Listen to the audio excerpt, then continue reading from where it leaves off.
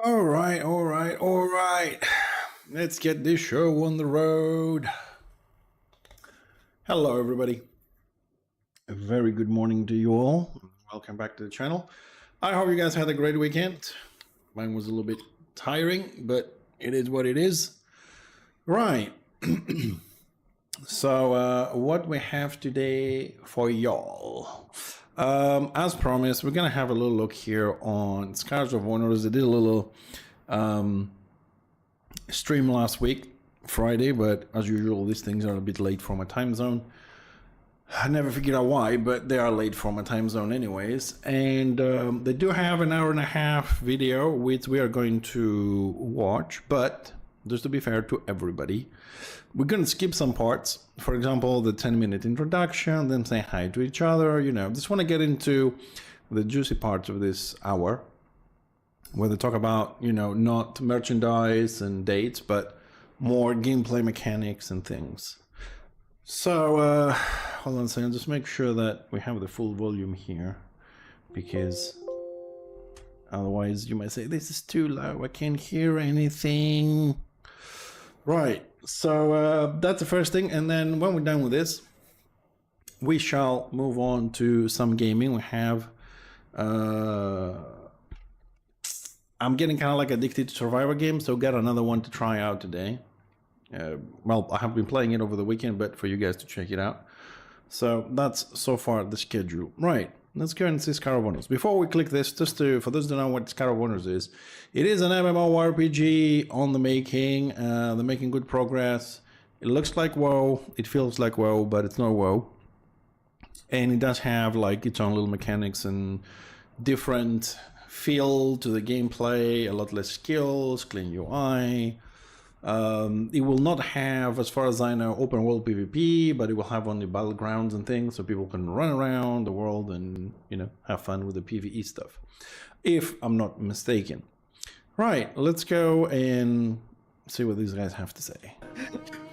But I would If say, it's too low, let me know, yeah, but we're it gonna shouldn't. just show you guys. It's gonna be fun. But before we dive into the gameplay, don't we have anything else to show, Vanny? We have quite a lot of things to show. We have worked a little bit on the character customization. We have created some new, very cool looking stuff that you can apply to your characters. But it's also quite important to notice that, guys, nothing of what you see on the screen that will come in a minute is final. Everything will be polished to several more stages. This is just progress that we have so far, and I think we are going into very good direction. Nice, shall we? Are you ready, guys? Okay, let's go. Let's see first the character selection screen and the new customizations that we have prepared. Alright, when I said it looks like WoW, but it feels like WoW, but it's not WoW. Pretty similar, right? It's not a bad thing, when something works and it's appealing, it's not a bad thing to go for that style. Many games have the same graphics, same style, without copying each other, but something is good, and we always said a good MMORPG should just grab all the nice stuff from every game. So let's see how many good stuff they have grabbed. Abo, let me know, sir, with which one you would like to start, with the human? Start with a human. Let's start vanilla. Okay. So there is a brand new character selection screen. Hopefully you guys can see it now on stream. Yes, you can. So first thing that you're gonna see is we have a bunch of spells over here, but we are gonna pay attention to them a little bit later. They are part of the overhauled combat system. Let's go a little bit about how we segregated the customization on the characters. Yet again, I want to repeat myself, nothing is final. Of course, we have the default and expected skin color change. On top of that, Abo and the team decided to go a little bit ahead and provide some sort of tattoos that we can apply on the characters. You can go Pretty standard so far. Customize colors, customize the decals of the tattoos. Of course. There's Type 4, I think. Yeah, Type 4 is my favorite, to be Right and honest. high. Yeah. It's look very Nordic. You can. There is a lot of choice right now, but a lot more will come in. Hey, it's not my fault. I don't have a very expressive face, man. Chilling. It's afternoon. In future, Yes. so this is quite important to be noted. One other thing that we have decided to add: what is Scars of Honor without scars, right? Yes. We need to add scars. These are very, very basic type of customizations that we have applied. This is not the final. This is not full package of. This is everything that you gonna Yes, we get know, once move the on. game is created. This is just a small showcase of the different customizations that we have applied. Of course, By the way- go ahead. Oh, Sorry. by the way, the one cool thing about the scars is that they do react to lighting and they have normal maps. So they are not just a texture splattered on top of the character. With the character system that we wrote, you can actually... by the way, this happens for the face scars as well, but if you add the face scars, you can notice that they actually have you can see the lighting as if they're like the skin actually was carved by swords or whatever else. So again, this is, as Venny said, this is like a very early version. Like we just cobbled together the races pretty much to get it working for the Okay, battleground. that's not a bad That's pretty idea. much what Make we it a did little so more far. realistic. We need to People massively... Some people really like, to make the characters look like shit. Some people take real pride on, customizing the characters to the best they can. Although personally, I like to have a certain degree of customizations, but don't overdo it. Like spend 5 hours making a character, you know what I mean? And then play hardcore and it dies. iterate. I would say that it's gonna be roughly 10 options per type, something like that. So Yes, at that's least the still a lot starter more. pack. So right now you are all the also basic can eye see that a color, lot face, of jewelry, face face customization tattoo, is face card, added. yeah, Previously, okay. And I'm you gonna guys have hair. remember very well we did not have such detailed options. Of course, you can swap your face with different presets that Abu and the team have created, and basically pick the one that suits you the most. So, This is the most some of which are quite funny, some of which are amazing. this is the most beautiful one. Yes, of course, hair color. This is something absolutely expected. So 10 options and everything. Different That's, beard that's styles sufficient, isn't it? that can be applied, and tons of Yes. hairstyles. By the way- What do you guys think about the mohawk? Let us know in the comments. By the way, did you notice that the scars are actually like on top of the beard as well? Like the hair don't grow where the scars are. So, like again, we're trying to make it as immersive as possible because we want your character to look very cool. And we had to separate in tabs because it was getting very hectic to, jostle around all of the options for the customization. It was Yes. getting very busy. Yes, absolutely. So, of Okay. course, the hair colors are present. You can pretty much define Where's the red one? different. We need a red one. Different styles, but the hair is pretty much in like the shape where you can see a lot of options right now. Yet again, none of this is final. A lot more will. All right, enough of hair, man. Show Let's move on a prosthetics. bit. Undead, perhaps, because Okay. we promised prosthetics. We should show prosthetics. Let's see. Oh, by So- the way, if you click on the other classes, you can see. Can you go back, please? Of course. Just to. So let's see. Hold on a second. We're gonna have what? Knight, mage, ranger, warrior, priest, assassin, druid, pirate, witch, and necromancer. Okay. Because if you go on the other classes, you can see now all of the equipment changing. Of course, every class has its own starting equipment. This is all part of the overhaul for the equipment system to make sure that all of the armors are very 3D. They have a lot of attached pieces. You've seen the old armor, like the paladin armor that we showed in the previous version. But yeah, you can see like we have made a system that you can attach pretty much any item to any race, and it works nicely. Yes, the items are staying way better on Teddy the character bears! so far. Baron is Dude, if we play this game, we gotta make a guild called Care Bears. They have bears. That is a must. Something that we are going to rework because we really want to push the limits of how the Baron looks. So this is not final, guys. Pretty much note this.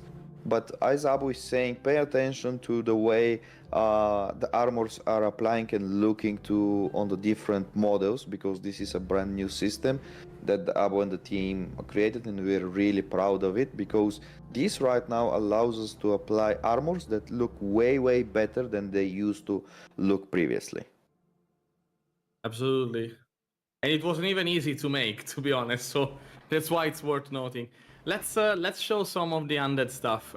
We have, as you can see right now, the options for the undead are a bit limited yet. We have skin colors and prosthetics, but the prosthetics are what makes up for the lack of other options. They're gonna It's meant to be like the markings. Why do they make it but white? as you It can looks see, like shit. you can customize your character to also have, as you can see, it looks much more like it can look much more interesting. You have these. There's no gaming to pose, man. You can have it like a lot of. You can add a lot of variation already to your character. This, of course, can pile very well with depending, of course, on the armor. But just seeing this porcelain hand coming out of your sleeve, it's already has this own effect. I mean, by the way, reading on the chat. We're not gonna copy the League of Legends Baron, but it was called the Volley Bear. However, we're definitely gonna make the Barons more buff. Like, this is one of the main things that we need to do, is to make him swole, and we will make him. Like, we make good at gym treatment. Don't worry, it's gonna be. It's gonna Definitely. be. Both of them, male and female, are gonna be very buff. So we're gonna go there. Don't worry, the dummy mommy is also coming, so we're not strangers to very buff girls. And yeah, you can see, by the way, the faces as well. We have added, by the way, for to make everyone happy, we also have the noseless version, so you can make your very rotten undead. We're gonna add some more variety here, and we're also gonna add probably some coloring. So absolutely fun. On the face. There's a full mask. Of course, undead don't have eye sockets either. Yeah, you also have the jaw only. This is the full face? Yes, this is the full face. There's two of them actually. As you can see, they are. They follow the animation. You can see like some of the jittering is actually not the broken animation. It's that their muscles are twitching because they are dead. And by the way, the undead don't have eyes, but their wisp of the soul that they have in their eye sockets actually can glow of different colors. So you can also customize, the eerie color that you have on your face. So yeah. Imagine this as a mage. I don't like the undead. Really a pleasure to play. I think there's a version of the eye which is like just an empty socket. If I haven't added it yet, individual, it's just so you know, it's gonna be like completely black, party. just like no life whatsoever. Tiles, they're not in face. Like if you're a male, of course, Paul match every moms. There's let's just shoot Infernal Demon female. So we just saw female, okay. Like otherwise it's a sausage fest the whole time. Show the okay, they'll look a little bit better. Like, the female, by the way, has some very spiffy hairstyles as well. As you can see, the Infernal Demons have their chitinous shell, which is slightly tinted to match their skin, but it's actually like it's his own color set. You can see they also have the scars. By the way, some of the scars are very grievous. And you can I also, really like the splitted tail. Yeah. Really nice, really nice. Yes, body scars. Yes, the Infernal Demons have like one body scar style, which is super. Yeah, I think it's the body type 3. And you can see like there's a massive gash. Like try the previous one. 3? No, type 3. Yes, this is type 3 body scars. Yes, look at this. Look at this. Like she's been blasted by a cannon strike or whatever, like super grievous strikes. I said this earlier. It looks like WoW, it feels like WoW, but it's not WoW. You know what I mean? It's only so many different types you can go. I mean, let's think about it for a second, right? I mean, hairstyles, there's like 20, 25 different ones. They're gonna end up somewhere. colors. You're not going to go more than 10 skin colors, basic. And then on this universe is that these games are designed, you're going to have what?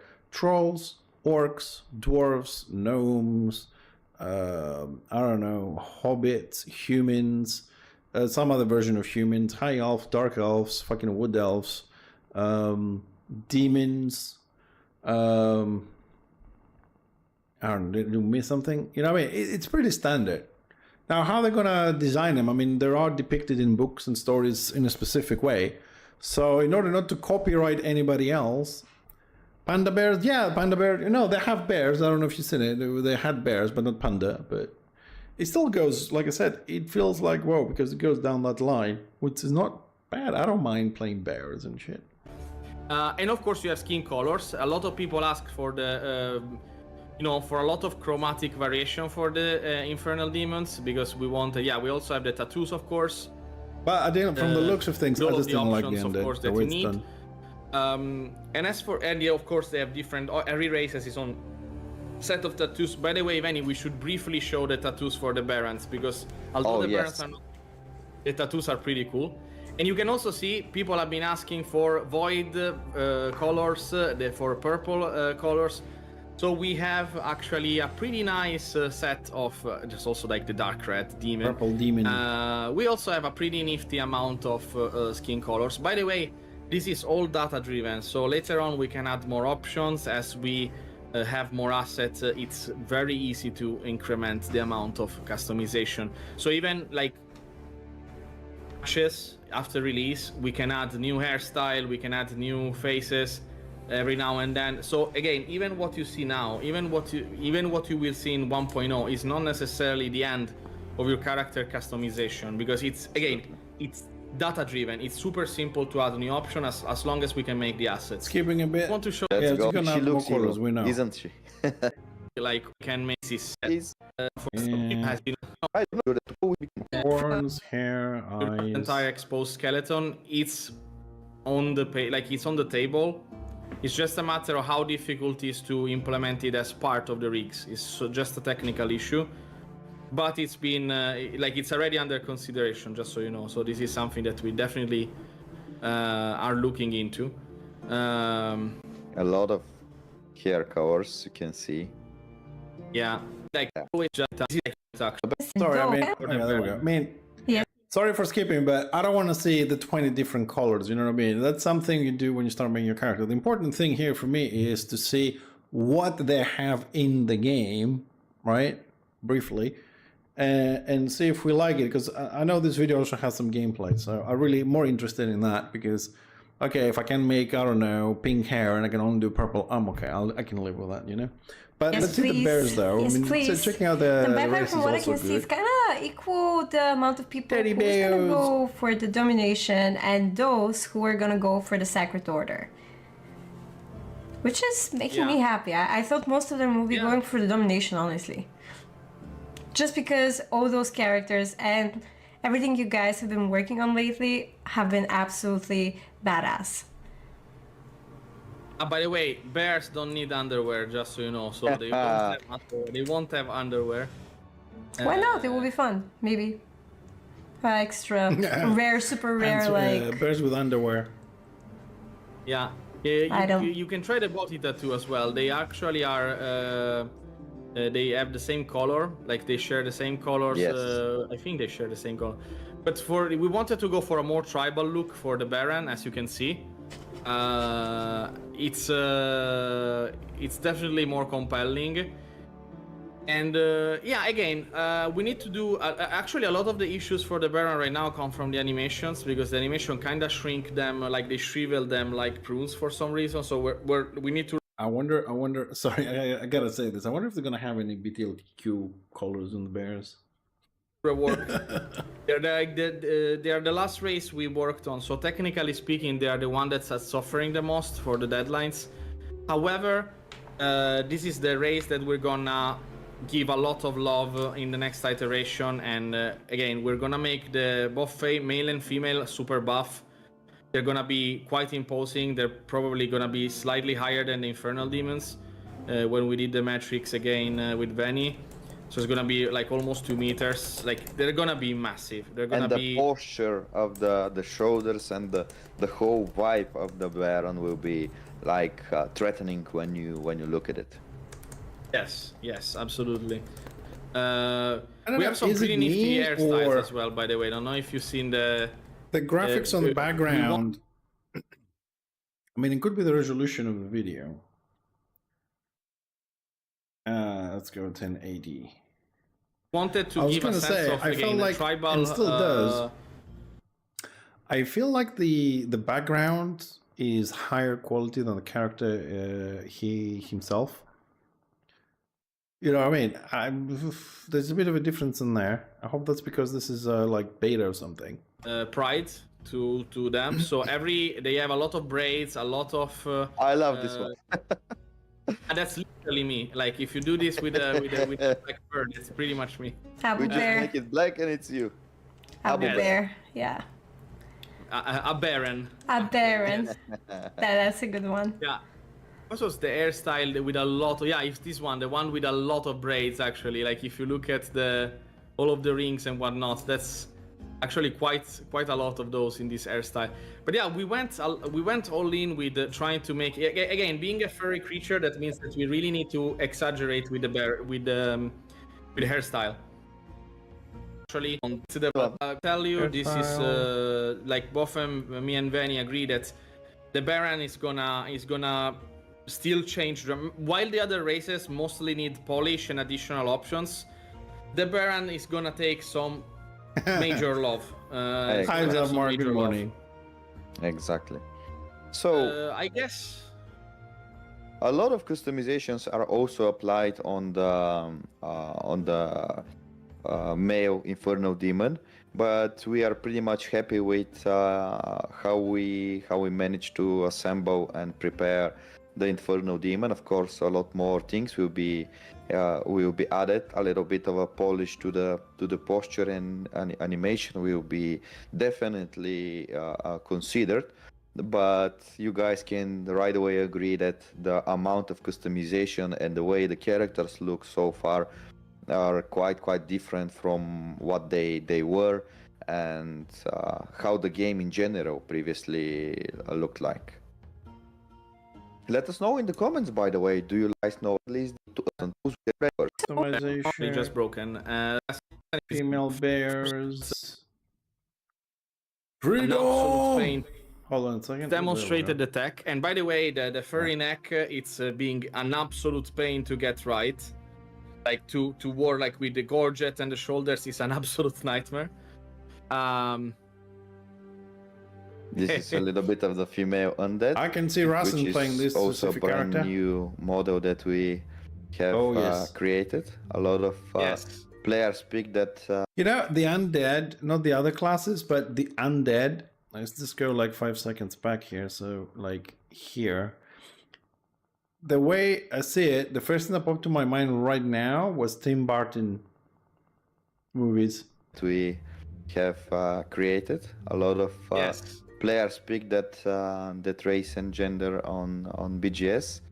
So it was actually quite. I mean, quite she's stylish. successful. She's Yeah. got those Victoria's Secret lingerie with like golden trims, like Enough Movie of bundle. this.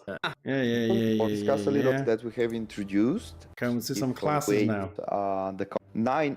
8 more people to join us, 7 if we count Greta as well. We can discuss a little bit again about the new combat. The 3 classes that we have introduced, these are Knight, Ranger and Mage. Right now, none of them have a subclass, so basically we just put you inside with the default version of the class itself. The whole idea is basically to playtest the new combat style to see how well it fits together. Right now, the cool part is that it is basically a triangle, that every class basically has a power against another, and also it's very easily beaten by another. So without further ado, do you guys agree we should get in and just give it a go? Yes. yeah. Let's do that. But make it Let's louder, do that. otherwise we're not gonna I've seen go enough in. hairstyles for a kidding. day. Boom. Gonna go in. So, when you're going with the Sacred Order, right? Yes, I will go Alright, there with we go. Sacred Order, and I will. Let's see what we have. Morning Pass, King of the Hill, the Colosseum, Class Leader, Total War. Compete together with the heroes from a faction against the enemy in epic battle for Morning Pass Fort. Level playing field. Start with basic gear. All players are level 10. Temporary gear can be found and dropped. Oh, so you pick up gear while you do the PvP stuff. Victory points, 1000 points to win, or have more points once the timer ends. Killing players, collecting victory points. 10 minutes spawning every... Ooh. Okay, so the spawning thing is pretty much the same they're going to do in Interbellum, which is a spawning event every 30 seconds. In Interbellum, the more you die, the longer the timer becomes, but the maximum. But every 30 seconds. So if you die, you have 30 seconds before you respawn. You get points from killing and capturing points somehow, we'll see. And you start with basic gear and you have level 10. You can get temporary gear inside the battleground to get better. Okay, this is a nice mixture of different games because, like, if you start level 10 and you it gives you standard gear and then you get temporary ones while you're playing, I'll consider this like League of Legends. I level up, I find drops, I gear up for that match, and then they go away. Also, the fact that possibly you can be a level 1 character and you can get to a battleground and be level 10 and have some fun without having to do anything else in the game. You just enjoy going in, doing some PvP. Same way you can do, let's say, in Guild Wars 2, right?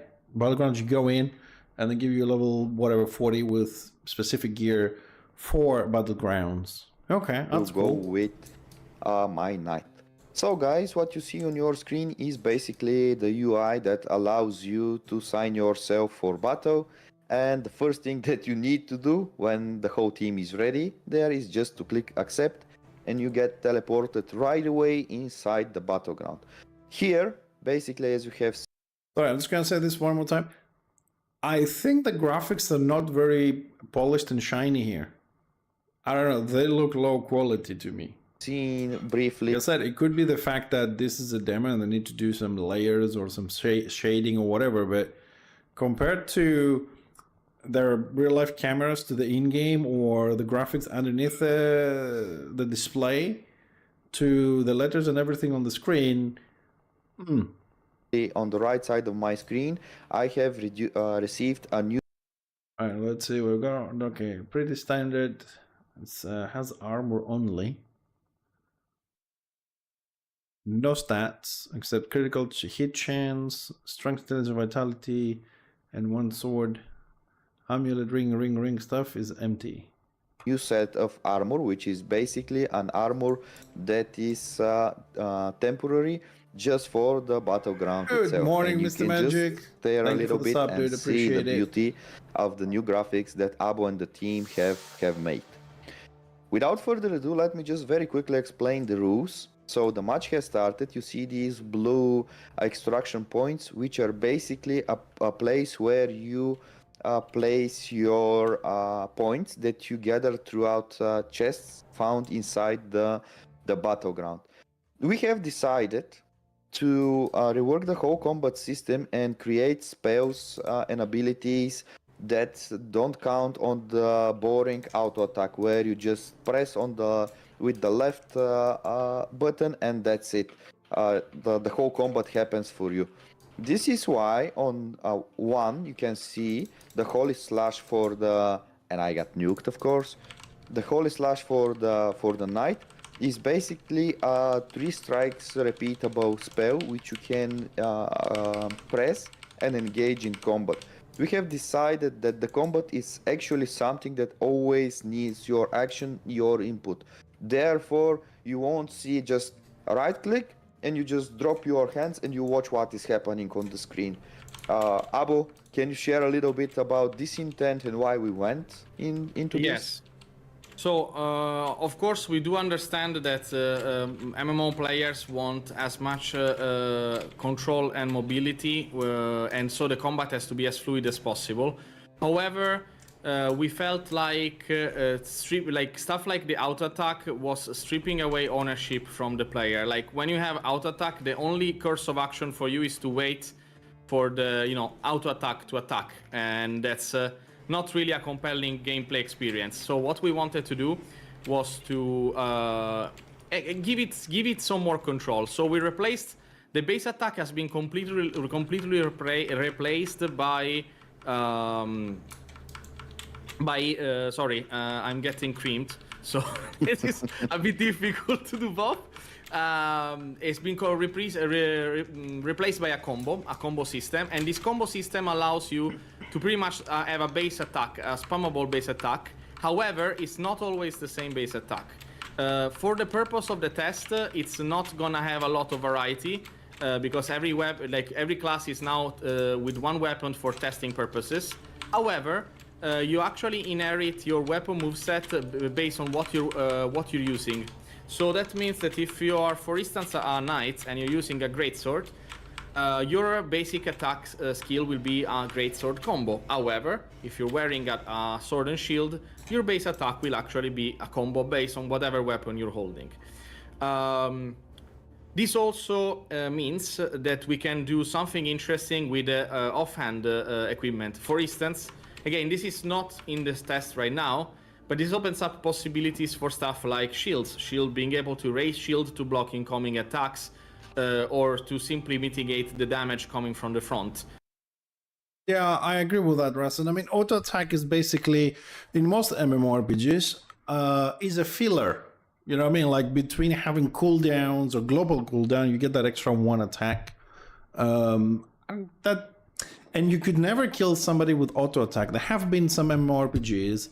There was a time, for example, in Return of Reckoning that you could boost auto attack so high, especially in Slayer, and you could kill somebody. That was fixed though. But usually auto attacks is like a filler in between. You don't lose control of your character. You can still cancel it at any moment, pressing any button you need or want. I agree with you. But if you look at it from a different perspective, possibly the perspective they're looking at it, anything that your character does without you pressing a button repeatedly, right? It takes control of your character. So he's doing his own thing. Like you tell him, DPS, and I don't know.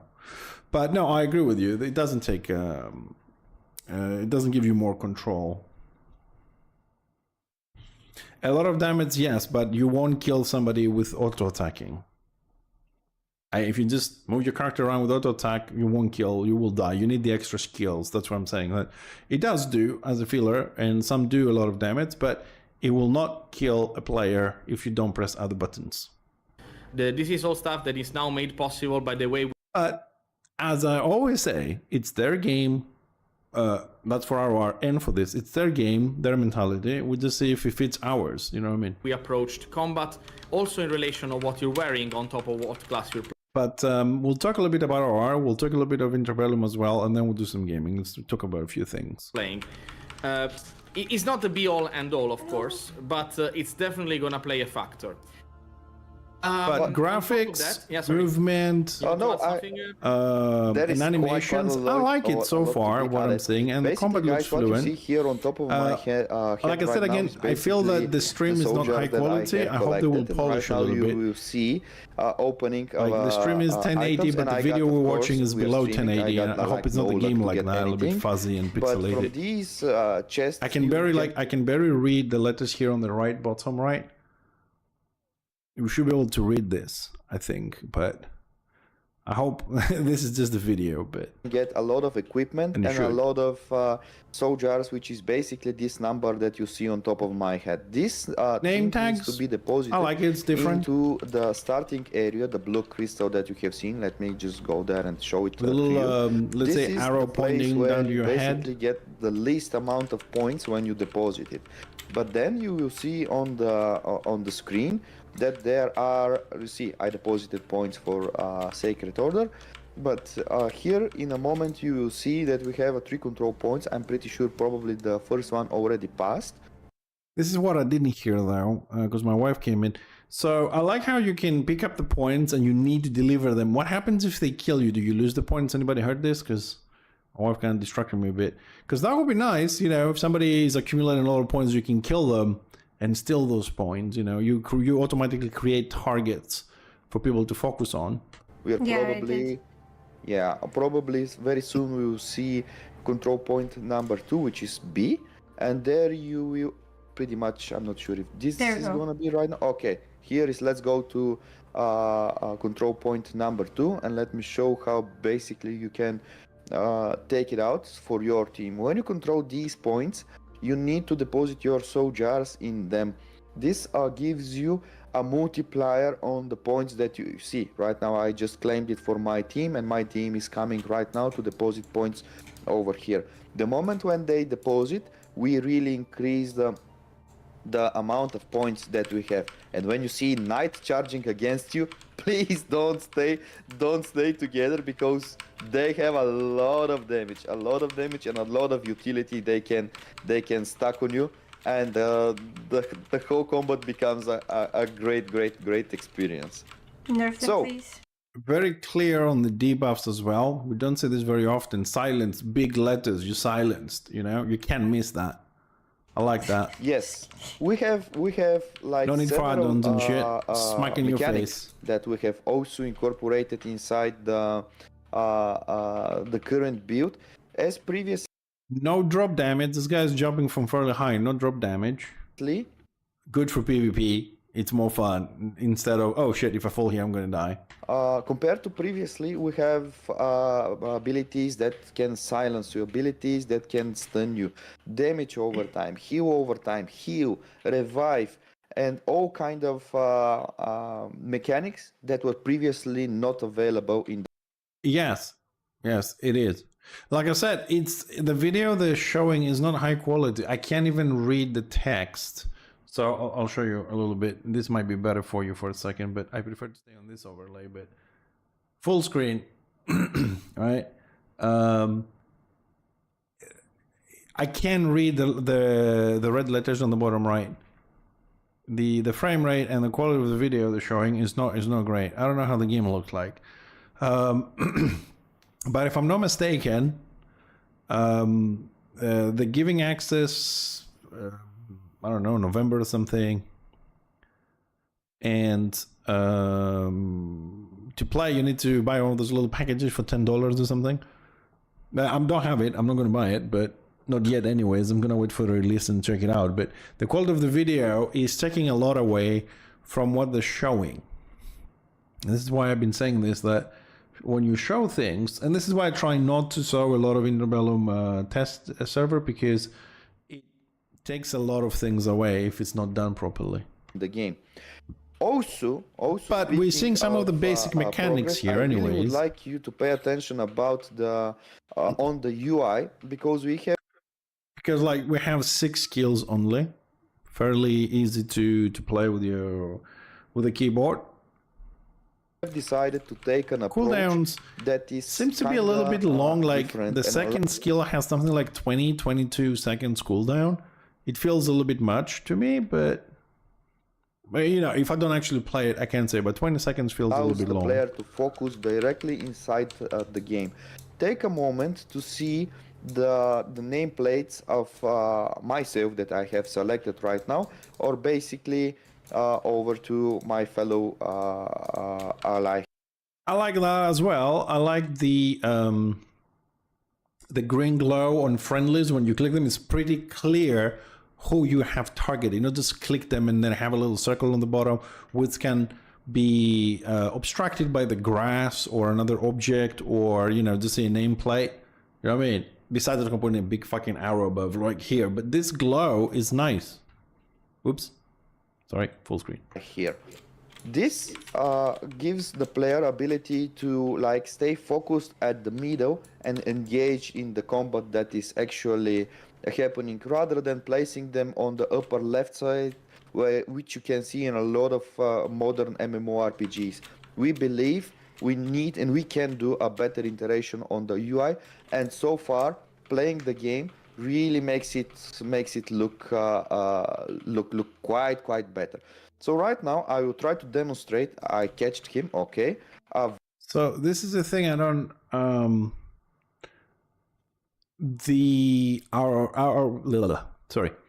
our HP is on the bottom above the skills, right? And the blue bar on the bottom above our skills is our mana. So I'm assuming the things on the top is the enemy player, so we can see both their mana and their HP, right? Because the green bars are different. Yeah, that's the enemy. Okay. Oh, damn it. Sorry, keep pressing escape out of a habit. Very powerful spell of the knight, which is called Final Verdict, Innocent and Repentant. This is basically an AoE spell that is casted around the knight, which stuns all the enemies, puts a damage over time on the enemies, and heal over time on all of your allies. So you really need to be really careful when you engage with this spell. Is it me or TTK is too high?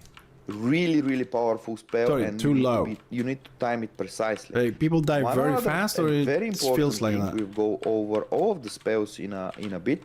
We need to discuss a little bit about the amount of the spells that you see right now on the bar. Currently, we have created 6 spells for each of the classes. However, we are also working on the so-called blink, dodge, and roll abilities that we want to introduce in every single class. Why? Because we want to have a mechanics that really gives you not only mobility but also gives you ability to escape from the doom of us all, like standing in the fire in the raid. So this is a mechanic that will basically be used all of the time. Right now we have integrated only... See, right now I killed my enemy. Yeah, okay. I mean, the TTK is low, but 1v1 it was feeling okay, but when it's 2v1 the TTK is halved. I think it's just like the guy was taking a little bit of damage, 20-30 whatever, and then the other guy came in and then the HP down. Yeah, 1v2 is big. Yeah, me, and I have a lot of loot that I'm gathering right now. 1v1 looks okay, but 1v2, 1v3 is instant death. Although these guys, just to say this as well, this is meant to be a battleground. They're all level 10 and they have basic gear, and I don't know if they have found any more to upgrade themselves in the scenario, according to what we read at the beginning. But TDK feels very low. When I'm killed, I will... Also, I didn't see any healers, so that could have been a thing. Drop this amazing loot. So somebody else. But damage numbers feel... I like small numbers, you know, 20, 50, 200. Instead of, you know, 5.6 million, 1.7 billion we see in some more modern games. And we won. This... Just looking at the kills on the screen, and... Alright, so top damage was 12k, lowest damage was 1.6k. Yeah, they have like Ranger, Knight, Knight, Knight, Knight, and then we have Knight, Ranger, Knight, Ranger, Ranger. There was nothing else, no mages or something. Easy. Easy. Hey, good morning, Smite. This is lore accurate. Yes. Knights, the previously so-called paladins, are something that pretty much needs 3 buttons and destroys everything. The map looks good. This is more accurate, as Abu calls it. It's 5v5. Suppose group v group. Jokes aside, there's still a lot of course, of balancing that we need to do and understanding a bit better also, because of course when we add mechanics to gameplay and we create a combat, we need to understand ourselves the implication when designing the spells. So a lot of testing is needed. Actually, I think this is going to be one of the most essential tests for us, because this is the first impression of this iteration of combat. And the feedback here can allow us to gather a lot of info on what works and what doesn't work, what we need to work. Because, again, just to give you an example, right now, as a paladin, you can get absolutely creamed, unilaterally creamed, if you get slowed and then you get a slowing ray from the mage. And there's no counter to that for the paladin right now, for the knight. Right now, because there's no movement spell, there's no shield block. So There's also some missing elements later on that will allow us to count. Like everything should have a counter. So it's always like Vanny said, it's rock paper scissors. But rock paper scissors is the moment-to-moment decision, not the class. Like there's not a class that is unilaterally gonna cream another class. There's nothing you can do about it. It's about strategy. It's about how you react. So the movement abilities, offhand stuff, the main hand combo, the main skills as well. These are all your your set of tactical options, rather than just being let's see who deals the biggest damage always all the time.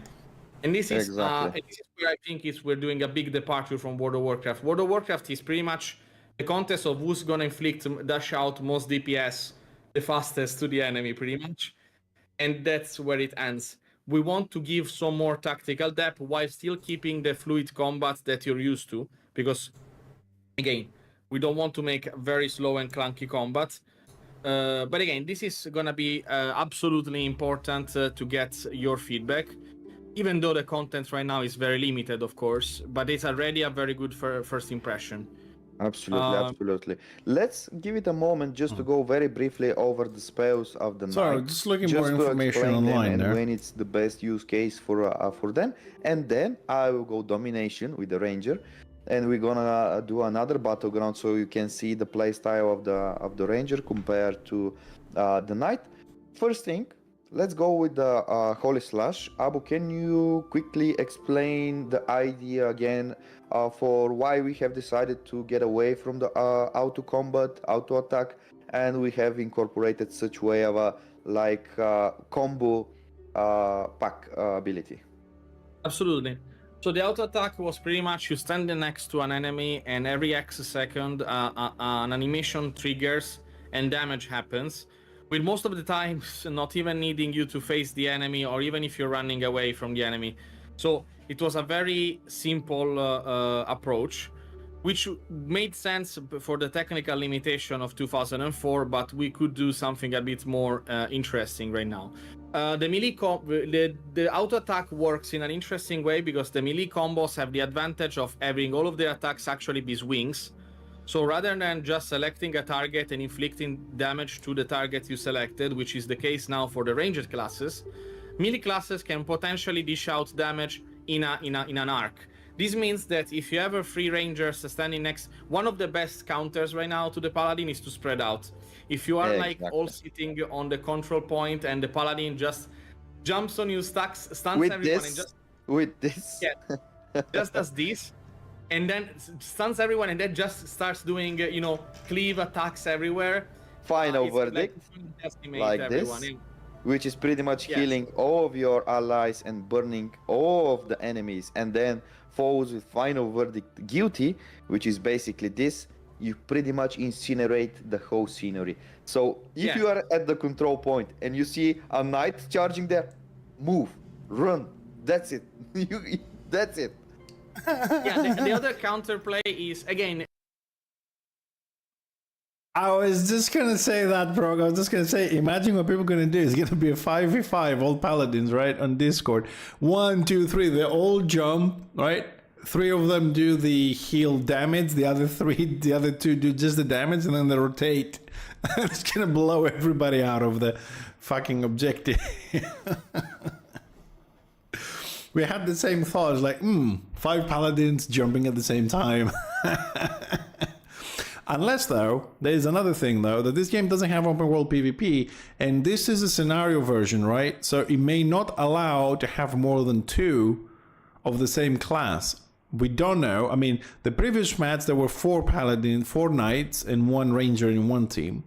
And the other one had 2 rangers and 3 knights. This could be because of the testing, but being a battleground, maybe they will restrict how many you can have from the same class, the same way like Deadlock, the MOBA game, does. You can only have 1 of its class, maybe. And this is why we're talking about. But that might create a problem in balancing the scenarios. You may not find healers or tanks or even DPS, because if people like playing knights and there's like 20 knights and there's like 1 ranger, then how are you going to run battlegrounds?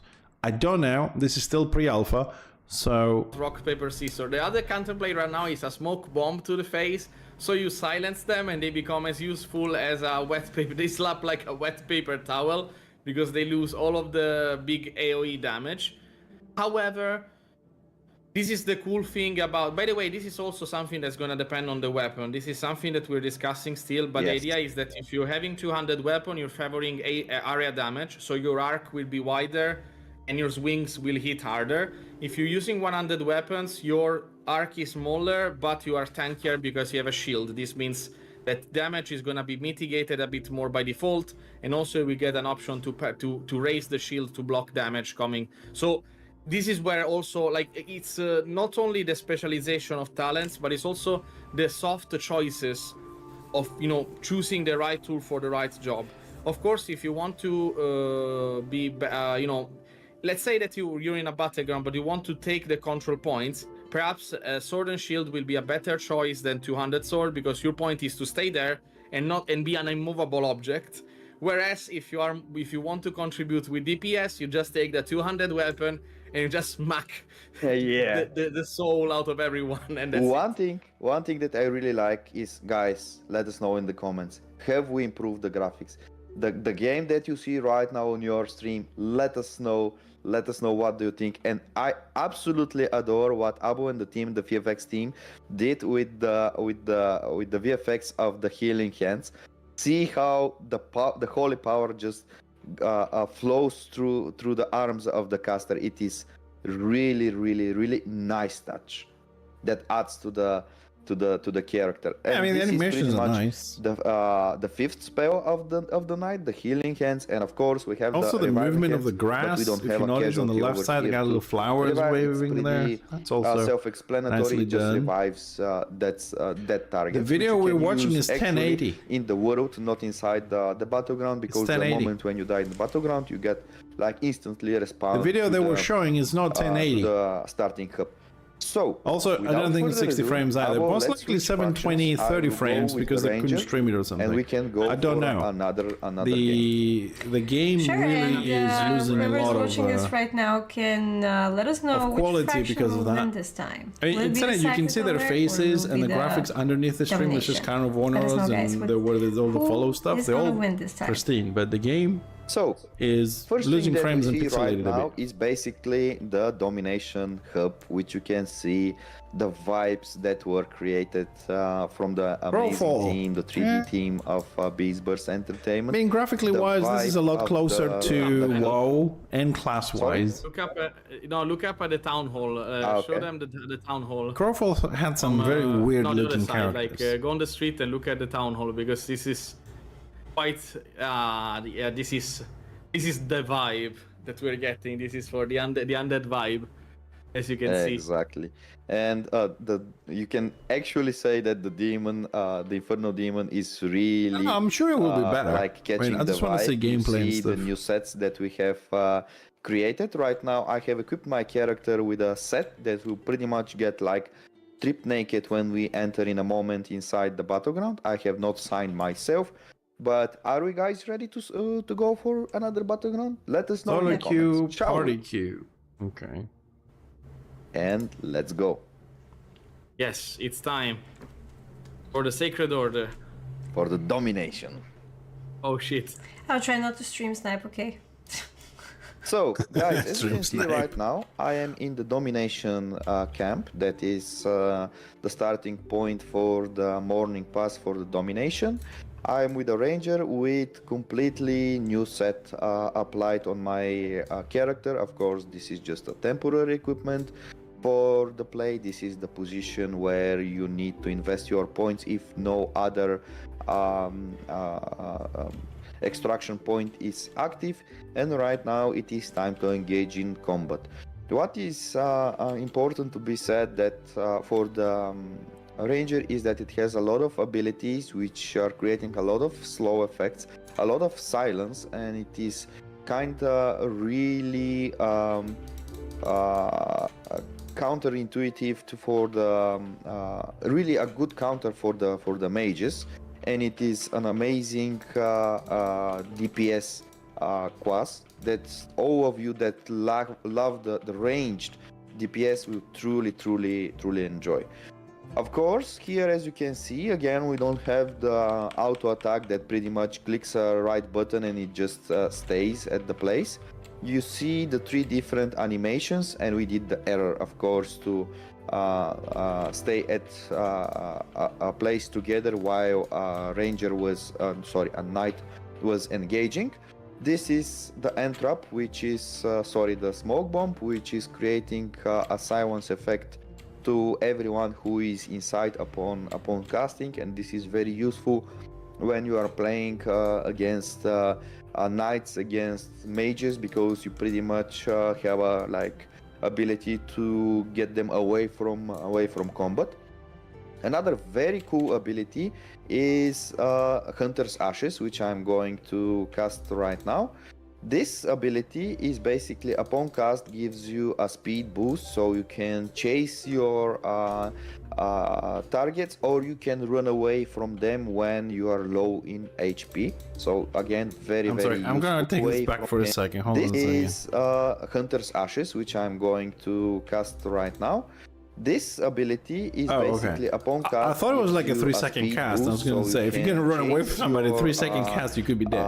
Targets, or you can run away from them when you are low in HP. So again, very useful ability. And let me I don't see that working very well. Some of the I wasn't able to catch pretty much anyone because they were so fast. But let's see what we're gonna do right now with the charge shot, which is an ability that will unleash itself and apply a lot of damage once released. And also on the 4th charge, it puts a stun effect of on the target. As you can see, we have a different mechanics applied on the auto attack, the so-called auto attack, which right now I'm slowed. You can see the slow effect below my feet, and I will try to catch this guy, but he's smart enough to run away from me. And let me try to just run away if I can, but no, there is no escape. Why did you go close to him anyways? You're fucking ranger. In front of you. Smart enough to run away from a ranger. Yeah, go away. You don't hit me, I hit but you. But looks like the Sacred Order is gonna win once again. Abu, what are you playing right now? I am playing a paladin, but I think that the counterplay is like 5v1. They figure out the counterplay is just play 5v1. No, I'm trying to play the knight, but it's not flying a lot. But yeah, as Benny said, yeah, sorry. No, I'm just trying to run away. The archer is not killing the time straight away, and then it was again 1v2 there. That was the wrong button. Now I have like ungodly cooldown. Oh, somebody casted a Phoenix Strike. This thing, if it catches you, it just melts you. Yes, you are absolutely cooked. Like literally cooks you. Like you become like a turkey. And oh, someone is stunned. I have a new bow. Oh, really? By the way, I was legitimately scared when someone just came to me, like in full level, like tier 2 gear. I was like, oh, scenario no, there. This is not gonna happen. And this is the thing, like you can get some slight advantage by just virtue of being, slightly better equipped, and it's a fleeting advantage. Like it's not, definitely. You cannot keep it forever, but man, is it still useful? Definitely, and one important thing that we have however, I have to say, it does feel like a fast gameplay though. A PvP combat, it is the line of sight. It is quite important to say that we made a very big gamble with this release, because the past 6 months, the range classes. The range classes don't seem like do they seem to you they have like a long range? They feel more like a medium range distance. TTK I still feel is low if it's anything above 1v1. See, we pretty much have a completely different game. Like looking and like the game that you feel when you play, it's like different. Why we have this? Because we made the huge gamble to devote And he time for should. developing Vibranium Engine, our proprietary game engine, which is a server solution for making MMORPGs. This allowed us to create a very, very fast iteration of the combat and create it from scratch. Abo, would you share Yes. the time frame that me and you working together assembled from not a single spell, not a single mechanic, to what we see right now? How much time we actually devoted on this one? I think that the 10th of people are gonna call bullshit on this, but I Yes, think the 10th they won't of believe it. September, 10th of September there was nothing nothing in the game. But like absolute Like, zero not a spells. single combat spell, nothing. Nothing was implemented. And it was Yeah, it's also true that how many hours did we do this month? Was it like September, the whole Yeah, studio Septem- put hours for 2 months. Like yes, the no, whole I think a studio. bit more. A bit I more think- because it was Yeah. like 360, almost 400 hours. But it was worth it. I must say it was worth it because I remember the first time we had literally just the firebolt. Like, Yes. just the firebolt. The And we were joy of testing it. And we're like, oh my god, this is an actual game. I cannot believe we have an Okay. actual game. I got Sorry, the skipping a little anywhere, bit. We've seen like this. first try and it's How long they put in into work. this? I don't care. I want to see What it more was stuff. before, like a completely different game. Yeah, and by the way, to answer a One thing question I on the haven't chat, seen is punt. we are reworking all of the locomotions, all of the attack animations. So There's everything no that you see pushback. new here is actually a new pass.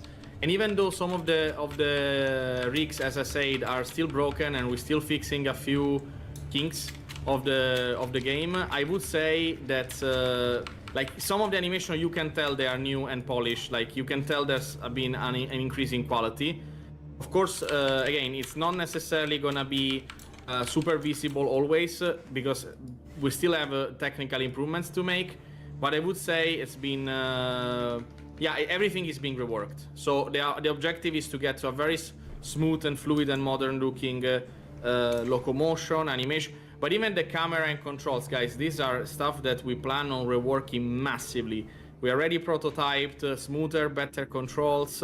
We're reworking the key bindings. So there's still quite a lot of work. Like what you see here is like version 0.1 of the final experience. But I would say that It's you very tell us solid. if you find it promising. Yes. And also consider that this is a combat That was a bit of a weird line of took sight us like there. 3 weeks to make with the new engine that we have developed, because the version 3, as we call it, of Vibranium engine, our proprietary engine, really allows us to iterate super fast. Just a quick. So I found a little question on the forums here about like timelines, and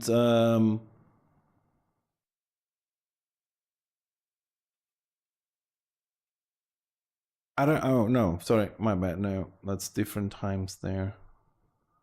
That's for 23. Thought it said 24 there. Publicly available around first quarter of 2025, if. So that's where we're looking at. First quarter of 25, and if everything is correct here, where I found this, it will require, recommended will be an i7, minimum an i5, 4 gigs DDR2, recommended 8 gigs of DDR4 better, minimum NVIDIA GTX 560 2 gigs, recommended GTX 960 4 gigs. Okay, so the 420 is out of the question, or the 460. Broadband internet, Windows 7 or better, and Linux Ubuntu. So i5 minimum, but first quarter of 2025. Fast, super Free to fast, play. and very efficient on everything that we developed inside the game. So making new spells is basically we had a situation where if we have the mechanic developed, it takes us how many minutes it took us to integrate Entrap? I feel like 12 minutes or something. I was actually putting a stopwatch to see how much time I will need to create this ability. It is super modular. Wow. Yeah, at some point, with the correct tools, the designer should Alright, be let's able see if they to have something else to show, assemble a new because how spell long it in takes a him to make an matter of, ability really? is really not This my is basically thing. a row of 3 attacks. I'm a gamer, the I'm not a which developer. applies slow on your target. This is something that is really useful. This is something that you will spam a lot when you play. Moving from marksmanship, we go to the essential abilities for every ranger class that you have seen in many other MMORPGs, and this is the entrap, which is basically throwing a set of traps on an area, and basically whomever is caught in it is slowed. This is You know what I haven't useful when seen? you see I don't know if they're gonna bunch of have people this. grouped. I haven't seen any trees, man. Like talent trees, ability trees. Is it like get a class, you get 6 skills and that's it? No variation there. Maybe you don't want like 2 slows or something, or together, or when you want to like move away from your yeah, from I've seen your, it, Tibbs. I'll target. reply to you later. Everything for the ranger is basically nails down towards the ability to stay away from your target and obliterate it from a distance.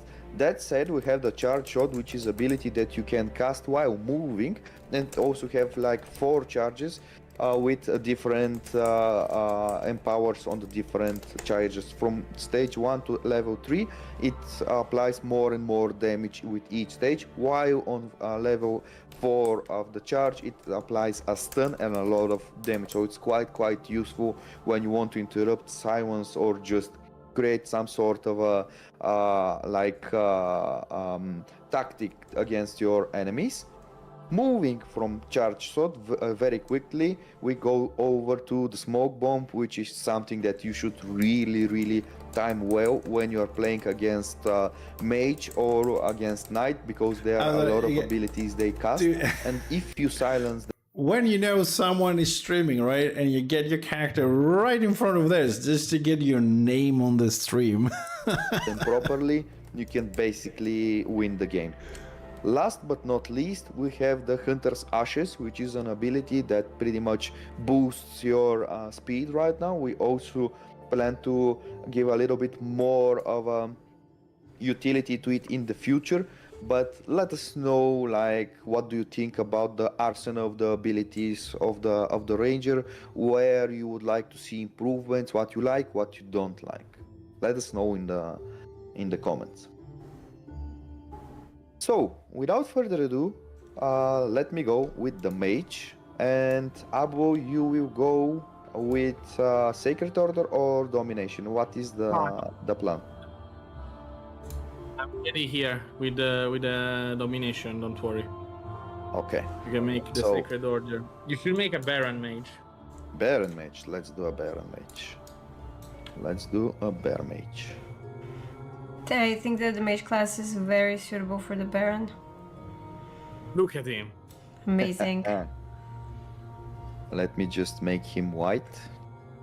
I think it will suit him better. Let's put some tattoos, of course.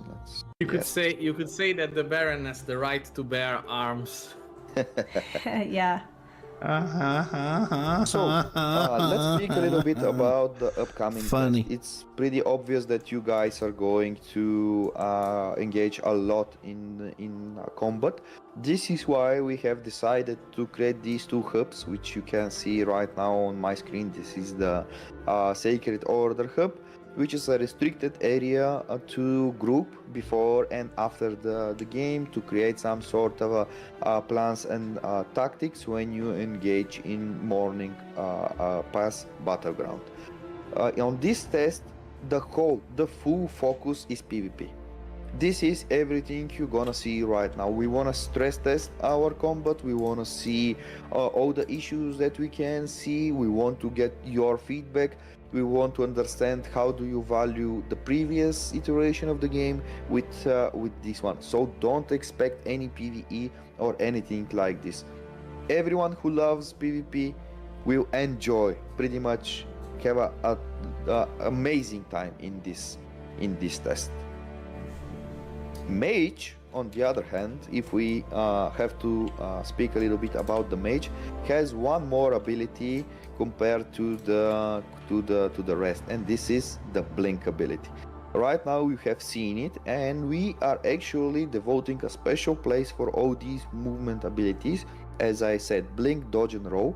Dodge and roll will be for the different classes, but mage is having the ability of blink, which teleports him in a certain direction. This is pretty obvious spell that you have seen through many MMORPGs, but for us it makes sense to be separated as a category. This is why the blink, dodge and roll where are these will devs be, from? triggered by you clicking the shift spell, which playing, like when you are playing, this guy sounds kind of Polish to me. It really makes it like intuitive, and this is why we have decided to go that route. Sorry guys, I unintentionally closed the queue, so if possible, everyone just resign again very quickly, and we will go into the next battleground. Wapo, I got a new game for you to get addicted after this one. To sign. We will discuss a little bit about the mage and the abilities. Elemental missiles is pretty much the so-called auto attack iteration that we have created for the mage. It is again a three-phase. Come on, it's $6. Blasting. Oh, Bulgaria. There we go. That's the frost, country, and dude. Bulgaria. Charges. And it really allows the mage to be a little bit moving a little bit, not so stationary when performing attacks, because everything from the rest, it is ability that is requiring either to stay at place, either to release it instantly. So such ability is, for example, the Phoenix Blast, and let me demonstrate you just how cool it looks. This thing, if it catches enemy, it obliterates them. It really obliterates them. On number 2, you can see the Ring of Ice, which is an ability that is basically applying right away a root effect on the character, on the enemy, and also applies slow. This is very, very good when you use it against your enemies.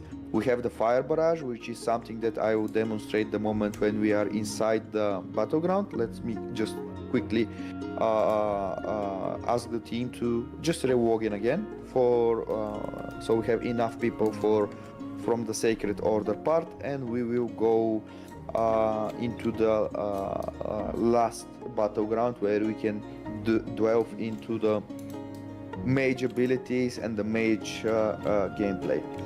Let us know in the meantime what do you guys think in general about the 3 classes that we have seen so far, about the progress that we have made. Let us know. Can you I think you need to relog because Sure. The queue reset, so if you can relog. Meanwhile, let's answer some of the comments on the chat. So one question is if the game is gonna have 5-6 skills on bar. So there's 2 points to consider here.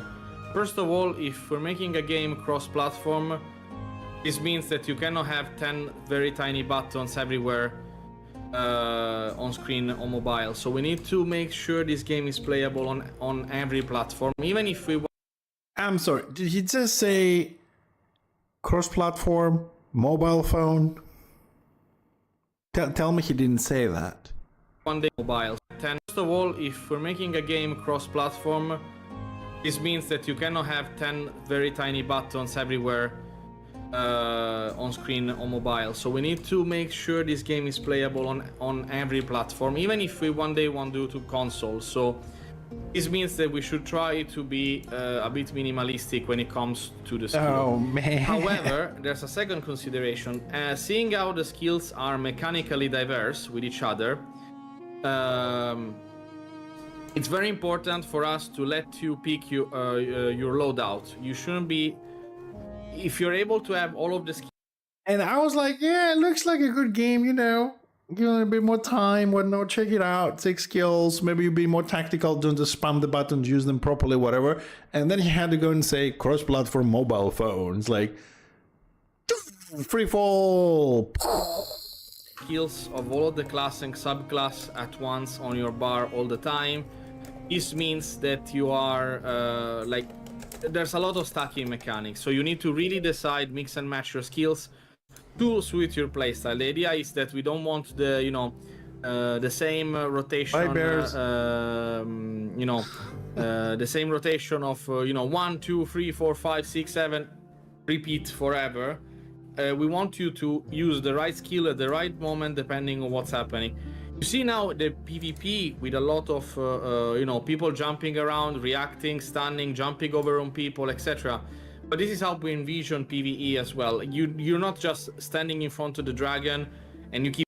You can stay in bed and kick my ass until two things happen. The same thing that happened to Tarisland. Number one, you don't have a very good connection and you crash and you fuck everybody's dungeon, or you fuck everybody's PvP experience. Or when we're doing raid in Tarisland and there are 4 pillars, and out of 24 people, 4 of those are randomly selected and they have to shoot the pillar with a specific beam they have. And of course they get a mobile phone with massive AoE, and 24 people running out of AoE trying to save their asses did not realize, did not see, and did not manage to move very quickly on his fucking tiny phone the beam to the target. 24 people wiped the raid instantly. This is why you don't play MMORPGs on fucking mobile phone. Bad connection, low processes, and you can't see shit when it's massive effects and 50 people and you're the only one in 50 selected to shoot something. And it's like, oh, I didn't see it, and then, oh, come on, scroll. You know what I mean? This is why you don't want MMORPGs on that. Platformers, yeah, you can do survival games. Yeah, sure, you play on your own. But when, imagine you play a game and your tank is there, has to move out of the AoE. The tank says, oh shit, I didn't see it, man. A mobile phone, I don't know, got stuck, I had lagged out, and you die. This could happen on a PC, but the chances of that happening on a PC is a lot lower, technically speaking. If the person playing is just stupid, you can avoid that in any platform. But mobile games tend to have that big problem. And trust me, because I talked to some people when I was playing Tarisland for a little bit, right? And they said if the game were showing us, if they're playing on a mobile phone or a PC and we're making a raid, we would never pick for the raid someone on a mobile phone, because they got burned so many times because people, they wanted to do a quick raid, something happened, they had to go, somebody called them, and, you know, it popped on the front of the game, all this kind of shit. But here, if my phone rings, like, yeah, fuck it. Keep hitting the dragon for 45 minutes when someone is... Mobile phone, you. MMORPG, but any other type of game, the idea you is can to do. Also, the idea is to also, you know, imagine waiting for somebody to fix their gear, right? For a raid on mobile phone, they're like scroll, click, move, scroll, and the computer go click, drag, right click, that's everything equipped, you're done. Come on, mobile phone is not designed for that shit. To different situations. So on this account, having either is platforms, Xbox and PlayStation. Abilities on screen. Click. Let's go 10 down. Also Click, mouse. Pick the right done. choice. Benny, where are you? I'm just going to show some of and the problem abilities with that is that 9 out of 10 times, the guy that gets screwed is the PC player. We have the capabilities to be quick, efficient, and we have to downgrade our UI, downgrade our inventory, downgrade our gameplay, minimize the skills, because people on mobile can't do that. People on fucking consoles can't do this shit. So why did I buy a PC if I'm gonna be forced, whatever I have to play on that platform? Why am I buying a computer for? The people to join. So I don't play those games. I try to avoid those games. Just come online, and I will demonstrate some of the abilities of the mage. Sure. While we are here, Abo, we see a Farabelle, which is basically have taken an they have overhaul of the weather. graphics as well. As you can guys see, the grass is looking completely different, and it Yeah. has Oh wow. just a Yeah, kill him. different look. And this is the abilities of the mage, which is basically the so-called auto attack, as we used to call it. And one of my favorite spells is this elemental being. Just sorry, let me just again, I moved, so I I didn't canceled see it. shit. I'll show you how it looks. Before we do that, let me show the fire 15 barrage, how second it looks. cooldown. It is just an obliterating spell, which actually creates a lot of damage on the character. Right now, I think because I'm playing directly from the editor, we have some sort of issue with the elemental being not being able to show itself. But let me show you something very Oh, the cool. barrage This looks is powerful enough. The Phoenix Strike. With a 4-second Oh. cooldown. This is a ability that really puts Spam that shit. a lot of pressure on the enemy. So, Fire Barrage is an ability that puts also a burn over time effect, which you can see. You can see how the enemy is burning over time. And this is something that you really need to time precisely, because casting this will not allow you to move.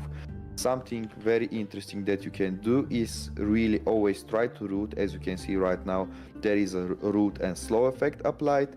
And if you want to move, just use your auto attack so you can trigger your abilities that way. I'm a bit confused. Didn't we say we don't have auto attack in this game? Even better when it's by the when way- it's a bit dark on the environment. It really stands out. All the colors and the animations are absolutely popping. Yeah. By the way, this used to be. It's hard to believe that this used to be Farabale. Completely different. One night I got bored. And I was like, okay, what if I apply the new terrain system to Farabale with a new foliage system? Oh, okay. And that worked. So he has it to was pressing interesting. something, because One thing that let me answer another two questions. The next test is gonna be BGs or open world. It's gonna be purely BGs. So I know that if you're not a fan of PvP, and I'll be honest, I'm not either, to be honest. It's gonna be a bit of a letdown. However, yes, Harry Potter. However, there's a reason why we're not showcasing today, like in the next test. The open world is that one of the next big overhauls that we need to do is NPC movement and AI, which is a huge undertaking. And right now we would have just, I mean, this is the level of interaction you would get in the open world. So you would just wander around, mostly finished, but very empty Iron Garth. So, I mean, the landscape is there. Like, there's no content yet. That's mostly empty, but you wouldn't really have much to do there. And it's also outside of the scope of what we're doing right now. We're testing the... No, yeah, but this is like an asset swap, really. It's not much going on for the the old Farabale. But yeah, so the game is gonna be purely PvP for the next test. But it's very important because, guys, even though you don't like PvP, it's very useful for us. It's very useful for us to have your inputs. Definitely. Definitely. So even if you don't like PvP, give it a shot, because it can help shape the combat to be. And we kind of fiddle with the spells to see how they play, how they look like, and this is really a hub for us that allows very quick iterations over the spell and the abilities, so that we can showcase, so that we can test. And right now, while waiting for, let me teleport back to the, I'll put some sort of a coordinates. I'm sure you don't want to go around Farabale a bit more, just for everybody's enjoyment. Oh, Farabale is completely different. Let's see if we have like 4 people. I'm signed. I'm not sure if everybody from the team is actually signed. What would you like to be changed, or what you don't like? Let us know. The feed and still in the thought. Yes. By the way, I wanted to answer an interesting question. Have you thought about developing particular skills based on the tree and selecting it for your build? So, this is gonna be elaborated more for the when we talk about progression, which is still in the under the hood. What we can say right now, because we already mentioned this, is that we have several classes, and you know most of them already. It's most of the classes that you've seen in the character screen, and you played them, you've seen them in the previous tests. We're not really, scrapping all of the classes and starting over. However, each class has 3 subclasses. The 3 subclasses, so you get a few skills from your class, then you get the majority of the rest of the skill from your subclass. So the knight has X, Y, and Z. Then everything else is from one of the 3 subclasses of the knight, which in this case, the skills that you see now are from the Inquisitor, which was the 3rd subclass. Yeah. Can I say the other 2 subclasses, Benny? Of course, let's go. Go ahead. Holy permission. Yes. So the other 2 being the Paladin, which will be pretty much focus on DPS plus support. So it's a mix of support and DPS with blessings and auras and dashing out a lot of holy damage. But then you have the Templar, which is gonna be the immovable object. So the big tank with a big shield. However, this is very important. Not every class is gonna function the same way. That means don't expect the free talent trees that you would get from World of Warcraft for every class. Like, there are some classes that are have vastly different mechanics, and they play vastly different depending on the subclass that you take. So yes, to an extent, depending on where you specialize your character, you're gonna have different skills. And there's also a certain amount of leeway to really make the skills your own, and I'm gonna leave it at that. I'm not gonna elaborate further right now, but you can. There's an augmentation panel on the main menu, so you decide what it is right now. But yeah, this is also playing in having less buttons, because if you're customizing your character, you're selecting your subclass, you're changing stuff on your skills, this plays into your build. Selecting what to put on the bar among all of your options, it's part of the build. So it all compounds together into your tactical option in the fight. The point is not to have 20 things to press at any given time. The point is to always have the answer to the various situations where you can find yourself in, whether it is PvP or PvE. So it's a slightly different approach from World of Warcraft. It's not different. Less gameplay. Completely different. And there is a very good question right now in the chat from Anjo, which is there any possibility for the game to have collectibles, codex, or anything like that? And it's actually, this is our plan, especially for the spells. We want to create a combat system that doesn't have like 30 spells in your action bar, because you can literally not play like you don't have 30 fingers, you have up to 10, and you cannot use all of your 10 to play the game. This is why we're trying to create an engaging experience from 6 as a minimum up to maximum of 10 abilities per class. How much exactly they are gonna be, probably different for the different classes, but codexes and spell books is something that is really important for us, because this will give you the ability to learn new spells to improve your current spells.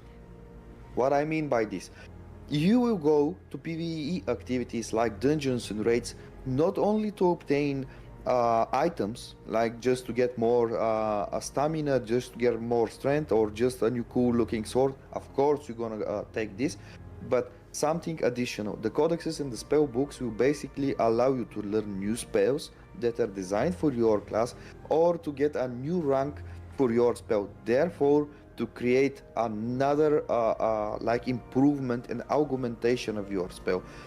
Unlike World of Warcraft and other MMORPGs, we are going to give you 2 different talent trees. One of your character that chooses your subclass and allows you to in general modify your character, but completely another and different for each single spell that you have on your bar. So if you have 6 spells or 10, they can easily multiply to be so different, so vastly different from your playstyle. Me, I can have a mage, Abu can have a mage. With different talents of the fire barrage, it can do pretty much completely different stuff for both of us. So this is a huge variety that can be applied for your character. We want to make it simple so that we can explain how to play Scars of Honor with just 2 sentences. Yet we want to have a deep systems for the hardcore players. So if you really spend time in playing Scars of Honor, you can go to a level that is truly a master level, and you can clearly see that this guy is someone who knows how to play the game. This is why the question was completely amazing. And let us know all of go ahead and ask us questions that really are bothering you, because we are here for that. Yes, absolutely. Well, I can't say that I don't like what I'm hearing, but I want to clarify, because people are like but I don't know. I mean, the gameplay looked nice. TTK was a bit low in my opinion. I suppose that's going to get fixed and balanced later on. Having options to pick your classes, okay, fine. It's always nice to have that. No problem with the whole do dungeons to unlock skills, also nice. Kind of builds on the lore and progression. Animation looks good, graphic looks good. Battleground, good. I mean, it had elevations all over the place and nice spots of line of sight and traps. Environment-wise, small rooms you can get trapped into. Elevated position for the ranged. It looked like the range doesn't have a very long range to shoot, so the melee can actually get there with the jump abilities we've seen on the knight and things like that. You gotta be a little bit tactical, avoid some spells, know the spells, see what class it is coming for you, whatnot. And it looks very promising for the first quarter of 2025, but, and that is a big but, cross-platform. I think somebody said dead on arrival or something, or plan to fail. I don't remember the expression. Game is already fail. I don't know if it's already fail, but I haven't played any game that is cross-platform and has mobile in there that has kept massive amount of people playing for a long time. The 10 skills or the 6 skills, I don't mind. I do have a point that even like in other games we're playing, you have 15 and 20 skills. Most of them is like create food or 4 skills, and that's like 4 turrets. You press it once in a, whatever, and that's 4 buttons, and then another 4 for different food and mana, and, have all this utility stuff. So for gameplay, more or less your rotation is 5 to 6 buttons, so that's fine.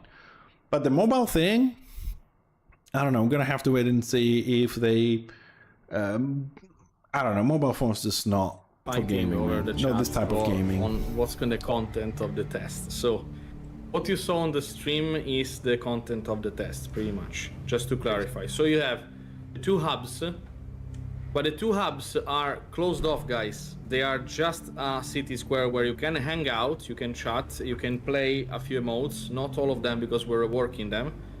So you can socialize there. That's the most PvE part at the moment of the test. And that's the battleground. Right now, we could have implemented the old arenas, but we did not for 2 reasons. 1, they need a visual overhaul. 2, they need a redesign because they were meant for an older combat. Exactly. Actually, 3, we don't care right now because we need to test the combat in a very, focused environment. We cannot just we really need to test it there in the battleground and see how this works as a game mode as well. So it's very important for us that we get this right. You get in the new architecture because you're gonna have the hubs with the new human architecture and the new undead architecture. You simply cannot leave the towns. That's the main difference from the open world. You simply cannot leave the town. But just to clarify, that's the content of the next test.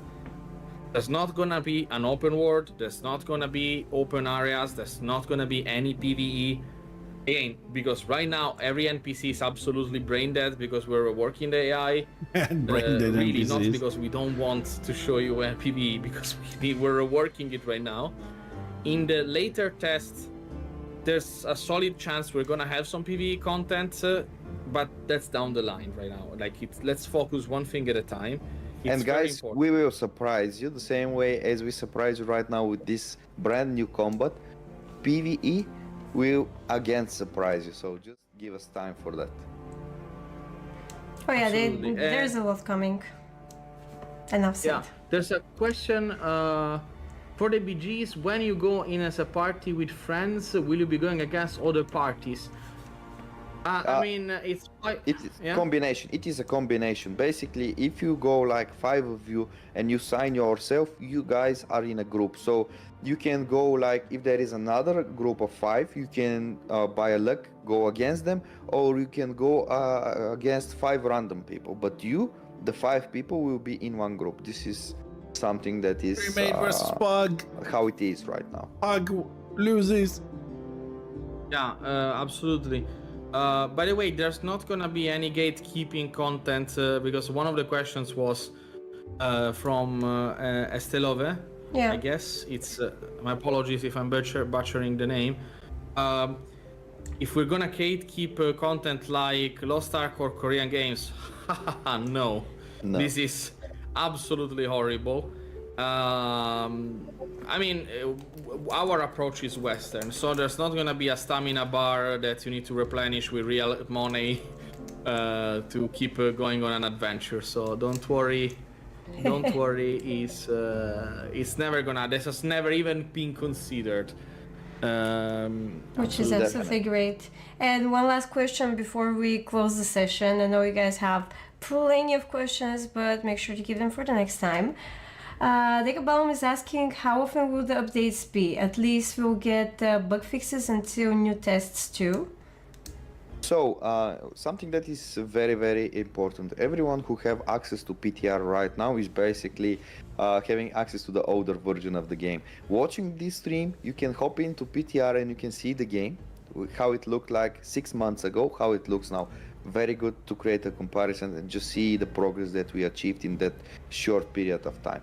But quite importantly, we need to say that after this test, this is what is gonna be on the PTR. So everyone who hops in will basically engage in this battleground, this mode, until we release the next PTR, because the test is a certain amount of days, which will give us a lot of feedback, a lot of things for us to tune and improve.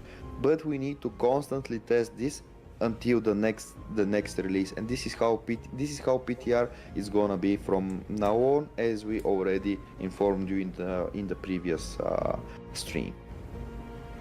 Absolutely. Thank you so much, Abo. Thank you so much, Veni, for the amazing showcase, for the amazing insights. And once again, I'm happy to be part of it, to have experienced. One funny fact I've noticed, right? We have a creative director on the left who told us a lot of things. We have a content creator that said almost nothing in an hour and 50 minutes of stream. And then we have the art director, not gaming director or anything like that. Art director on the far right will explain every single skill and mechanic in the game. I find that kind of weird that the art director is explaining all the tiers and the skills and how classes work. Brazil Game Show, which was absolutely incredible, and great job to everyone, each one of you guys on the team. For all of us who was watching, thank you as well. Like, the comments and everything was absolutely positive, and I really, really would like to say thank you as well to the community. Everyone's watching us all over. So overall, it doesn't look like a bad game. I just don't know what's going to happen with that mobile thing they said. I mean, I like 90% of what they showed so far. First quarter of 2025. We got time. We're probably going to do more streams further down. See how the dungeons, questing, progression, and talents are when we see a bit more visually on one of their upcoming streams to get a better idea about the game. But I have huge, and I mean huge, tremendous reservation when we're talking about cross-platform and mobile gaming, and you know this.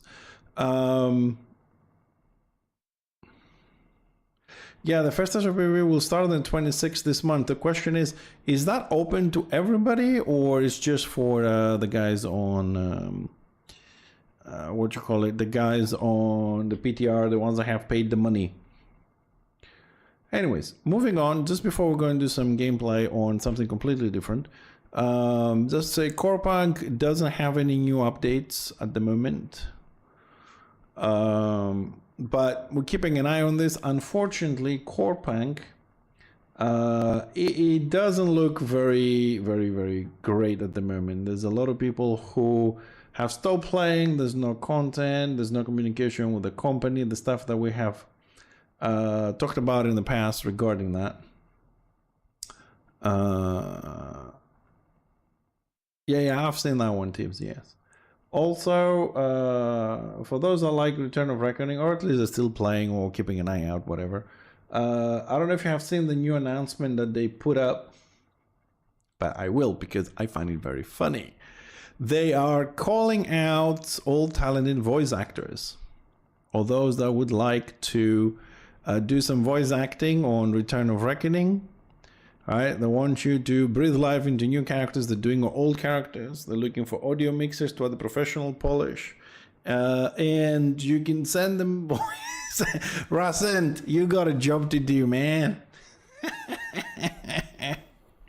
So I don't know how that's going to play out in the game there, but they're looking for voice actors to add more stuff into the game. I suppose now that the PvE is fixed and the balance is fixed and the PvP is balanced, you know, the new content is out, why not add some more voice acting, right? I totally get it, and I agree with that, you know. Interbellum-wise, there's a lot more tester people that want to do applications. The bug reports are flooding in, and I mean flooding, there's like 20 new bugs reported every day and stuff like that. I'm not sure what's the repair rate or the fixing rate there, but it is going somewhere. And personally, I have to say, when it comes to Interbellum, as I change category here and stuff like that, I am not as excited as I was before doing some of the testing. I'm starting to say, I can say right now that I really don't like the Grenadier mods. I'm not liking the mechanic. I suppose I have to put a lot more hours into that to get used to it, but I don't know, the mechanic, I mean, 3 to 5 weeks gonna be online. What, the voice thingy, or what are we talking about? Yeah, having to generate ammo, having to generate AP.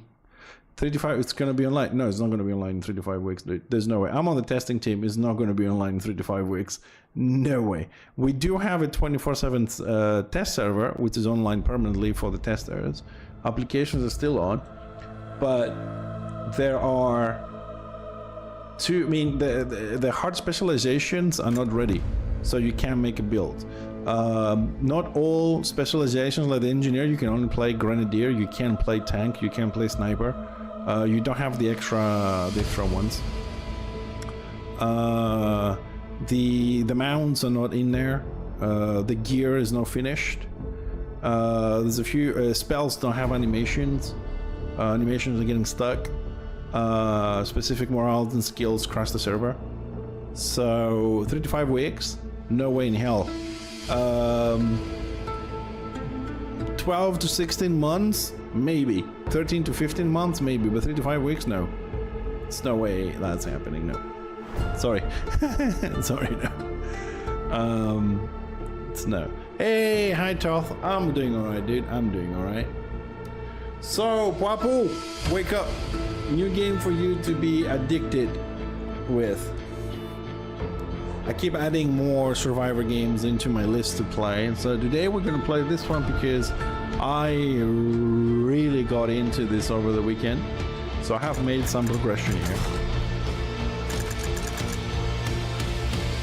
And what makes this game, this Survivor game, a little bit easier, a little bit better to have fun than some of the other ones we play, okay? As you know, I mean, Hall of Torment, you know what it is. It's fun. We play it. Deep Rock Galactic. There's no need to say anything about those two games. They are on our rotation. We play them when we can.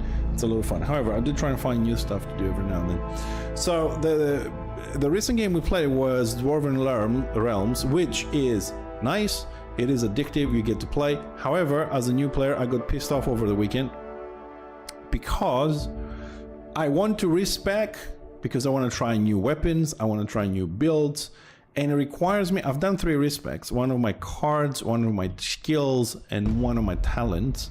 So that was 2,500 gold. Now the next respec is 250,000, which means I have to go and do low levels and grind gold for like a whole day just to do a respec to try something. So that is fucking annoying. You know what I mean? Like, I want to try this weapon, so I need to rebuild my gear. In order to rebuild my gear, I have to get lucky on drops. I have to craft them, right? To craft them, I have to go into specific maps and get materials and level up and change the gear. So my progression is almost halted.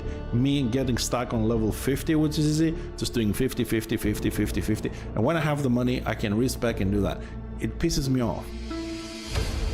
All right, so I'm giving you an example, right? I don't understand why the game has to tell you go and grind for 3 days to do a fucking respec. It makes no sense to me. Like, they're taking the fun out of playing with builds and trying things out and having fun. Now, I've mentioned this as an example, right? Like, Deep Rock Galactic doesn't have that. You don't like your run, you finish your run, you pick new fucking weapons. You know what I mean? There's no stuff like that. Grind this to level up a gear. Grind this for 3 days to do a respec. Come on. So this game is the zombie one here, yet another zombie survivor game. It's much easier. You don't like this? Because I don't know how many points you have, right? At this point. So let me just fix the volume of the game as well. So you don't like this, you just go reset points, you fix them the way you want, and you fix your characters and go have fun playing. Don't make this a job or during 3 days and farming gold to do a fucking respec.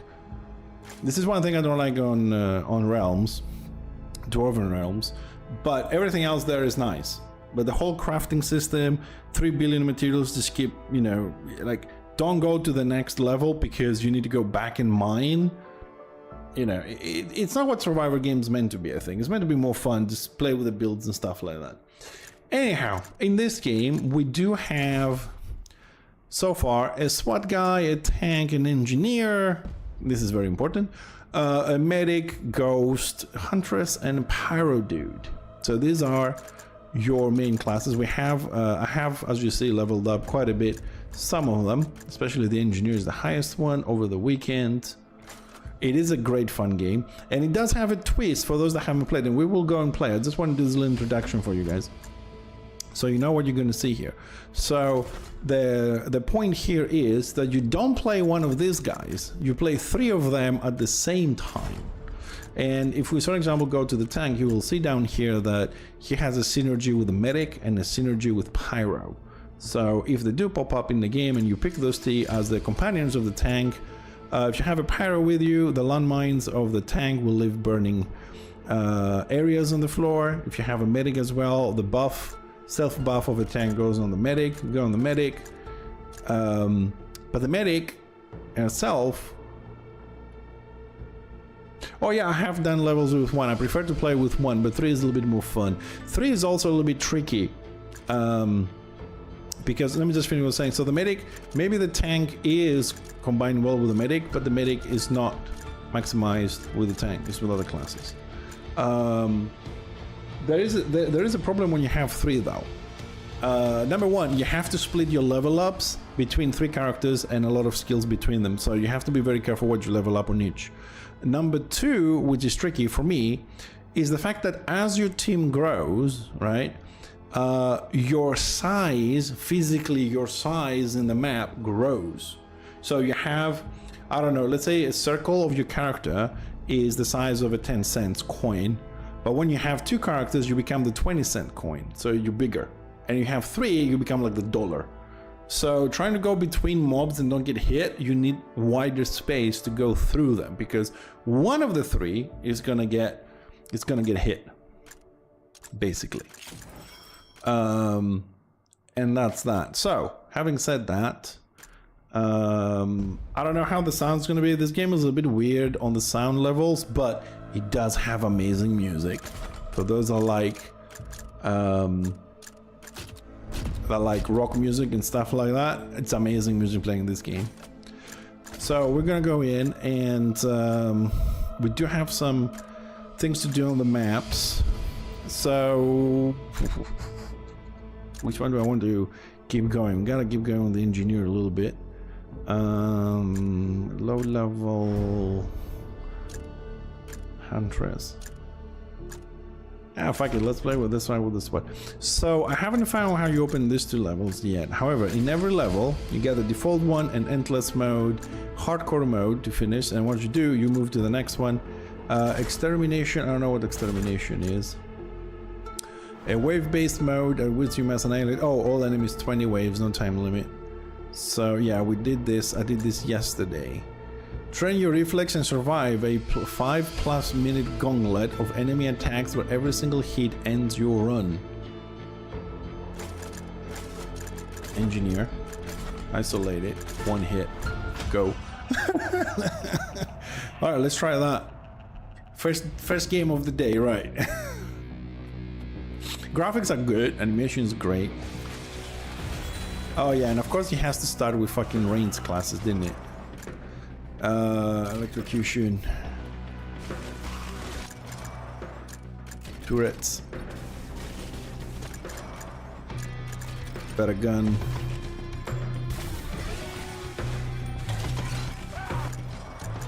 Grenade. I'm just picking up all the skills, so because they have long cooldown, some of them. Talking about like 1 minute, a minute 5 seconds, a minute 10 seconds. So I really want to have them. You never know, they might come handy if they just fire on the right. Oh, boss. What boss? Elite. Sorry.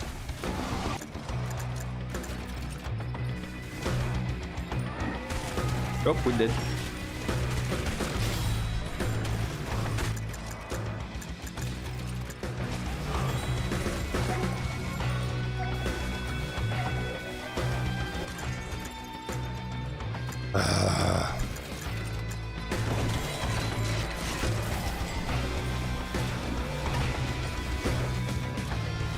Oh, this is just gonna say this is another survivor there, which I don't want to pick him up. I'm probably gonna try this with 1. It is very fast-paced, dude. It is. I don't want to pick up that other survivor. I just want to recycle that survivor to get some upgrades on the engineer. I don't want to pick another class yet. That's a box here, you get skills from that. Also, those items, you don't just run and you pick them up. You need like 2 seconds to secure the area, which can result in being a little bit deadly.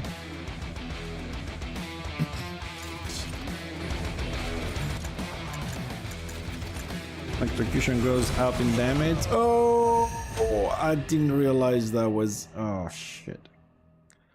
I thought I had time to... that was fun, though. Don't get hit. Let's try this one more time, then we'll do a normal map. But I thought that guy was still charging that ability. I didn't realize it was ready to run. Also, the skills are very interesting. Like, you got guys with axes, have melee classes, you have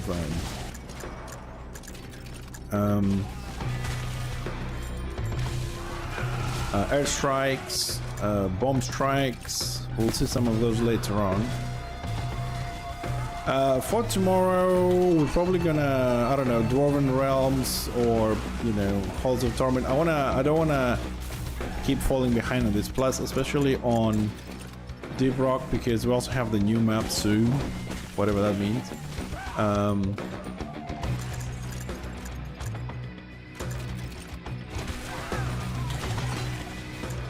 So probably we'll play either Halls of Torment or Deep Rock tomorrow, unless I find something better.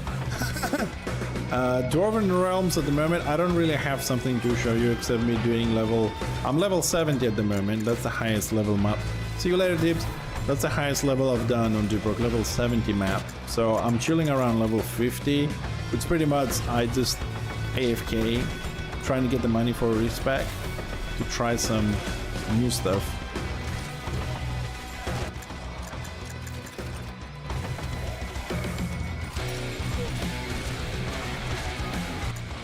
So once I manage, see you tomorrow, dude. Once I manage to get some of the respecs and actually do have a build, we'll jump into that again. Let's see, can we do the 5-minute challenge? What I don't have shields. Funny about that shield is it doesn't protect you. It doesn't reflect anything, it just deals damage. Like I said, I do not intend on picking up another survivor with us in this. So we'll try and do this solo, just because I think it's more fun. Damn it, I don't have time to stay there with the elite on my ass. I need to get out of the wall there fast. It's nothing worse than being trapped in the wall. Doesn't give you a lot of wiggling room. Oh, that stupid ranged one. It's always the fucking ranged one. Dang. Come on, I gotta give it one more try. Come on, gotta give it one more try.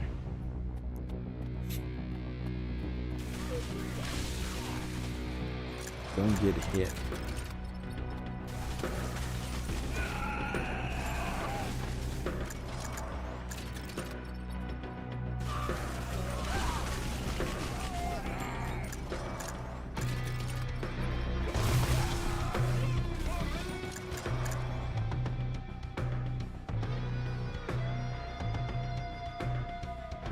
Bullet Heaven game.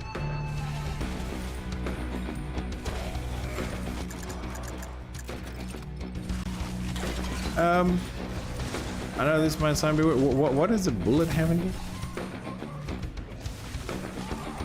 So, I haven't heard that term before.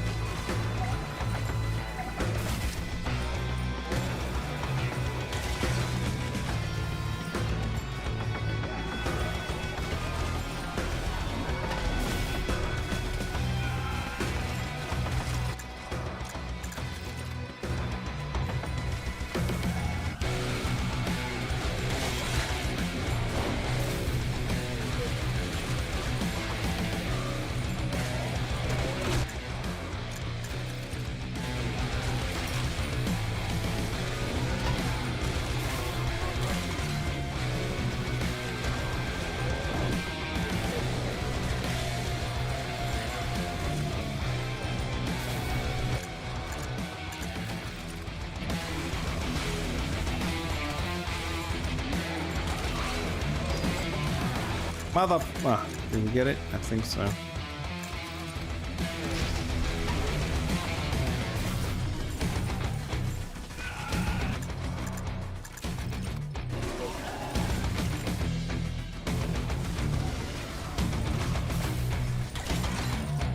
Oh!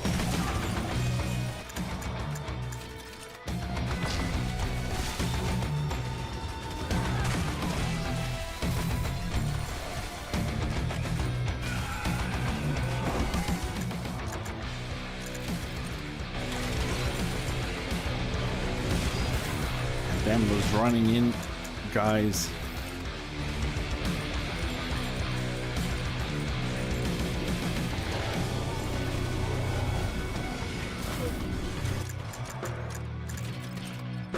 I'm just gonna try and improve. What? What? Oh, hey, Dufty. Damn it! There was an area on the floor. Deep rock. Oh, okay. Thanks for the clarification, Malmar. All right, I need to warm up before we try this again. It's too early for this. We'll do a normal map. It's too early for this. Upgrades we can do like, okay, we're gonna start with the SWAT guy because I still have like 4 upgrades there. So usually the first class you pick and then you add the other 2 because it plays longer is the one getting most XP. I did this, I played over the weekend. I played over the weekend. The engineer is I am 171, tank is 76, engineer 79, got some 20s, 40s. I played this weekend. I got it on Saturday morning, I think. Hey, Mr. Hecky, hi. So, level 2. Let's try hardcore so we can unlock the extermination one.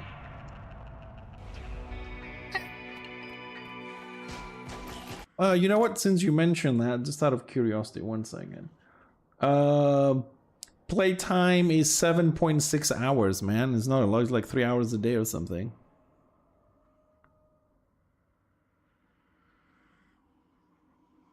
Oh, yeah. I had some internet problems myself today, Hickey. How's things down there? How are you doing? Are you have you kind of like got used to the place and everything? Oops.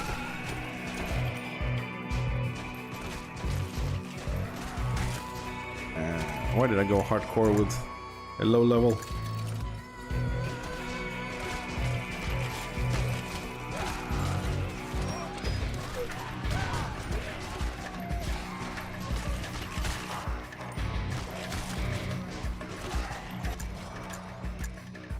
Guns, let's get guns going. Oh, nice. Very nice.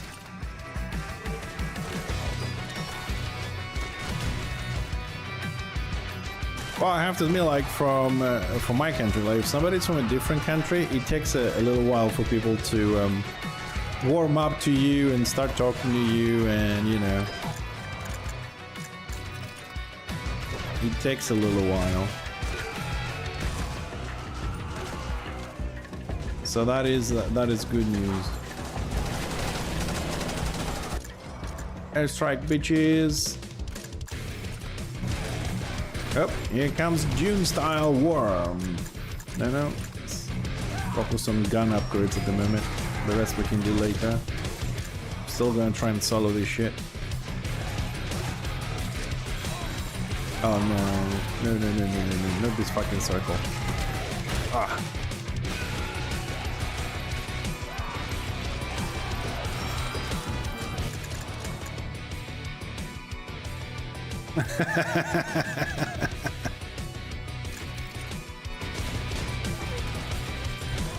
Yeah, I mean, it's not the easiest language on the planet.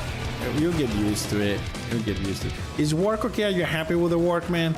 Because I'm assuming this new workplace must be really demanding.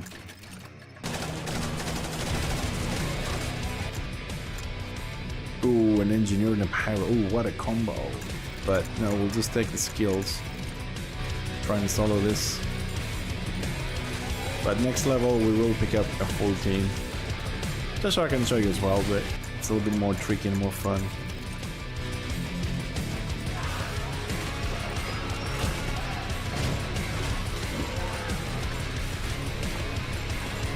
Oh, good. That's very important to be happy at what you do, man. It's like super... Hold on, the game is too loud. Super important, man. This is what I'll be looking for in my jobs.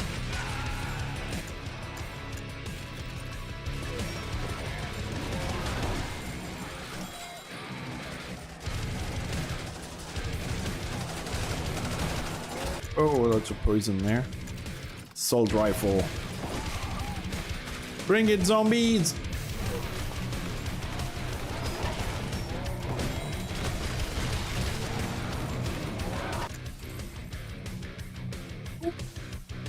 Let's get some pickup range, man.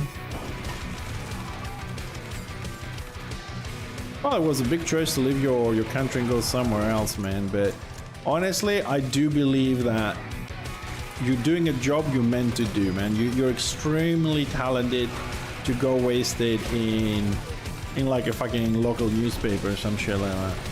You're too fucking talented for that.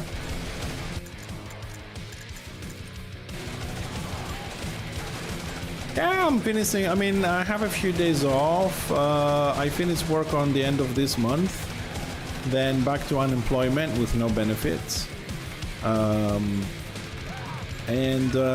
Hopefully next month I might be able to start working on my real life project for business. If everything goes well, I need to have some serious talks with my brother and some other people and see how that's gonna go out. But from the 1st of November onwards, it's gonna be financially challenging for me, because I'm not gonna have that extra income. So from also gonna lose some rents, because some properties that I had, they're not gonna be rented, so that money goes away. Job money, salary goes away. So we're gonna be down to just one salary. But other than that, everything else is working. Streaming is the same thing, you know, it hasn't changed in the last 8 years. We have who we have and we're very happy. We keep going because I like it. I'm not stopping that. Even if I have one person watching, I'm cool. I don't mind. But I am exploring some other options as well. Streaming wise. Trying to dedicate a little bit the weekends on doing a Greek stream on the other channel, just to see how that might go, because I've noticed like on my tags there's a lot of people that are looking with the Greek tag for streams.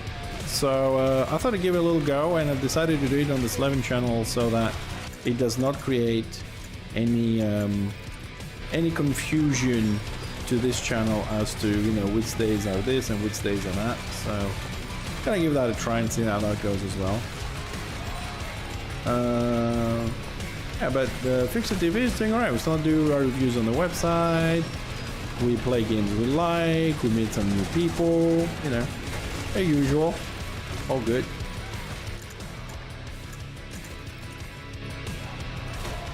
Oh, I wasn't looking.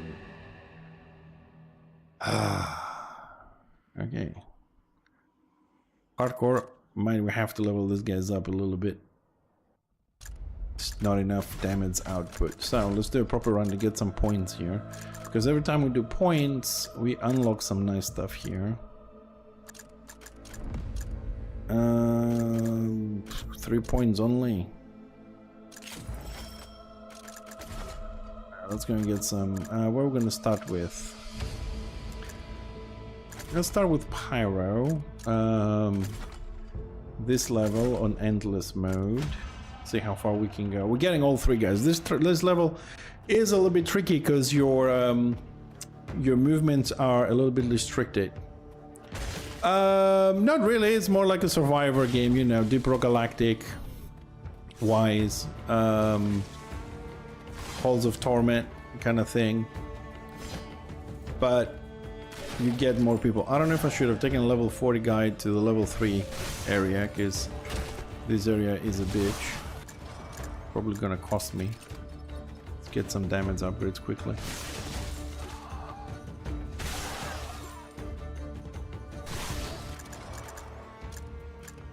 Let's get that. But no, it's a fun game to play, and it's only $6. It has a discount on Steam, about 30% or something. So I said to myself, well, I'm not going out this Saturday, might as well spend $5.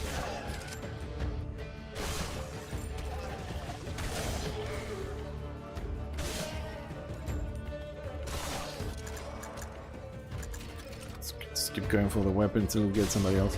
This guy, I know he looks like slow with his attack and everything. He's fucking slow.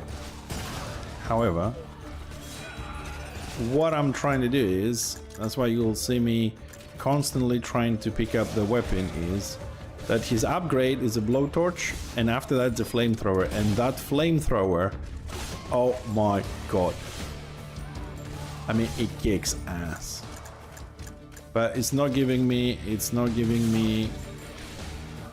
weapon upgrades, giving me all the other shit. Ow, got hit there. Another ability he has, because everybody has different abilities there, is that if he gets hit he gets a buff in damage, reload, and everything. So not being at 100% HP is a beneficial thing here. And you never are 100% HP. Good morning, Mr. Jason. Oh, and we're in a game that, you know, I will be dying, I think. So you can have your fun. There we go, blowtorch. Come on, little zombies.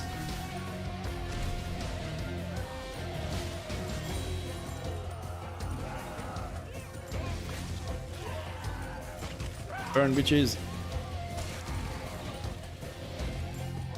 I'm gonna get hit from that incoming. Ah. Right, there should be a survivor. There we go. Where's the survivor left?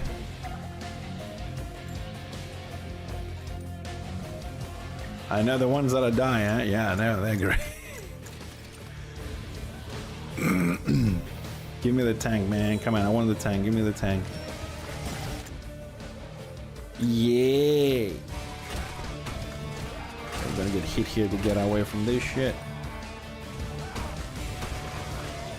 Alright, let's try to pick up some XP. We need to level up the tank too. Tank, shotgun.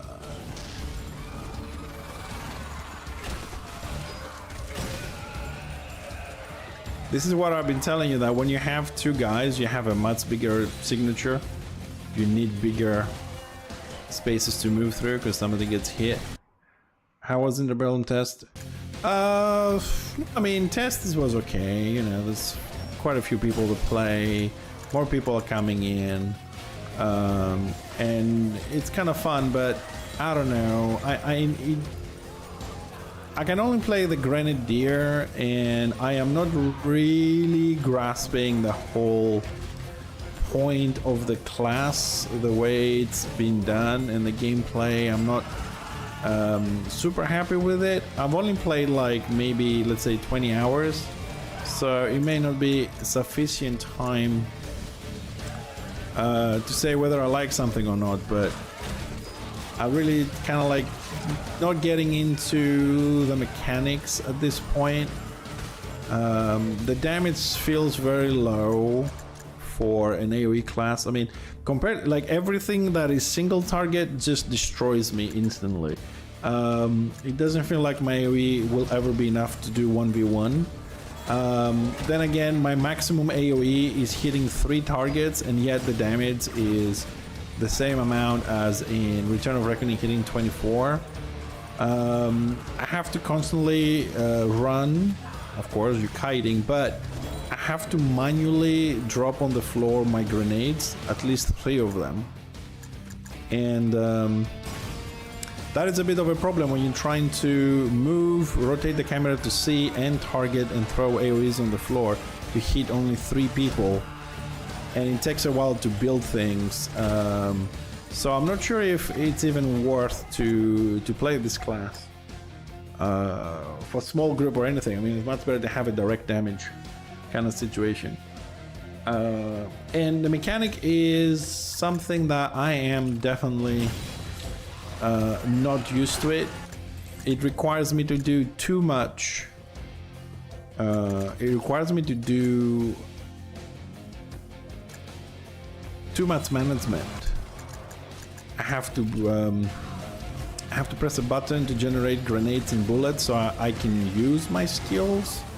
At the same time, that is massively draining my AP, so I have to use another skill to generate AP during combat. Those skills, some of them take, oh fucking werewolf, they take like 3 seconds to cast and another second to do the AP one, so it feels like I'm out of the game for like 4 seconds or so. There's been plenty of times that, because I'm not used to this new mechanic of managing all the resources, I just couldn't hit somebody because I didn't have ammo. Then I had to instantly use the third ability to generate 2 grenades instantly to shoot him twice, and then, oh shit, I gotta build more. It's not slower. As long as you have ammo, it's as fast, if not faster. The TTK is a lot faster than Return of Reckoning. It's just that the AoE class is just never gonna, I don't think, at least with my experience, the little experience that I had, you're never gonna kill anybody solo. Which, like, even in a warband of 24, your AoE only hits 3 people, and I'm not sure if there is a mechanic to not apply your debuffs, your dots, to the same targets in 30 feet. You just keep spamming it at 30 feet and hope you hit different targets. So I'm not sure how that's gonna work. Some other people have been playing. We have some issues, people trying to heal with Warrior Priest. He has to stay in combat in small groups that we do fights 4 versus 4. It's kind of difficult. The 2 melee go for him and he just can't stay alive. It could be a player issue, I don't know.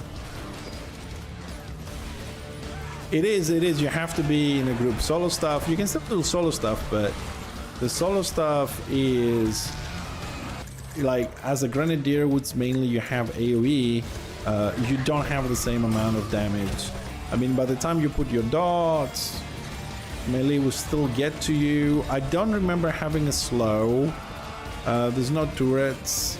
It's just the management. The only thing I can say as a kind of like which might be useful is the fact that you can spam Morale 1 like 5-6 times in a row. Of course, the damage is a lot less than Return of Reckoning, but it can kind of handy to just spam a DPS Morale 4-5 times in a row.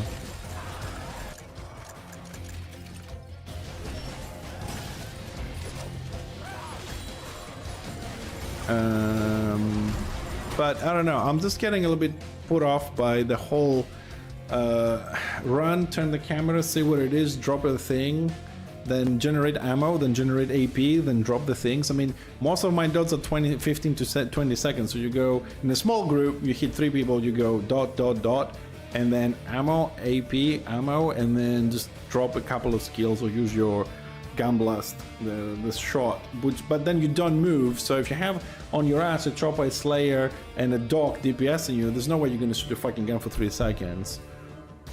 They're meant to have spots in warbands, like they have really the mechanics seems to be good. Also, like, this experience is without hard specializations, but I don't really see this changing much when the builds come into play, because if I'm already losing on a melee 100%, sorry, not a melee, losing on a single target build 100%, it's not going to change, because a dotting class needs time to build the dots, and especially when it's an AoE one. So usually AoE classes do less damage, they're not very bursty. But again, saying just hitting 3 targets in a warband setup, I don't know how well that's gonna work. I haven't tried it, but I hate the management of resources. I have to focus a lot more on managing my resources, whether I have ammo, keep checking that. Do I have ammo? Do I have grenades? Do I have good bullets? Is my AP okay? Do I need to press this button? Instead of where I am, what I'm killing, and what I'm doing. And that is me just being a fucking DPS. Imagine a fucking healer that has to go through the same thing. Because also healers have to go through that. So I really don't know how easily people will pick up on these mechanics, how easily people might transition into these mechanics in Interbellum. Everything is new. I mean, I'll give you an example. The Sork has healing, the Witch Elf doesn't have stealth, the Shaman gets stealth, the Dog gets stealth,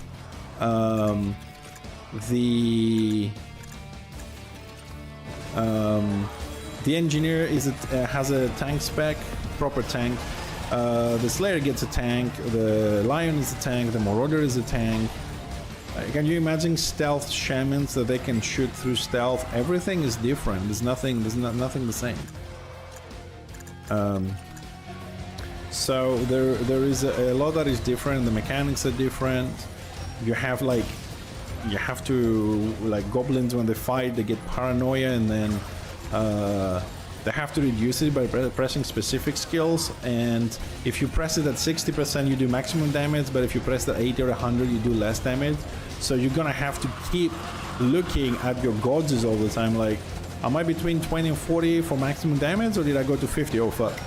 You know, things like that. I mean, paying so much attention into a mechanic, it might hurt the gameplay, but we need a much bigger... This needs a much bigger player base to evaluate, to get some better feedback from everybody, not just me, you know. Well, I don't think that's really gonna happen. I mean, they were meant to leave Return of Reckoning and go and play Flames of War. That was like the plan that I think one of the plans and the server was gonna, I believe, personally believe, they were kind of counting on that the Russian guilds from RR is gonna leave and go and play on the Russian server, and then population would be there and people will be able to play a little bit more freely, having people on both sides, whatnot, from the Russian guilds it's gonna move. And that never happened, so Flame of War is still, as far as I know, like 20-30 people playing throughout the day, and that's it. So it's not very popular. RR is still very popular. And today I've seen an announcement they're looking for voice actors. They're gonna add voices to NPCs and stuff. That's a nice move for the game overall, despite the fact that I may not agree with other things. But as far as that goes, that's a nice move, can I say. More micromanagement, a lot of micromanagement. Give you another example. Rune Priest, for example, healing, right? So they split the spells into 3 categories. So the 3 different gods. So if you use a healing spell from one category, you lock that category for like 10 seconds, so you can only use healing spells from the other 2 gods. If you use the other one, then you lock that one as well and get left with 1. You do have then a mechanic where you can augment your spells so they do more healing or more damage. So you don't, you know, you do one much bigger heal with that mechanic instead of a lot small ones. And also you have another button, you can press it and it does unlock your spells for a certain amount, but I think they burn more AP, they do something, I don't remember. So depending on the situation, you have to be really aware of the HP on your warband, your positioning, what you're doing, and also those mechanics. Well, yeah, one of my comments, Magic, you probably didn't hear earlier on, was the fact that now that we fixed the RVR issues and the PvE issues and the classes are balanced, it's time to add some voice. But I don't think they're gonna do a lot more changes regarding PvP balancing and stuff, so they need to keep giving people things and to show that they're doing stuff. So I suppose that could be a way of doing that.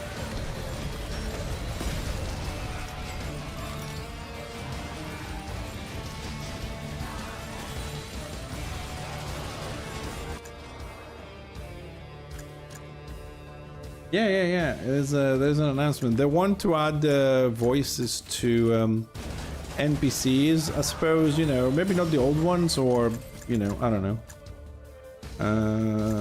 A weapon.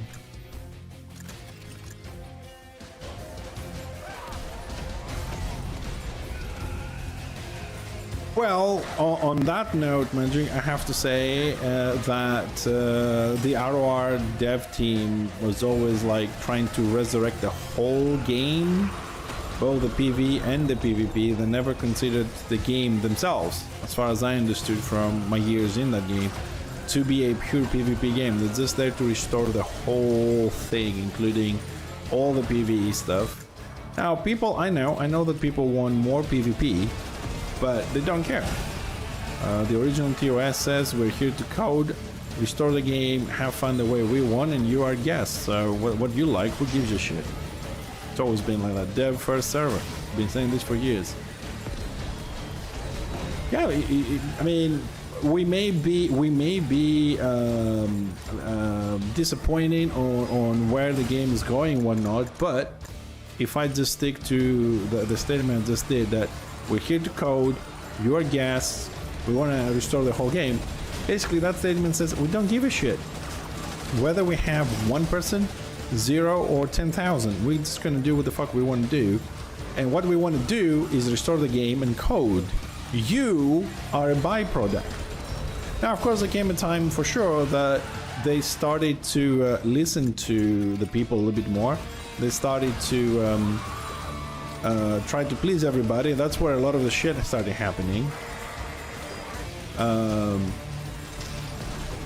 And then they stopped that, and then they changed members again, and then they changed members again, and they went in a different direction, and they started doing loops, testing the same shit they tested 6 months ago, only to get the same fucking result. So on. Well, I don't know if they're interested in restoring the game or not. In their image, maybe restoring the game in their image, but they definitely don't really give a shit about what you. When I say you, I mean the player base. What you want, it's gonna do what they want. They just pretend to listen, but they really don't. Because there's a lot of backstage shit, you know that.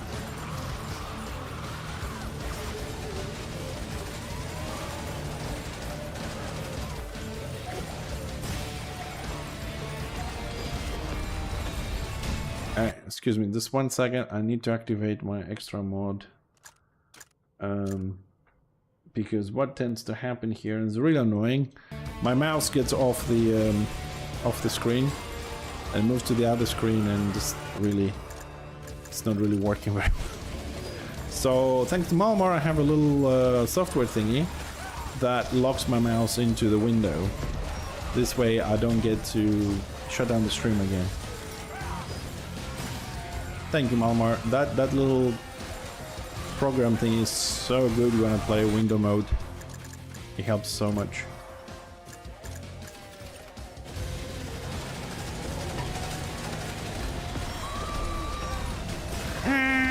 Scream zombie. How can someone scream, man? They don't have any windpipes.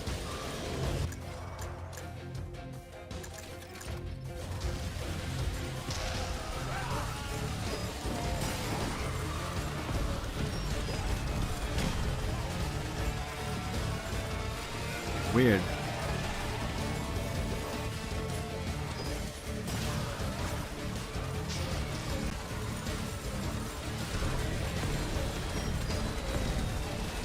Well, to be honest, I don't really deal with ROR stuff anymore anyway, so I'll just keep an eye on the updates just for laughs and giggles.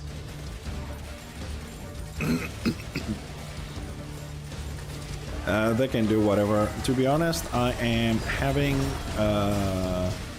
a blast these days playing the Survivor games. I find them so much more engaging and fun. There's no other people involved. There's no drama behind the scenes. There's no big problems. You know, it's just me, the game, a lot of fun, you guys. And that's it. I don't have the whole, you know, this is unbalanced, this guy killed me, blah blah, what are you doing, what are you not doing it, interviews, reviews, cries. It's kind of refreshing for me, you know. Really, like, especially I was really tired of doing streams and have people arguing and moaning about and complaining about the same problems over and over again. You got get to the chopper, but no, you have rampage. There are no people, Destra not coming out, Order doesn't coming out to play. You know, my character is shit, your character is OP. Buff mine, nerf yours, you know.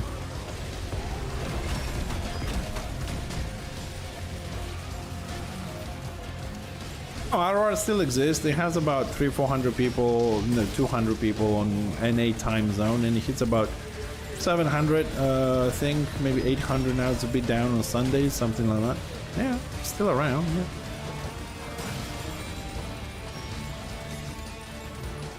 I mean, some of the people that I talk to, they're like, yeah, we don't play much, we just log in like once a week. Maybe Sunday, do Land of the Dead, just scratch that Warhammer each, and that's it. We don't really pay much attention to things. Then again, I mean, people will always find things to complain about. That is the only thing for sure. I've learned firsthand that it doesn't matter what you want to do and try and help the community or not, you're gonna be screwed either way. You're either gonna be screwed by the dev team or you're gonna be screwed by the community itself. So either way, you're fucked. So best choice: find something else to play and let them, sort it out themselves. I've done my part. It was fun as long as I did it, despite the frustration that I got every now and then. But I draw the line at some point, and I have drawn the line, and I'm not happy playing these games, man. It's a lot more fun. I just need to find a couple more games to grind these days. Somehow, I mean, unofficially, I think we're turning the channel into a survivor type of gaming, man. I mean, Dwarven Realms, Hall of Torment, Deep Rock Galactic, this one, and I'm looking for more. Also, we got John something hell that we played the demo the other day coming out before the end of this year. And these guys are in there's an announcement inside this game saying that they're friends with that one and they're kind of promoting that demo we played. So we'll see what we're gonna do about that one.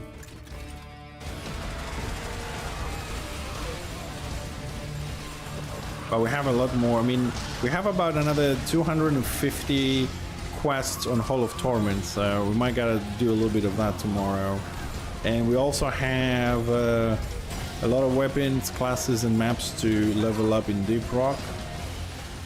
And we really should do more of the classes actually, so get to boost the weapons up a little bit. Yeah, I played the open beta, but I don't want to play pay-to-win games. B, events are on a timer, and if you're not online, you can't do the events. Quests are on a day-night cycle, so you might have to wait hours, whatever the day-night cycle is, before it comes in to do that. Open world PvP is on a timer, so if you're not, let's say, 8 o'clock on your computer at night, you can't do PvP. You gotta wait until 8 o'clock in the morning. And it lasts like an hour or 45 minutes, so fuck that shit. I want the games, when I want to play a game, I want to be able to log in and play. You know, if it doesn't have people, okay, that's kind of like time zone situation, but I don't want to change my life to the game schedule. The game should always be available for me to play when I want, as much as I want. Time gating and buying items with real life money in the auction house is not a game for me. Everybody else seems to like it and they're happy. And they'll stay happy, you know, as casual players that, you know, they don't care about all this. It's just want to PvP a little bit. Until the next MMO thingy comes out. I mean, like, MechWarrior 5 Clans came out. A lot of people, put it that way, a lot of people jumped into that. So far on Steam it has mixed reviews, but I haven't played 1, 2, 3 or 4, so I was like, yeah, fuck this shit. I'm not gonna play something or buy something just for drops for 3 days and, you know, not enjoy it.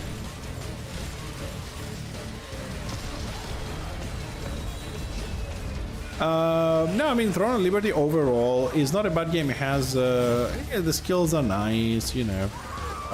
So if you want to play that game being free to play for, I would say, a week or so, have some fun, do the quest on your own time, you know, don't care if you do the events or whatever, just want to play the game, farm a little bit, it's great. But if you really want to invest a lot of time to level up, build guilds, do PvP and all this, well, for a while you're going to be in a huge disadvantage, because imagine, I mean, you try in PvP and somebody just bought all the fucking gear with real life money and just owns your ass. It's not a nice experience on your first PvP to just get your ass handed to you permanently, because you need another 2 months to grind the gear, and by the time you do, right, there is a chance that the people that were killing you and they bought all the gear, they got bored, they left the game, and the population has declined so much that now that you have the gear, you just don't have people to play with on your time zone or something. It is definitely a possible scenario. But there are still games, you know, that are playing. Yeah, you have to fight like, I don't know, some streams that I watched from Europe, people didn't seem to have a lot of lag. I mean, we do play the European version. There's a Japanese version, I think. Well, Eastern version and a Western version.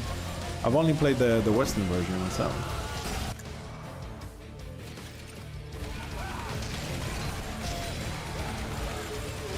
Because the Eastern version to the Western version, they're different. Well, you'll be surprised, man. I know what you mean, but you will be surprised, man. I had a friend that had a lot of money when I was living in England. I mean, a lot of money. We're talking about maybe making about $1 million a year after taxes. And when he played games, he went in, bought a game, $60, got into the game, spent 500, 600 pounds, it was England, bought everything, played for 4 days, and then he was like, yeah, okay, that's it, I'm out. He just played for that long, like 4 or 5 days a week, maybe. And then he got bored of it and moved to the next game after a week or 10 days. Bought another game, bought everything, houses, this, that, with the money. And then boom. After that, he was like, yeah, okay. I'm one-shotting everything and boring, move to the next one. If you have a lot of money and you have a very short boredom level, they don't care. Surprisingly though, since we're talking about this, Space Marine 2 still has about 30,000 people playing it.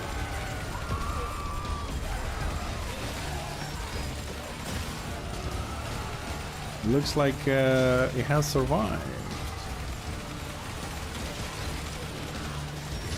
Alright, regarding the game we are playing right now, we have exceeded the 20-minute limit that the maps are. We are playing endless mode. So we're trying to see how far we can go. We are at 23:13 at the moment, so we just passed the normal level.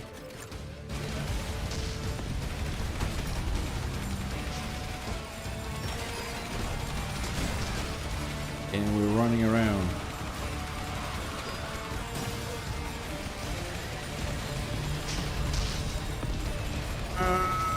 There is a lot of PvP, yeah, possibly, but as far as I know from the beta, unless something changed, it happens at specific times though. And I watch some small streamers that you know I talk to and stuff like that. And open world PvP is like there's a big area and all the factions just jump in a big arena and just slaughter each other mindlessly. As far as I know, it's time gated, yes. Open world PvP is time gated. It just activates in specific areas. Some sort of towers rise up and then everybody gets there with the groups, like in a big desert, and then just whack each other until the time goes up or something. I've never looked into it in great detail, but something like that.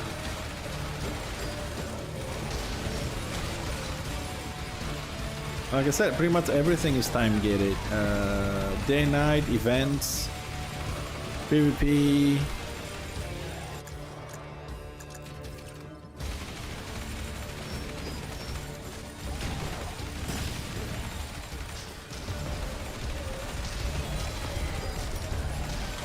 Drop magnet.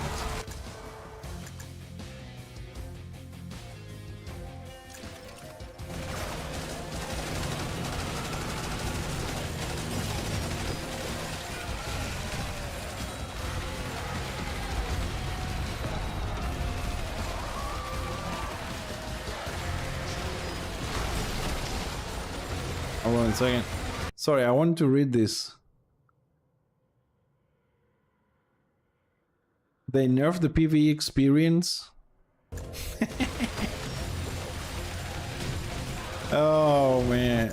I mean, companies will never learn, dude. I need to heal because I wasn't paying attention. I was trying to read the chat there. Companies will never learn. I mean, the thing with me is,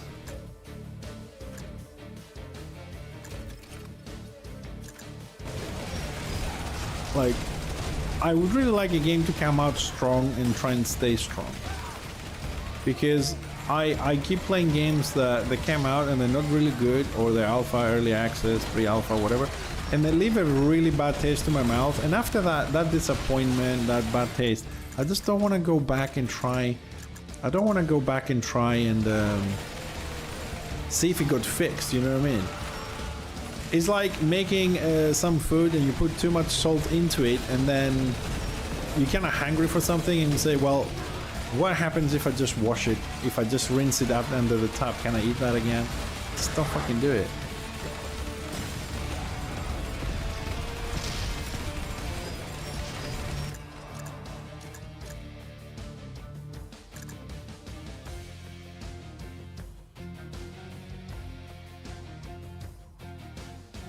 Bigger range, 18 seconds, 575.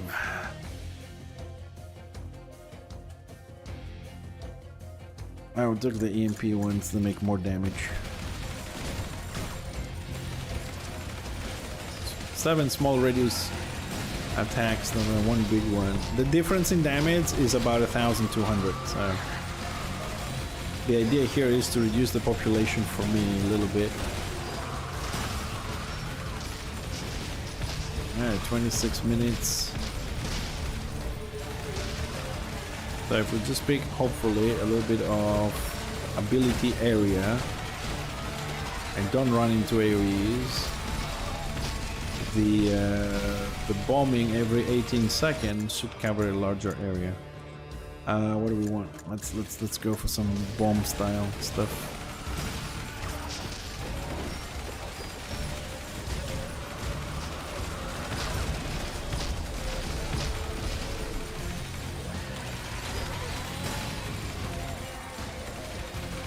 "27 minutes on endless mode, and we keep going."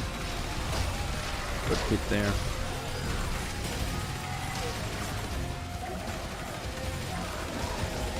Fucking werewolf.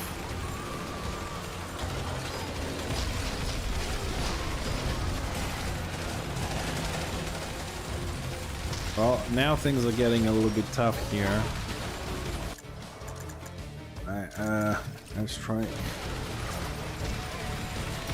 Airstrike is kind of nice. Sometimes it can clear a path for me to get out of. So usually I try to run against it because it clears the path behind me.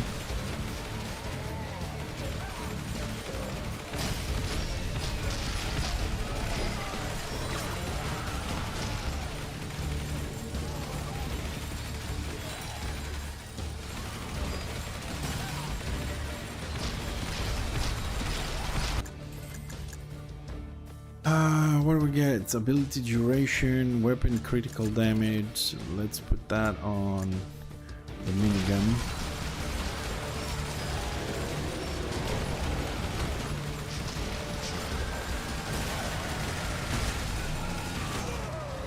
Oh! The fuck was there? I didn't see anything there. Ah, fucking bastard. I thought I had like 70% HP. I was just doing nicely. Oh, man. Oh, we got 11 points. Let's see. Maxed out here, maxed out here. Let's get to this category here. Alright, there's ability cooldown, I suppose.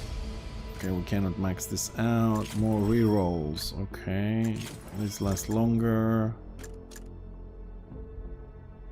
Increased damage against elites. Okay. Mr. Swatman. Evolution on that one. So evolution is basically when you get to level 5, this skill, it gives you 2 options. Like do electric damage or fire damage or something along those lines. Critical damage. That's a perk. That's maxed out. Out of points tank. Maxed out this weapon. Put some points on this weapon. 2 points landmines. Maxed out. That needs 4 points. That needs 2. I'm just putting the points anywhere really because some of the classes are okay. Let's max out what we can here. Everything needs... oh, 5 points. Oh, well, I suppose we save some for later. Alright, Hecky. Well, we'll see you, dude. Thanks for stopping by. I know it's late where you are, so thanks for stopping in. Really appreciate it. Have a good night's sleep, and we'll see you when we see you. Okay, so let's start with Ghost a little bit. So what do we have here? Extermination, 1 hit. So we unlocked all the map modes. Endless hardcore. Okay, so we only have hardcore ones, huh? Alright, let's give it a go, but let's see some of the perks here. Let's take them from the beginning again. Critical damage, sounds good. Hit points, armor. 20% damage. Ability and area duration, or... oh. Weapon cooldown. Take the armor out.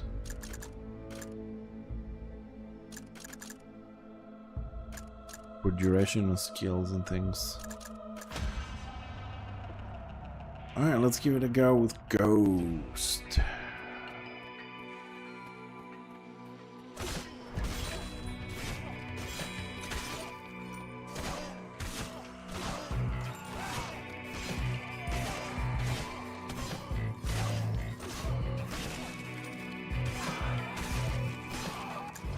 That's the swordsman.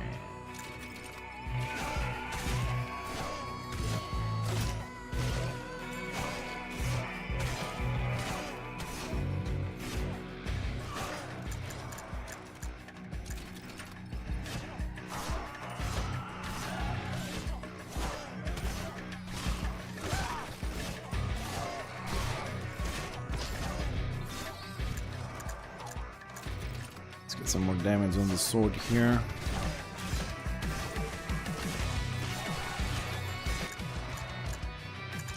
More skills.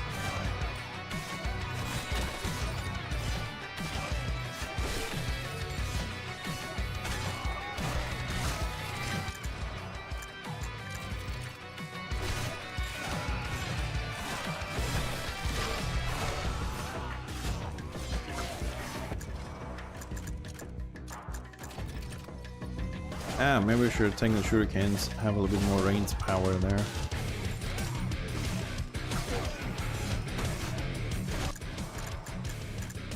Try and pick up all the skills first.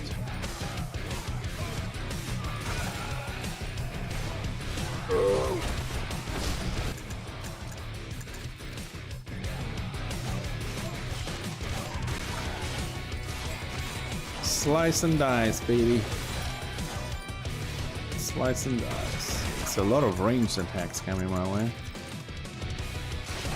Gotta do something about that.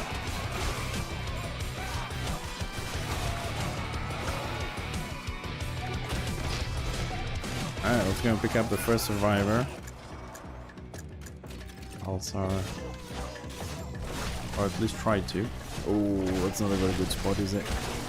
Gonna have to drag everything away from there first. If we actually survive this, because we are very low.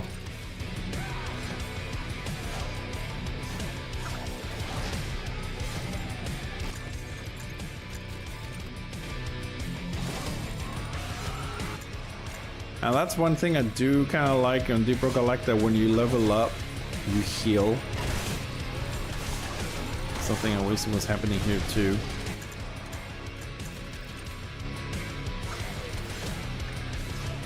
And I can't believe that I cannot get close to the fucking survivor to activate him and get somebody with a gun here. Help out a bit. Hello, Mr. Engineer. Ability critical damage on the ghost.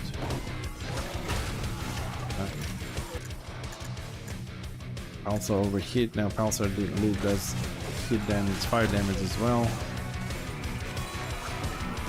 So now this works a little bit better for me because the engineer can wound them and then we can finish them over with a sword.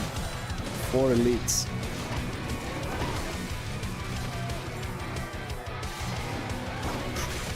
Get hit there, get out of the wall, damn it.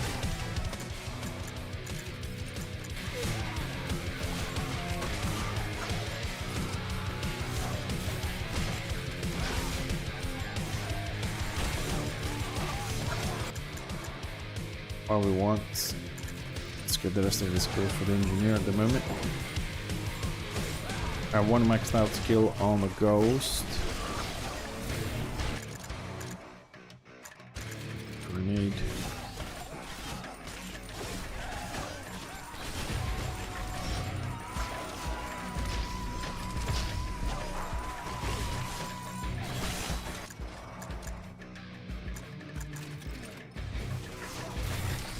Have a little bit more damage on the weapons as we run around, because skills are good, but they do have a massive cooldown.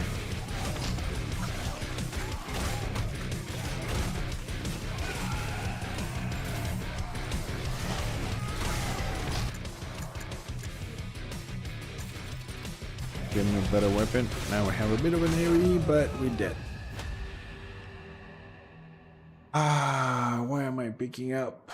I want to level the classes up, but I'm doing like silly things. You don't take a class you want to level up on a hardcore mode is when it's not ready, you know. But it's not wasted time because you still keep whatever you do. Oh no. Anyways, we'll do a little bit of upgrades while the ads are running, and I'll take my bio break, and then we can move on, but we can buff Ghost a little bit. And critical chance is good. Well, we have to do hardcore. So I think if we unlock this, we're probably going to get these maps afterwards. So we finished this, everything is unlocked but not done. So here we need the hardcore. We'll go with the engineer because it's the highest class, it's going to help us carry the rest of the classes along. So we'll take critical damage, weapon and cooldown ability and area duration. Now we'll take this one out. We'll go for 8% critical chance, critical damage, and cooldown reduction. Alright, we click this in... Well, that's a bit weird. Anyways, I'll take my bio break anyways. I'll be back.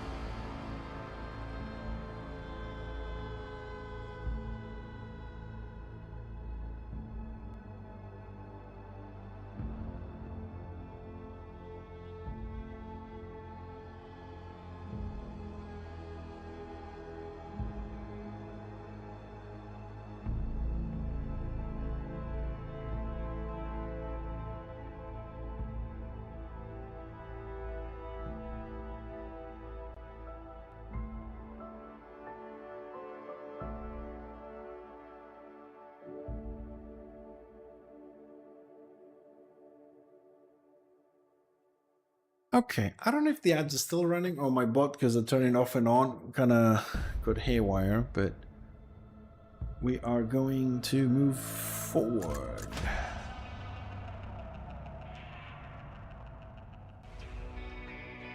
All right.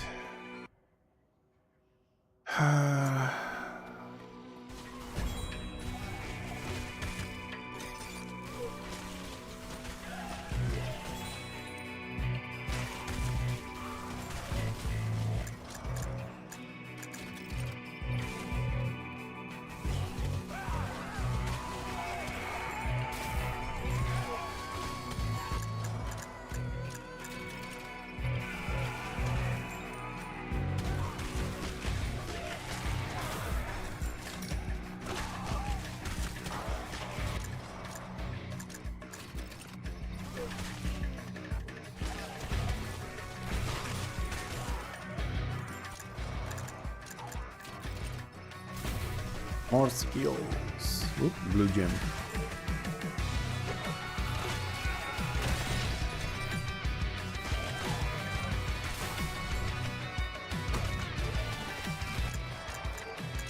And I swear, those range ones.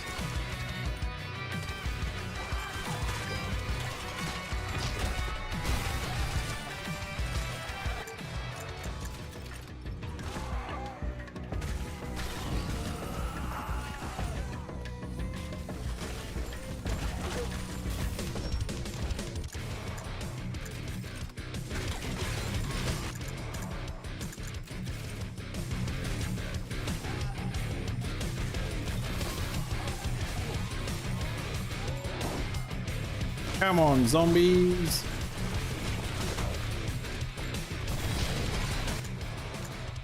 You know what else is weird? That thing that comes out of the ground, right?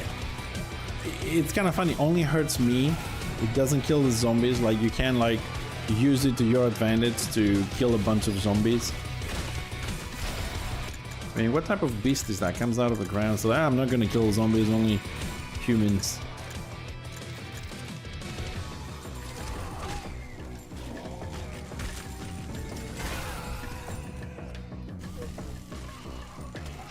As far, okay, you know what? I'll pay. I don't think so, but I will pay more attention to this.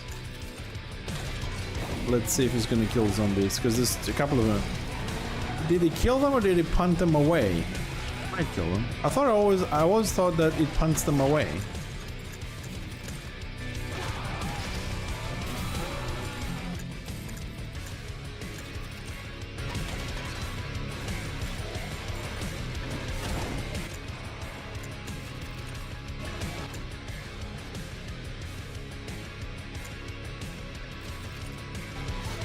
Maybe I should have taken the medic.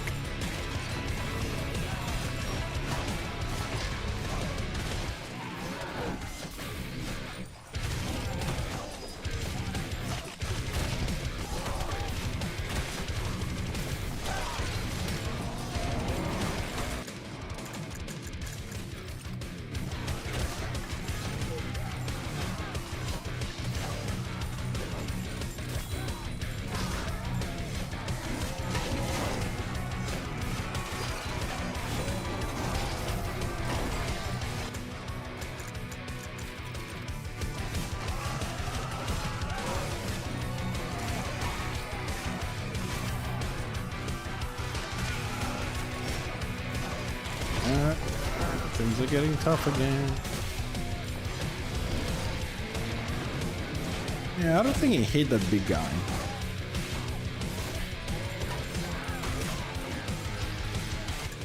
I am getting low on HP.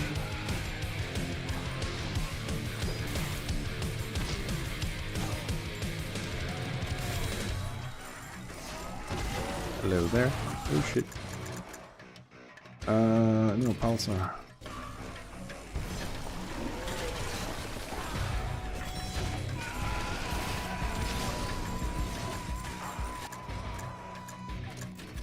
Kills. Oh, this big guy takes forever to kill.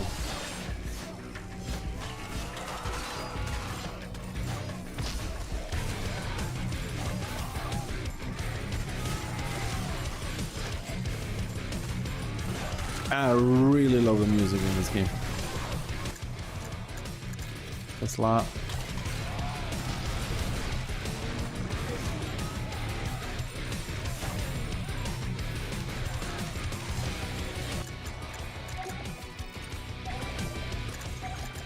Alright, another survivor's coming in. If we can go get him. Please be the medic.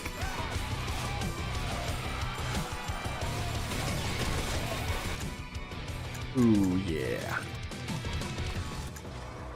Medic, medic, medic, medic. It's hoping for the healing drone, but I suppose grenades will have to do for now.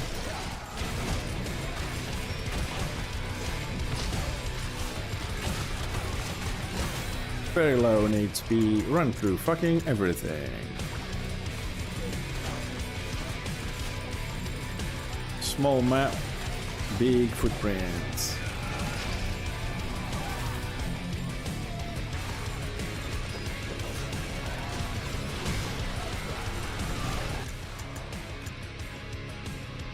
Okay, let's hit revive.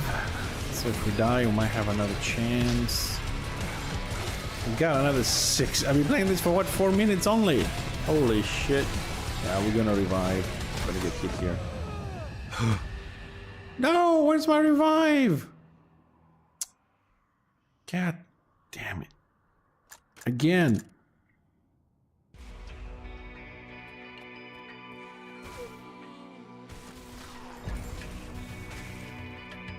You know, this is kind of like, even a Hall of Torments, you can stand still for a little bit, and I kind of like that.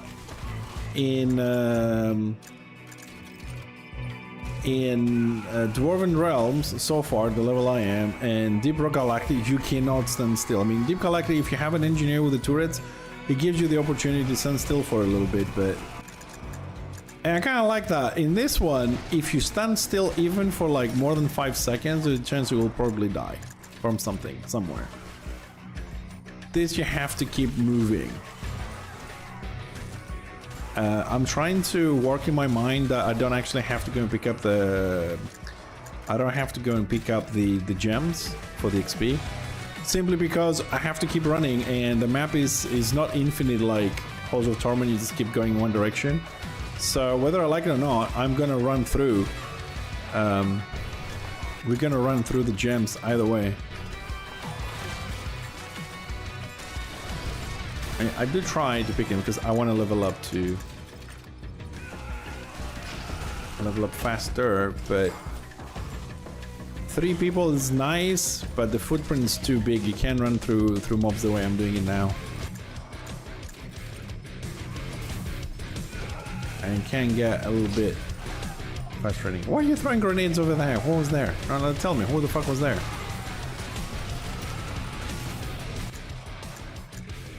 Oh, Tesla.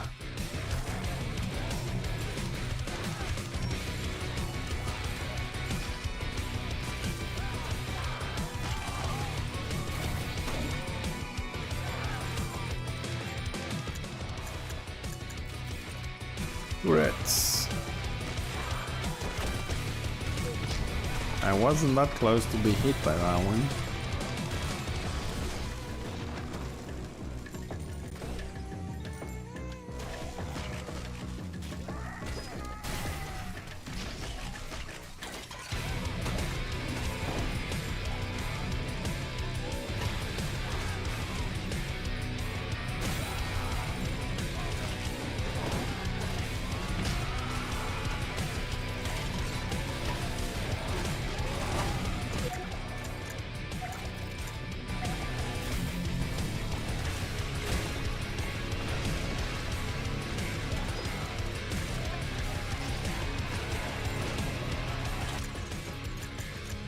Oh, Jesus Christ.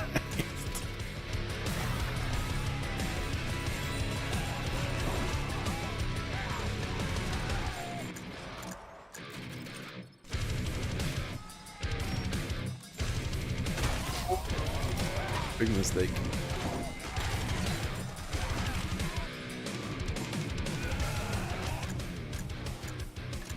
Take the ghost. I want to play with the recommended support class, the groups the game suggests.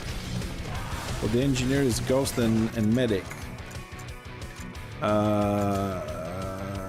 Let's take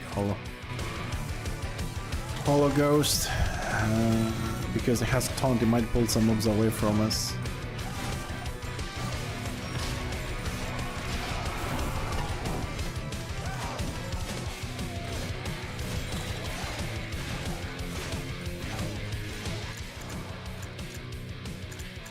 Bring electrocution down to 10 seconds. It's a good AoE.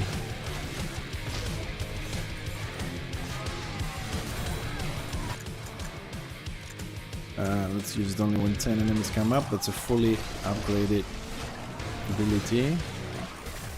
1 down, 20 to go. Dude, I can't believe this gameplay I'm doing right now is like 3 minutes. It feels like I've been playing 20. Pulsar, get some more AoE on our feet every 3 seconds.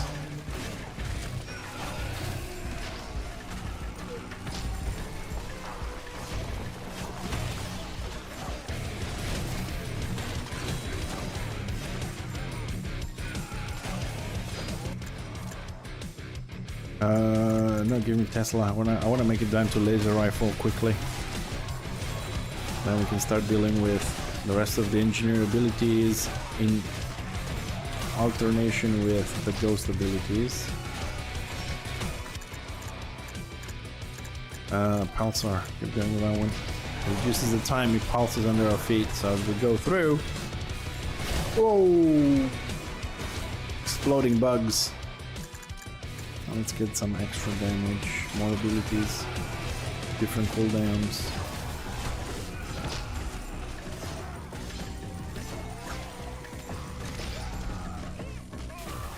Oh, a box has spawned. It's gonna be a minute.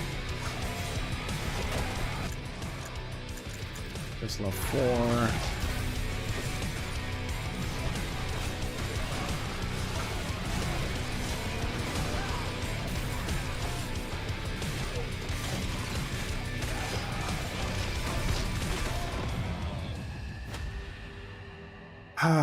I was thinking I can kill those mummies, but damn, this hardcore on level 2 is difficult, man. Again.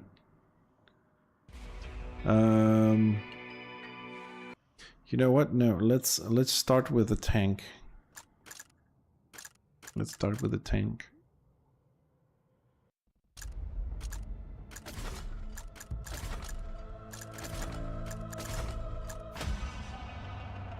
Because the tank has one ability which is extremely good. It has those saw blades that spin around him, and that one has a good duration by default.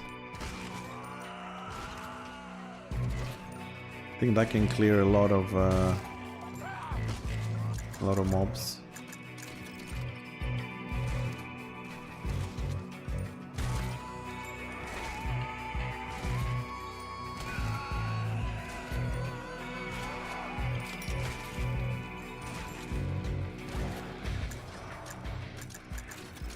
Free upgrades and it's not giving it to me. Interesting.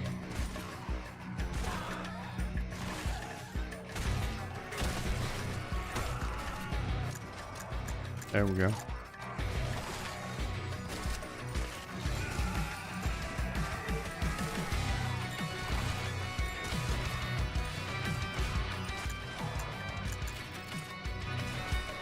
I got 3 blades now spinning.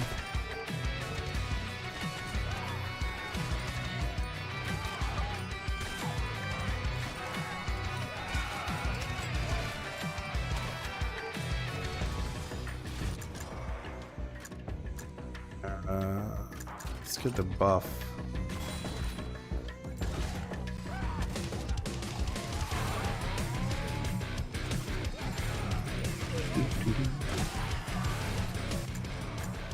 Blades.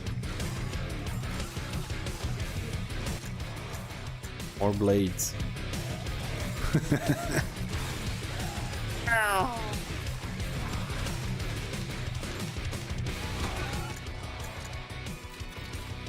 Get the blades with fire and ice instead of more blades. Now we can deal with a weapon. Alright, let's add the other skills as we go along.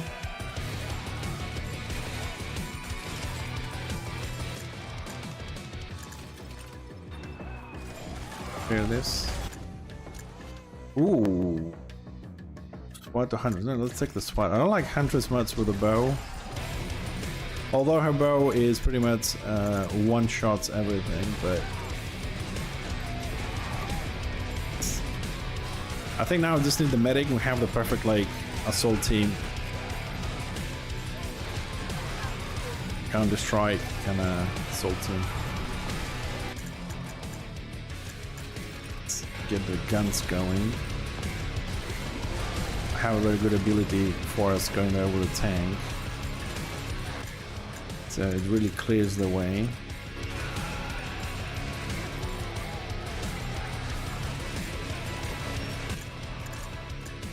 Just gonna keep adding. I want to level up weapons, so if we don't have weapons, just pick up new skills to have them going for us.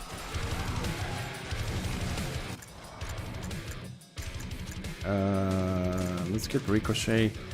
50% chance bullets ricochet of other zombies. It will come handy when we level up his weapon to an automatic minefield.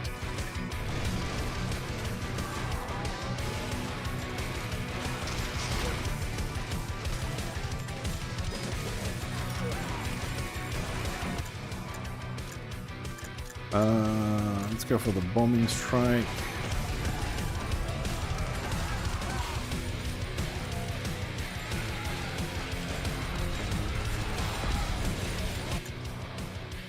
shotgun, finally. How the hell is the box? Let's get the turrets.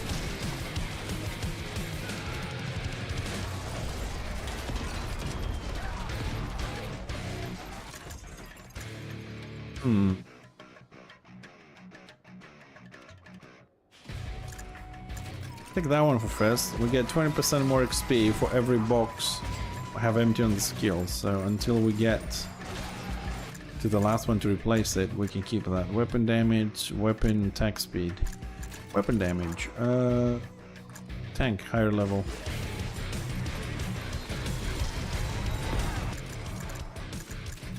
Pump action shotgun. Military training, upgrades.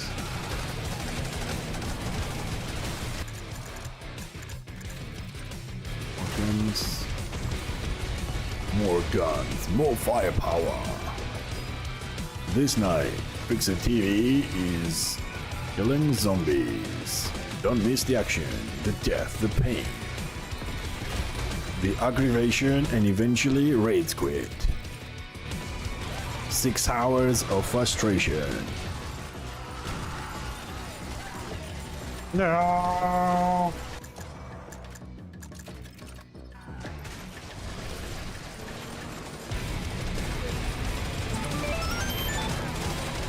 Ads? Oh, my bot has lost control of this. I'm gonna disable the bot because I turned it off when we're doing the review, and now it's not getting the right timing here. The ads are finishing and I'm just doing it. So for today, we shall disable it. And we learned that we do not disable the bots.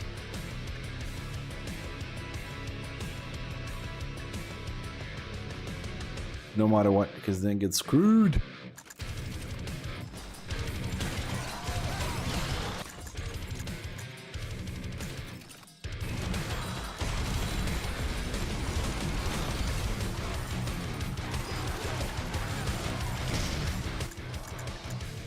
No, we don't want the rocket launcher. Fuck that.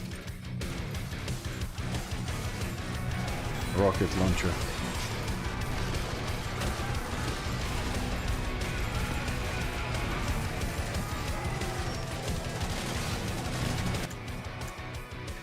Minigun. Now we're talking. Rocket launcher.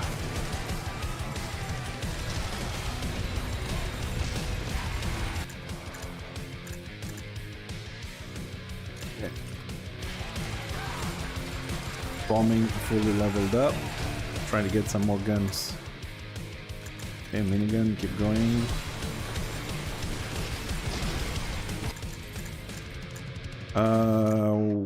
Ability critical damage on the tank. We want those blades kicking ass. Airstrike. Let's try and get those aerial support down there. The bombing strike. Let's get the helicopter strike upgraded as well. Hello, fatty. Click, click, click, click, click, click, click, click, click, click. Come on, bye bye. Thank you. Blue gems. Minigun.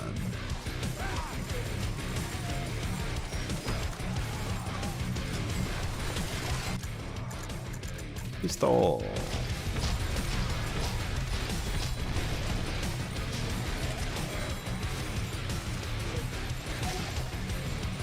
Little cluster of gems here. Minigun.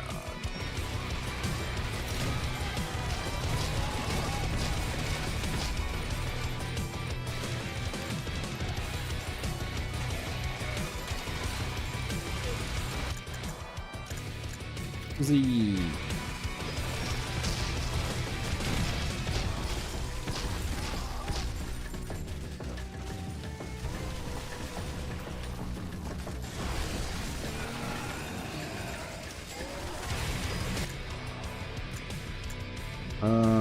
Automatic turrets.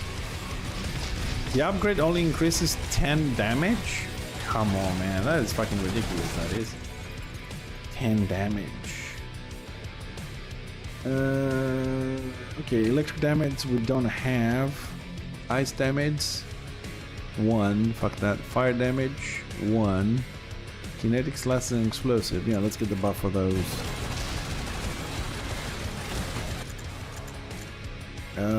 Let's get the grenade. It's a bit more area effect, I think. Here's the other survivor. Come on, we need a medic. Oh.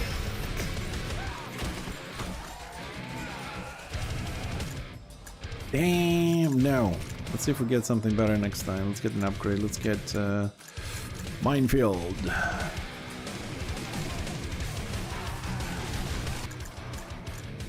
Or minefield.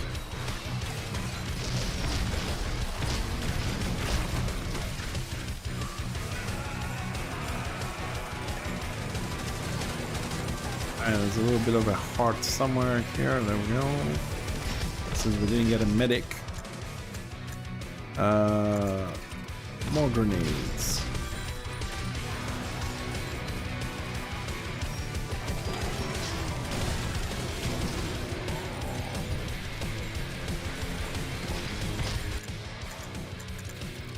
SMG upgrade for a SWAT member. I am SWAT. We don't care. Speed buff. It's not always good to do this fast because I don't think I kill the mobs fast enough. And I end up running through them and I die.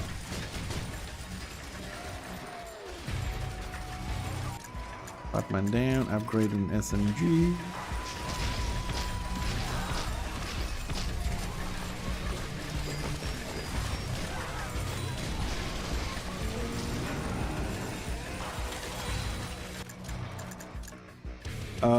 Ooh, big choice here. You know what? I have never taken the sniper rifle before, so I am going to take the sniper rifle because we already have the minigun from the tank.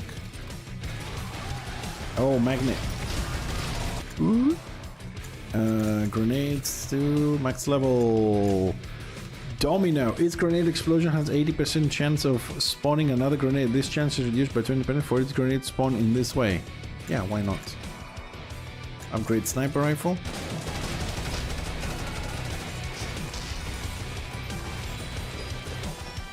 Might help with the bigger guys that one.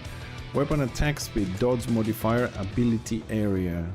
Ability area on the tank. Let's get those blades spinning more forward, so we hit the things further away. I hope. That's what I think. There's got a little heart there. Come on, game. I need a survivor that's a medic. Oh, explosive ones. Ricochet. No, actually, Ricochet has a sniper rifle. What the fuck? We need to heal somewhere. Well, basically, we need not to get hit. We will eventually heal. There is passive regeneration by default, but so if we just don't get hit.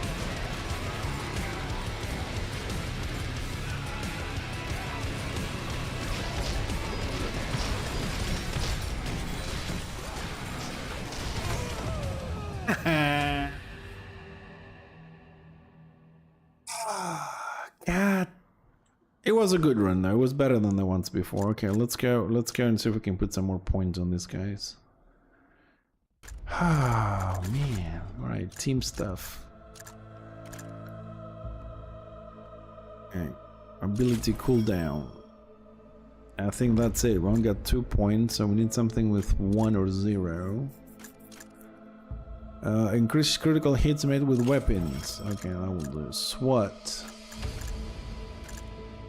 I didn't like the sniper rifle, so I'll throw one upgrade on the machine gun and kinetic damage. Kinetic. I think that's kinetic. Only 3 points. Okay. 4 points on the engineer. Suppose you can get this that one on the grenade. And Ghost has 2. Put 1 there. Not a lot of points. Not happy about that. So there's the one hit. Hardcore here. Hardcore. So that's only it's hardcores now. Alright. Let's see if we have something. Kinetic damage. Can I say what damage we do? No. Okay, so I'm assuming bullets is kinetic. Critical damage. Let's take that out. Damage overall, yes. Ability cooldown. I suppose that helps everybody. And critical chance. Weapon attack speed and movement.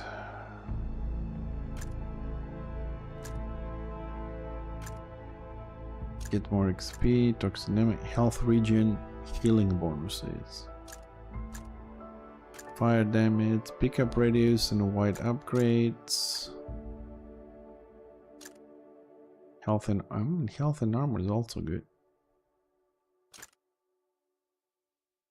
Take area, cooldown reduction, critical chance and damage. Let's try this one more time, shall we?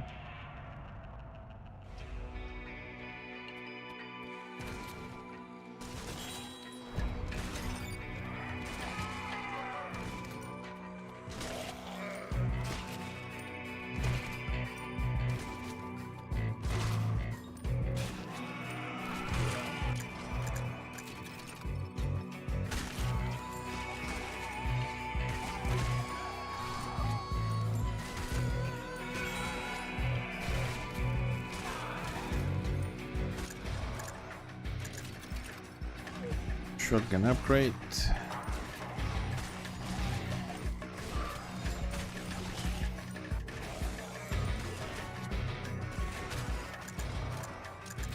Blades.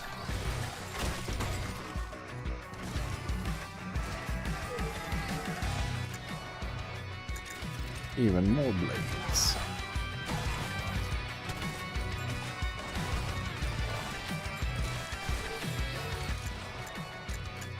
I like it when just every time at the beginning when you level up and just keep giving you the blades on this class. Oh. Alright, we get the additional row. Now have 2 rows of blades. Got them very early, so in theory we should be able to just run over things. And level up quickly.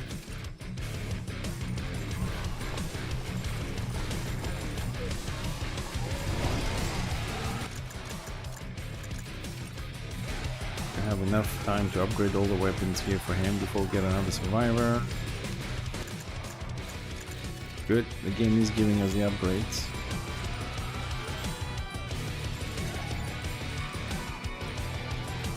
And these blades kick ass. Try and get the minigun. Alright, survivor is inside. Let's see what we get. Medic. Nice. Resurrection kit.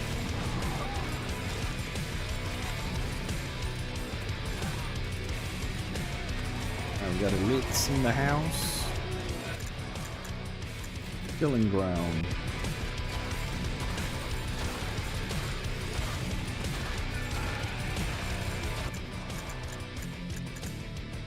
Grenade.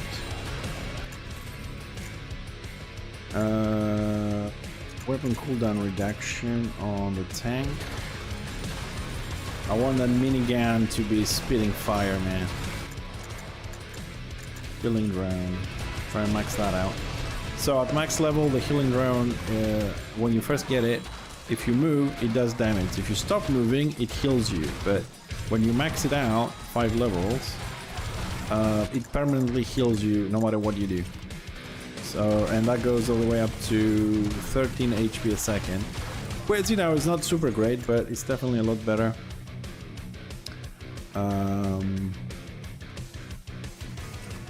Than the 3 that we have right now.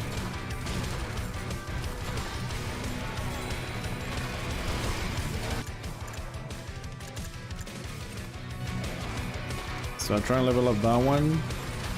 and because the tank can really handle the killing at this point. Pick up like one level of a grenade, maybe a little bit better handgun for the healer, and then we'll go for the resurrection stuff, and then we'll start adding damage to her along with the next survivor, because we're definitely going to be getting another one soon. Killing her to the minigun next. Maybe I should have taken it this turn, but these 2 lines of blades is definitely working better than the 1 line we had before with fire and ice.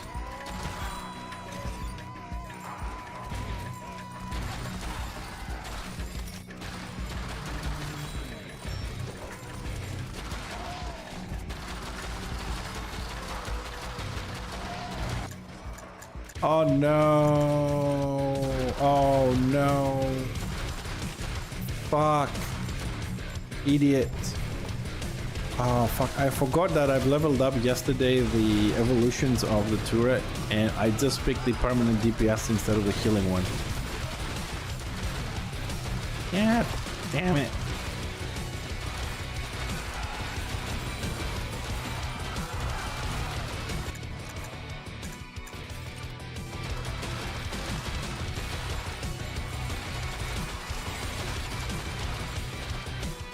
Maybe we'll work out alright. More damage can hurt.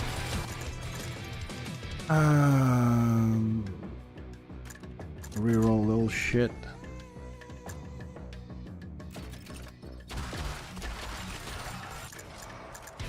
And let's add some more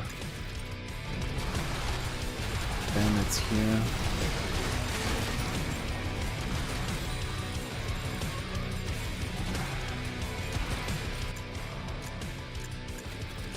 Minefields down.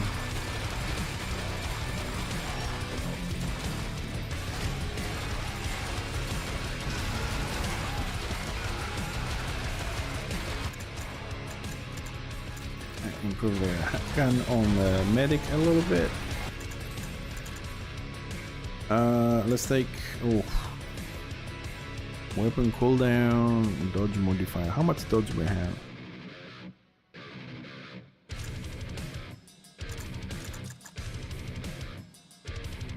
You know what? We'll take 5% dodge. We might get lucky and, you know, that one hit that would have killed us, maybe it doesn't.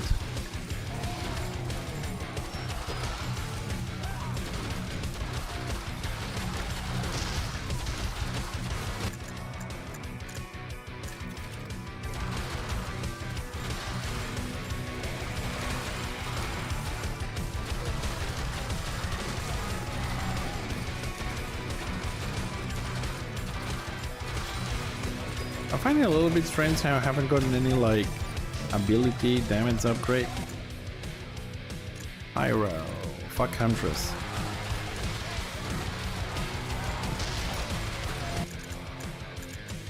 Okay, let's get the bomb strike from the tank.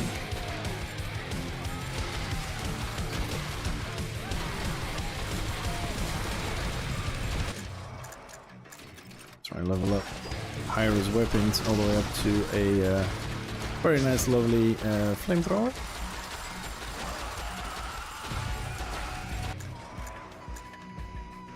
Steam pack for the medic.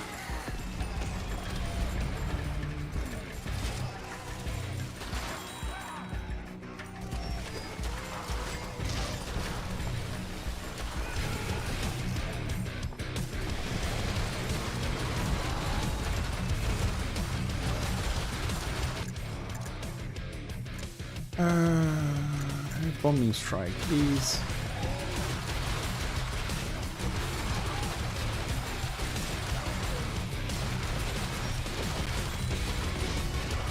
I don't know, right now it feels kind of nice having Pyro with the fire axe in his hand. I mean, he's just dragging along, but when something gets close, the blade's me, so we are on reload mode, just wax it. That's it. Ooh. We need more damage, we're not killing them fast enough.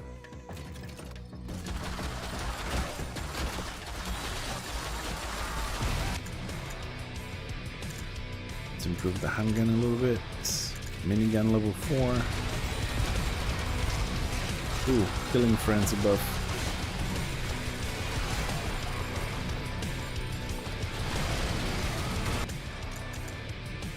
Grenades on the killer. There's a crate for upgrades here.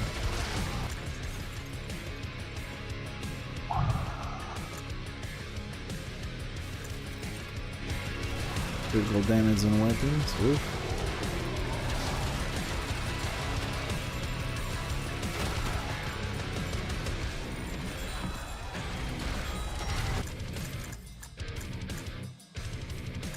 Health regeneration 6. Thank God for that. Let's take makeshift bombs. I think they will come handy.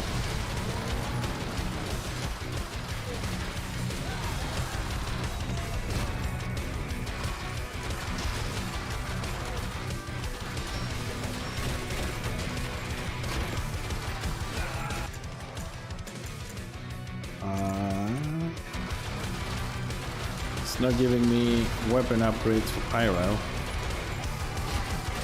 I'm not happy about that game. Oh, 74 HP. What the hell hit me? Oh, we fucked.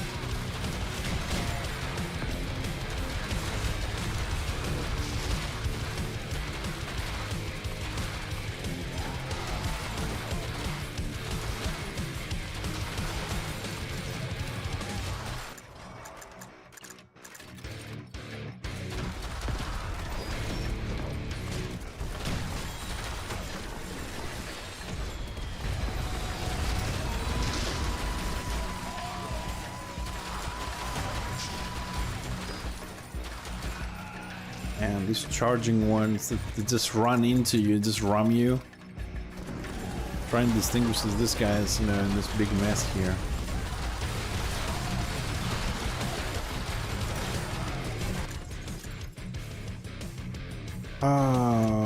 Bleeding. How much bleeding we got? Slashing. Okay, we got 8 points. Okay.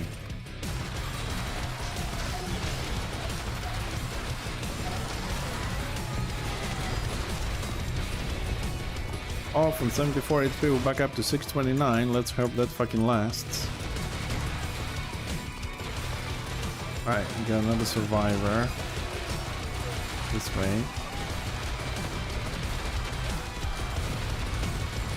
Somewhere. Okay. Let's get that XP going. Next upgrade on pyro weapon should be the blowtorch.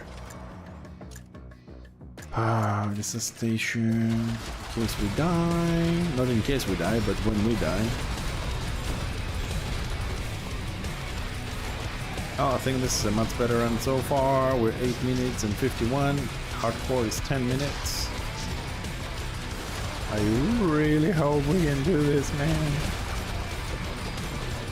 Oh, we found little hearts. Molotov cocktail. Whoa! Screw you, buddy. I think I got hit by that. I think.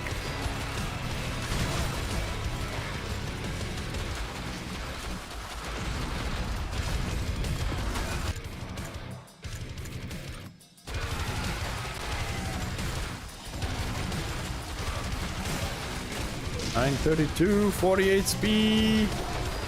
Not yet, bitches. Not yet. I'm healing.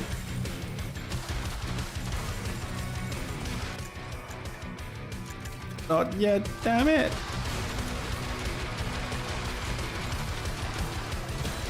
$9.58 seconds.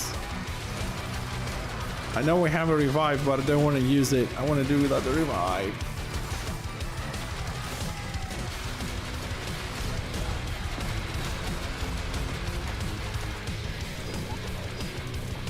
Oh, don't. Oh, God, we didn't die from that. All right, that's done. That was fun. Alright, tank went to level 89. Everybody else 58, 53. 2 unlocks, 2 achievements. Alright, let's see what we can put some points in. I'll get 3 points. Let's put it there. Tank. Let's go put some points on the minigun. Everything else needs 2. Medic. Let's finish the handgun. Got 1 point.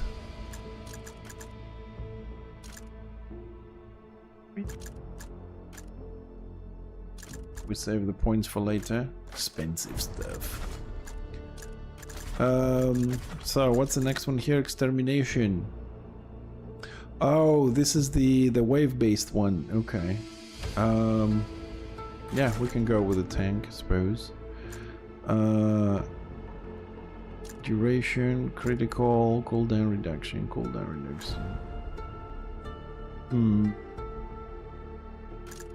Yeah, that will do.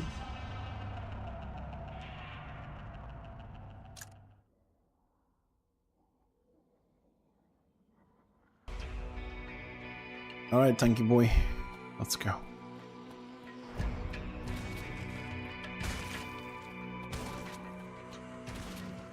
So on this one, there are no gems. It gives you whatever levels at the end when you kill everything. Ooh, shit. That was totally unnecessary damage.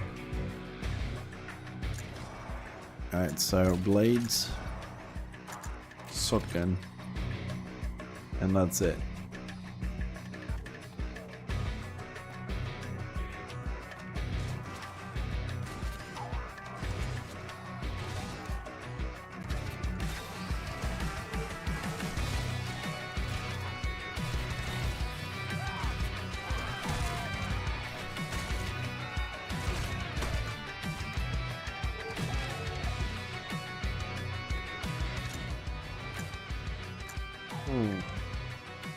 Let's grab the medic. Blades. Blades.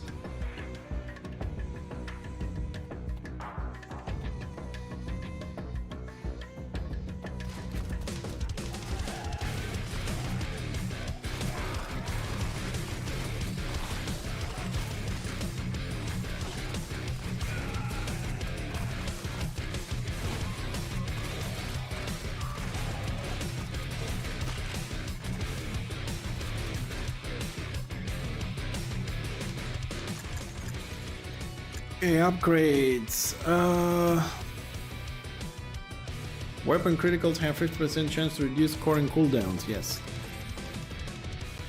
Ability critical damage, weapon critical damage, armor. Ability critical damage. On that for the blades. More blades. Additional row of blades.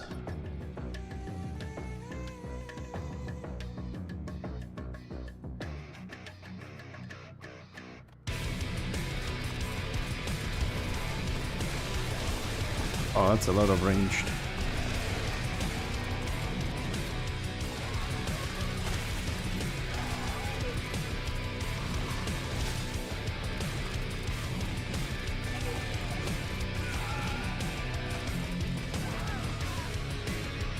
One mob left.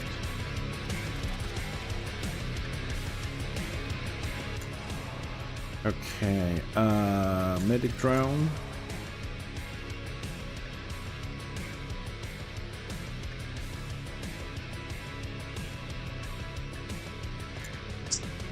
Grenade. I could reroll that, I suppose. But...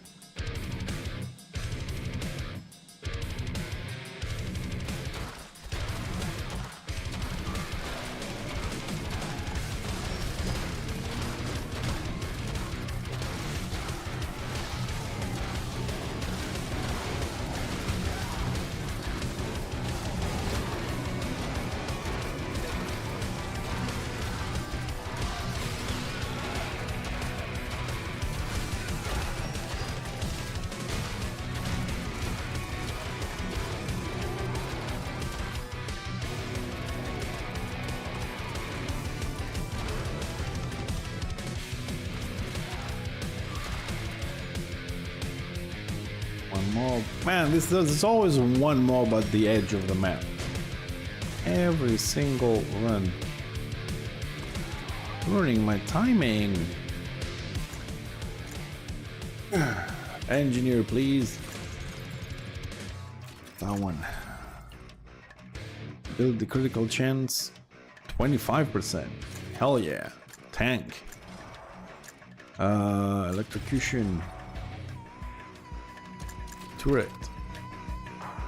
Go.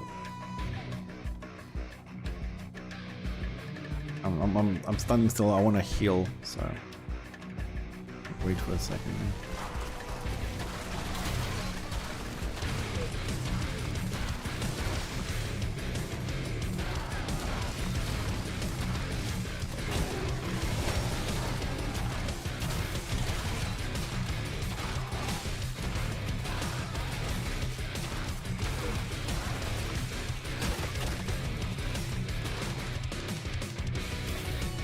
Stupid fucking explosions.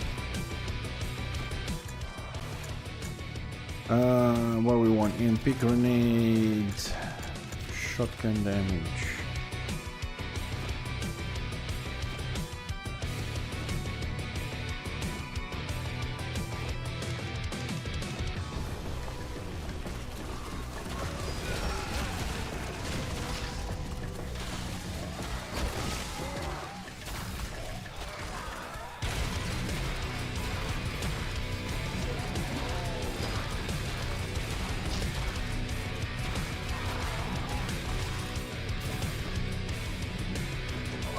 Look how far this mob is, man. I don't know why they spawn them like this. I know they move slowly, but...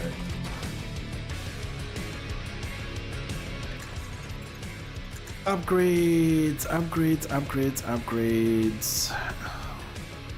Let's take the hacking buff. EMP grenades. Shields, that's 2 skills.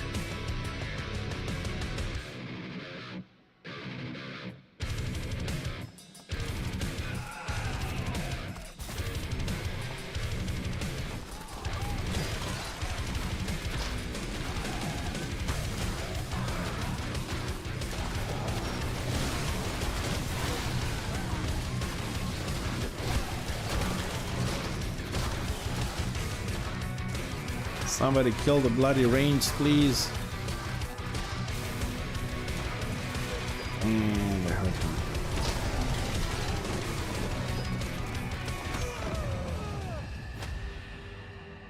Ah, stupid, stupid, stupid.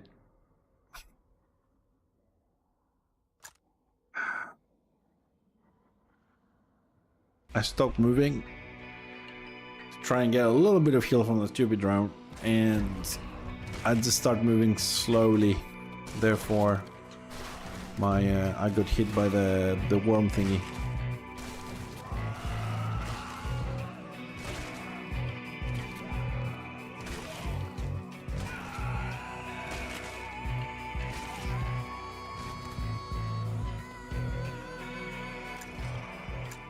Oh no, reroll. We need blades, man.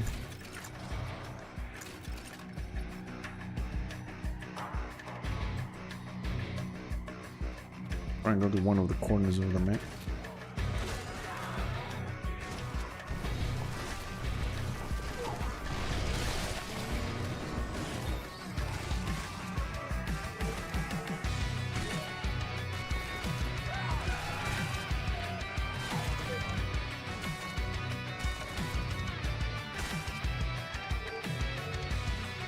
I want to think that we're doing better time this time.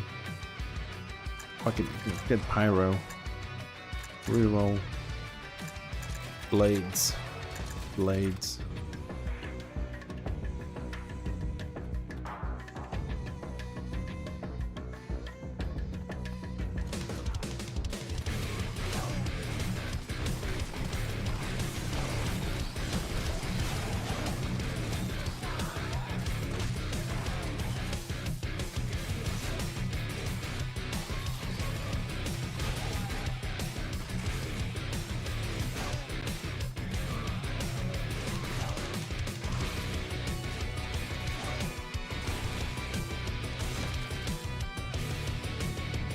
Oh, I think this round we're doing a little bit of better time.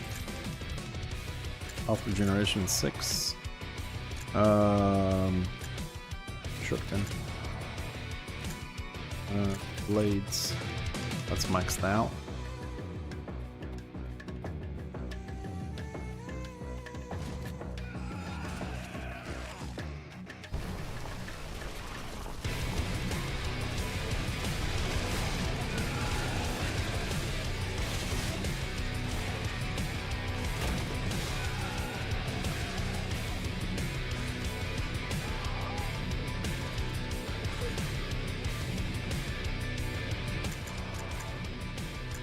Shotgun.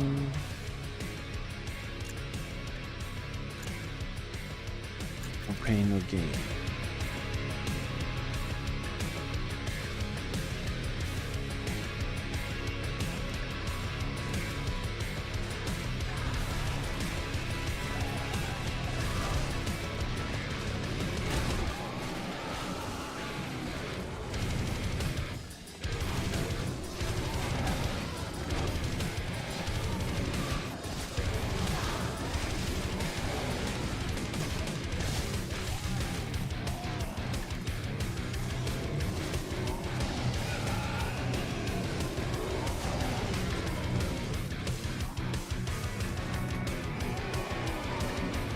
Who's left? Oh, this way.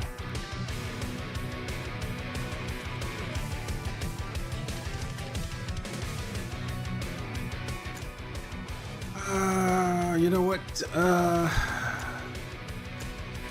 I'll skip that to get something extra there. Ability critical damage. 80%, yes, on the blades. Shotgun upgrade. Ooh. Reroll those. Get the better shotgun. See if we have time to get this to a minigun.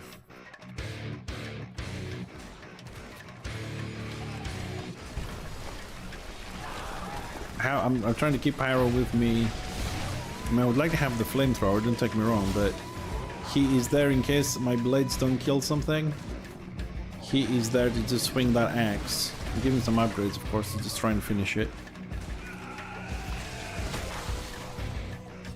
Something touched us.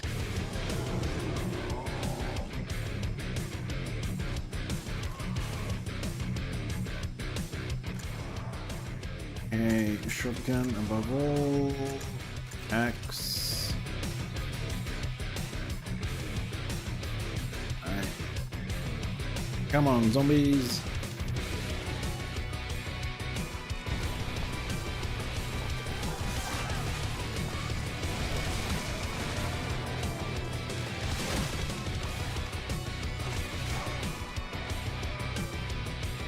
Enemies are very tough. Takes a while to kill those. Alright, what we got? When you dodge parry, create an explosion. Frozen enemies, we don't have that. Every 5 movement speed over 100 adds 1 ability damage, area, and duration. Last reroll, because none of them are really useful to me. That one's good. Shotgun. I'll add them a lot of cocktail to the party.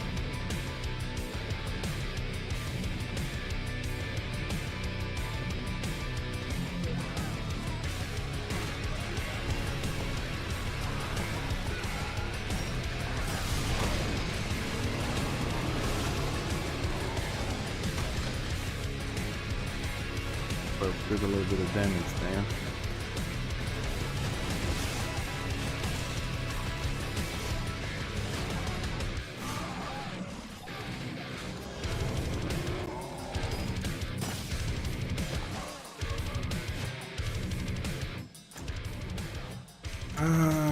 Liberate. Ability damage for the blades on the tank. Shotgun again. I'll buff the tank. Instead the minigun.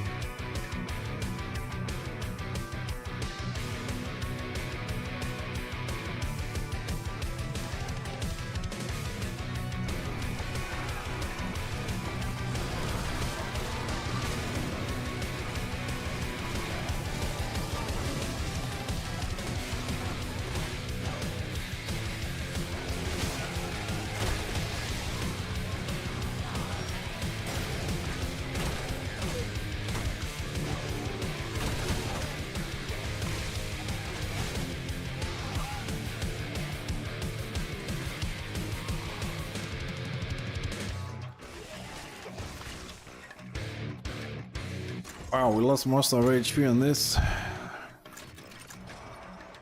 Upgrade the minigun. Upgrade the minigun. That's it. That's it.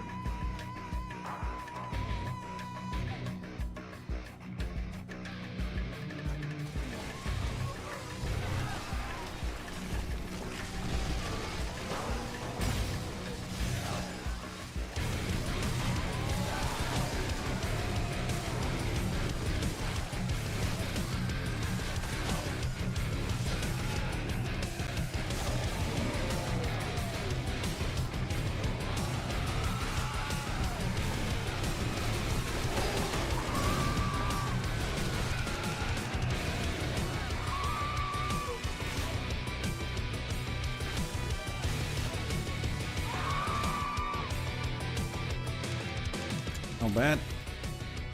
Health regen plus 10, yes. Oh, these are bad choices here. Minefields. Axe.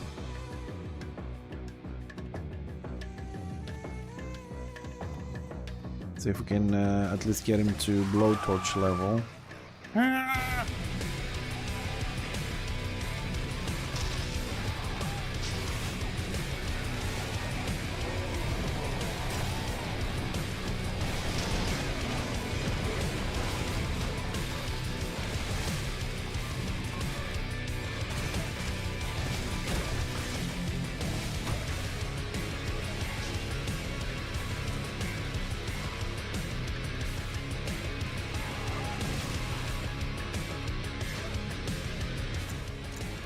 Alex, what? No. Give me the extra skills, please. The axe. Minigun to 4. Let's get bombing strike. Add more skills to the mix. We have no more rerolls. We could banish. No pain. Let's get the bomb. So it doesn't pop up again, get better choices.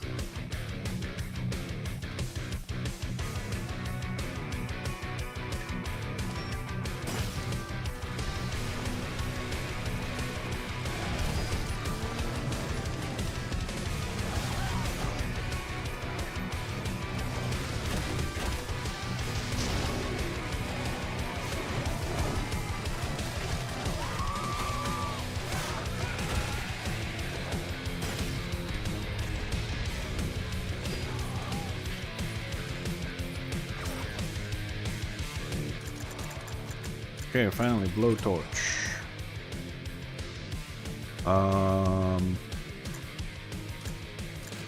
Bombing. Bombing. Ah, we'll get a crate in this if we survive.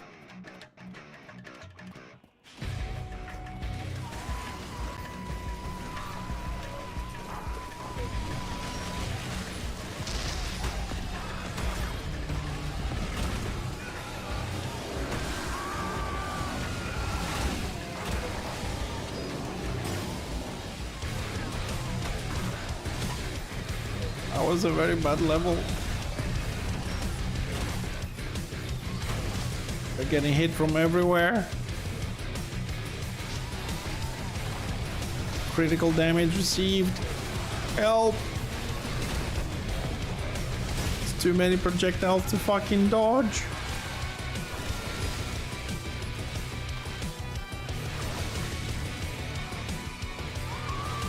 Where's backup? We need backup.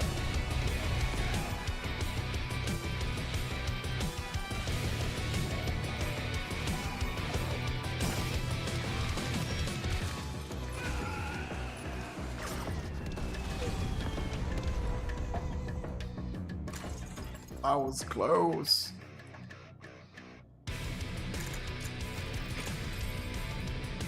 I'll take weapon attack speed, tank for the minigun, blowtorch, blowtorch, blowtorch.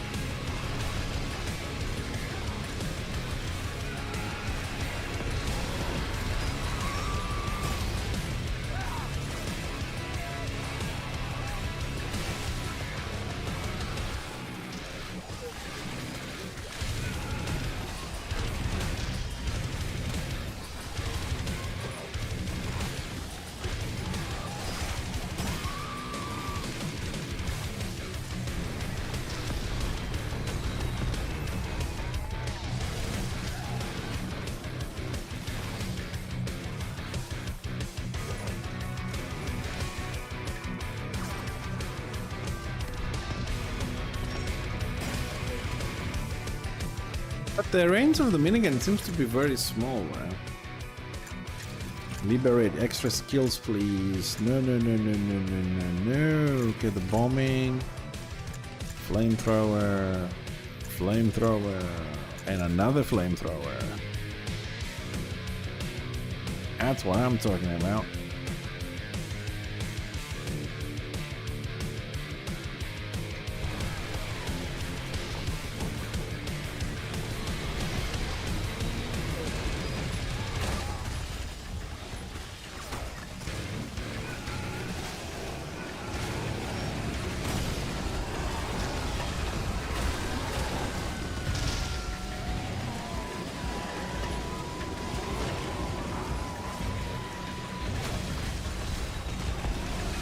I'm avoiding all the big guys, the charges and everything. I get hit by those spitting ones. Oh no, no, no. Ooh, close. So close.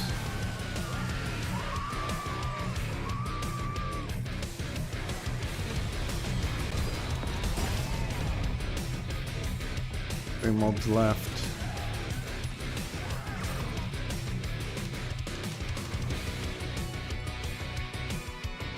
Heal, damn it. Heal a little bit.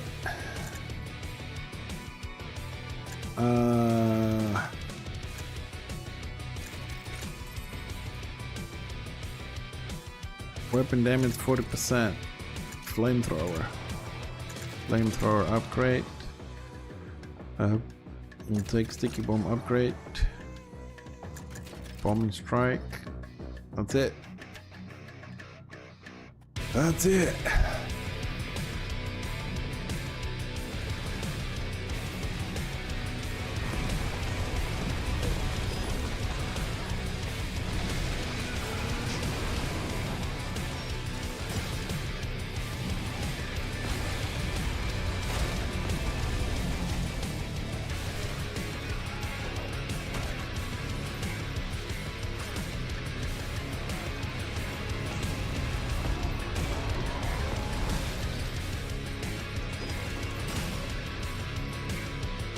Okay.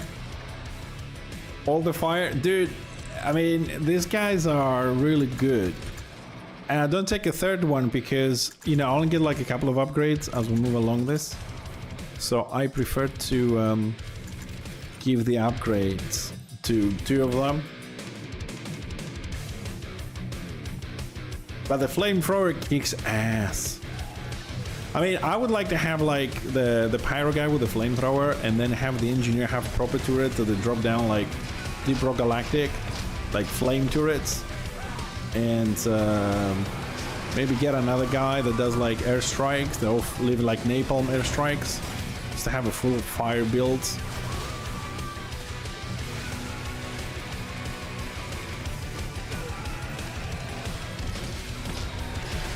I mean, that's how a flamethrower is, though, you know? Just loads of flame, baby. I am missing 1 silly mob. 2 silly mobs.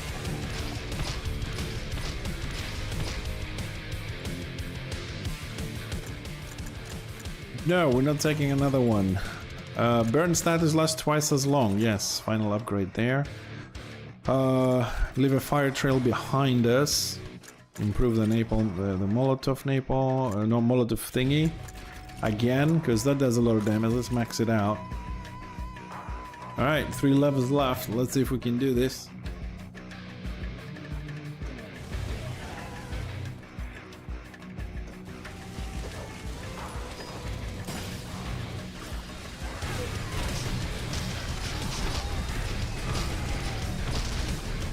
Oh my god. How many fucking elites?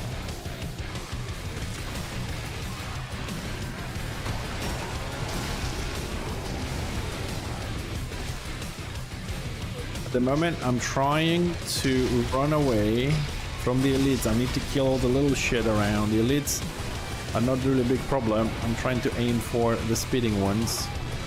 I mean, the elites, you just run around them and they die. It's not a biggie. The spitting fuckers is a problem.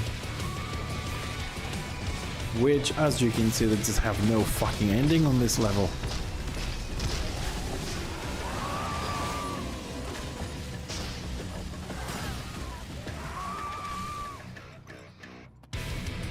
That went a lot better than I expected. Weapon cooldown reduction, health regeneration, weapon critical damage. Ooh, critical damage, Pyro. Napalm ice. Additional motor filled with liquid nitrogen is thrown to create ice. Additional. Okay. Suppose we'll take that one.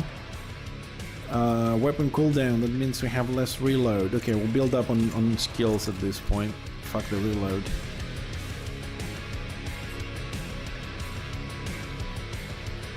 Buff up some of our current skills.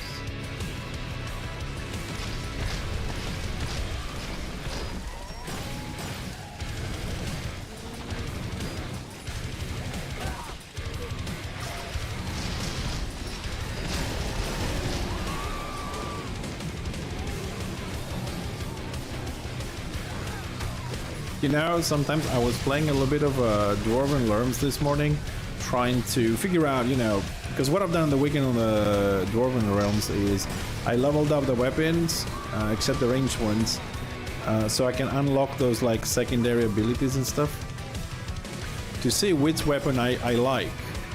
That's why I need to do like respecs and things like that. And I've decided I'm gonna play, because most people playing, the guys on the leaderboard, they're all playing with the staffs and mauls, and I'm gonna play with the two-handed weapon, kind of like the abilities they have. So now that I know, I have to change all my gear, all my build and all this, and I just don't have the necessary money to respec, which is kind of ridiculous. 1, 2, 3, 4. That one. And replace that one. Ooh, health regen now. I think we're good. We'll take a buff for the tank. Ability duration for the pyro, yes. Weapon cooldown for the tank, yes. Final level for this. This is it, boys. We kill this guy, the T-virus is gone. This one is for Mila.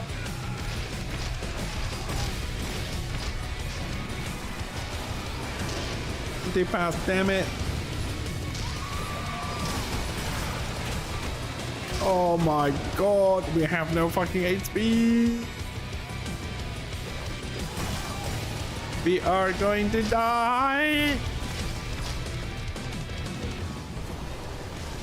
It's a very optimistic way. Oh, that was close to it. It's down. Go kill this guy so he doesn't force me to move in weird fucking directions. I got 2 charging elites left. Oh, they're just running into him. Oh, fuck. Ah, no!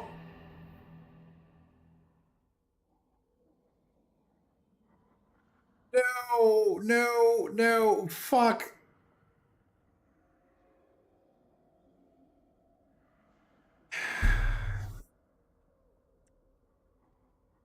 Oh my.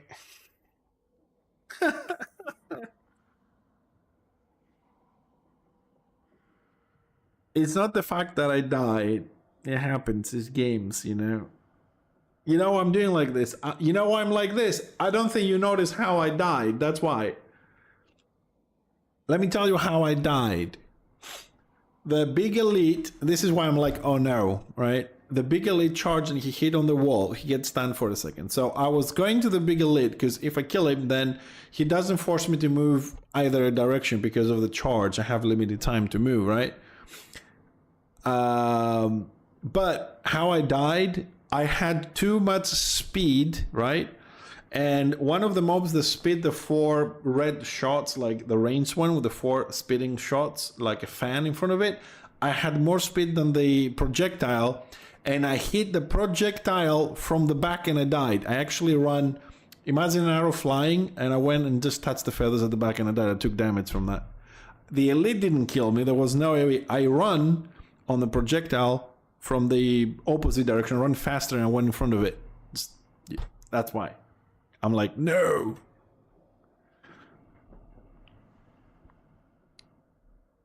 That is a ridiculous way to die. But, I mean, you know, we try, we learn. It's just difficult to see those red ones, you know, so much flame and everything. It's like, I didn't even know it was there until I died, and I looked at the slow motion, I'm like, oh shit, I outrun the fucking bullet.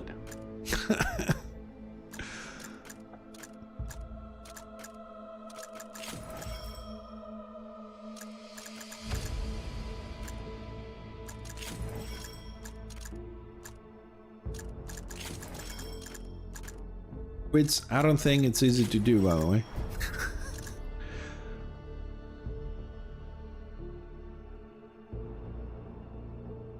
You know what this game really needs? Like this ability, this like what is the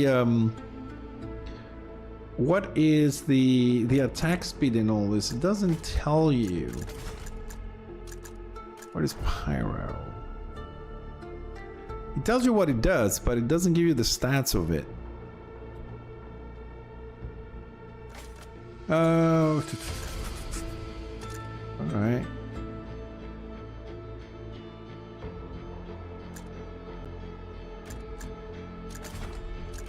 So we have played hardcore, but we haven't finished it, I think. Extermination is don't get hit. No. Oh, it's the waves one. 20 waves. This is the one we failed. And on this one we haven't finished the hardcore either. Okay, we'll go for this one again. We'll go with a tank.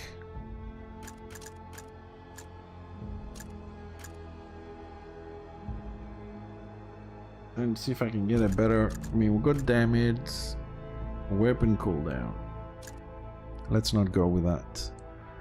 Ability cooldown, no. Weapon cooldown. Area duration, let's go, no. Let's go more tank. Let's get armor and health.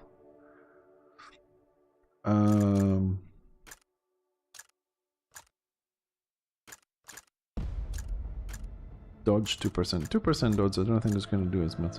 Critical chance is always good for everything. Health regen.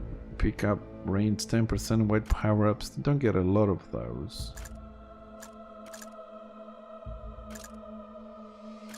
Alright, we'll go for the regen. Let's give it another try. Pray for me, chat.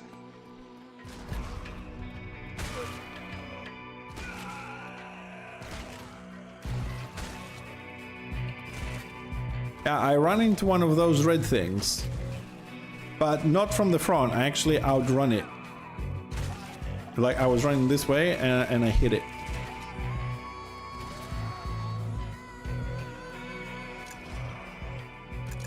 Reroll. I want blades. Blades.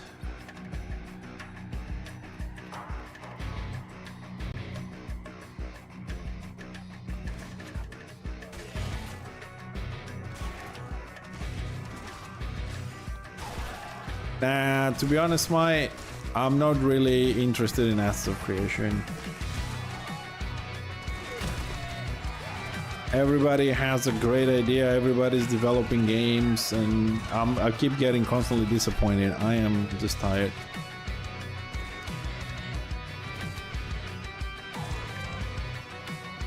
I'm losing interest in Interbellum, I'm losing interest in Acts of Creation, I'm losing interest, despite the fact that I do have a pre-order in Corepunk. I just don't see anything going anywhere. Corepunk is not communicating, not bringing new content out. They're going for early access in in about a month or so, and no one has tested classes, dungeons. They're claiming auction houses, nothing. Throne of Liberty was what? It's died. It's everything. Just comes out. People play for. It's not just the company. It's also the people. They play for a week, for a month, and then They got the next one, the next one, the next one. So I'm kind of getting into a mood or mode, whatever you want to call it, I don't know, where I prefer to find a game like this one, play it, play, level the characters up, finish the achievements, and then when I'm done, move to the next one. It feels more fulfilling than having to deal with slow development, uncertain outcomes, and these games are fun. These ones, I'm starting to have a lot of fun playing this. Instead of waiting, you know, when something's gonna finish, if it's gonna be good, if we try it, if people are gonna play, if people are gonna do PvP, it's gonna have PvE, it's gonna have this, and this mechanic is gonna work. I'm like, you know what? I'm tired of all this shit. Just gonna play some games, and if it comes out, you know, I'll let it be, and if it looks like it's a good MMO, whatever. Same thing with Dune. I completely lost interest on things. But see now, like New World, right? After all these years of bullshit, I see people are getting back into it again, and I watched a couple of streams, and like it's exactly the same shit as before. I don't see any difference. I was watching, because you know this guy, most likely you guys played and watched streams on New World. I watched Baggings, right? And he went to PvP. Entire company, Warband. I don't watch a lot. I watch like 5 minutes in streams. Don't have time, but so they were sitting there chatting, and then like the whole 25 people is there, and like one green guy, like 20 people chasing one green guy to kill him, and that was their PvP. Then they went on to do quests, and that was it. I mean, the whole thing is just kind of fucked.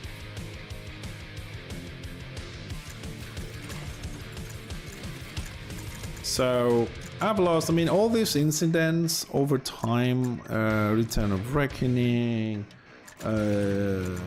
what you call it, New World, and all that. It's just, I don't see any game really these days providing any sort of permanent gameplay on the online world or good quality gaming. I mean, I don't know what the reason is, and to be honest, as a consumer, as a client, I don't really give a shit whether it's bad devs that have no ideas or whatever, or it's bad funding, or it's management not giving the money to great devs, or whatever it is. I don't give a shit. All I know is the bottom line. I don't have a game to play for the next 10 years like I had Warhammer, like I had WoW, like I had EVE Online, like I had, you know, EverQuest or whatever. I don't have these games. I don't have quality in my games. And I just want to play something. You know, it's better for me to not waste my time, with inverted commas waste, because gaming is by default wasting time. You don't really doing anything. To deal about all these updates and get myself informed and spend all the time, and I'd rather spend $5, right? $6, $10, which is, I mean, if I go out, I don't spend less than 100 in this country, me and my wife, right? 80 to 100 every night you go out. So I'd rather stay in a Saturday and spend $10 and get 10 games like this one we play now and have fun for the whole month, kind of thing, or even more than a month because of the achievements. Like Halls of Torment, great game. I have another 300 achievements to do. That gives me a couple of months of worth money for $8. Then say, yeah, you know what? Okay, I don't know, June or as of, they look nice. I'll pay $20 to play it and just play 2 days and then nothing. Throne of Liberty. So many streamers, so many YouTubers. You must play this great game. That, this, that. Comes out. Yeah, well, if you're a casual player, yeah, it's cool. But if you're a hardcore player, now I wouldn't bother to pay to win. And like, where was that when you're doing the previous fucking video? You know, stuff like that. I'm just getting tired of all this. So I just want to kind of like, you know, have some fun. And they're just taking the fun out of the games.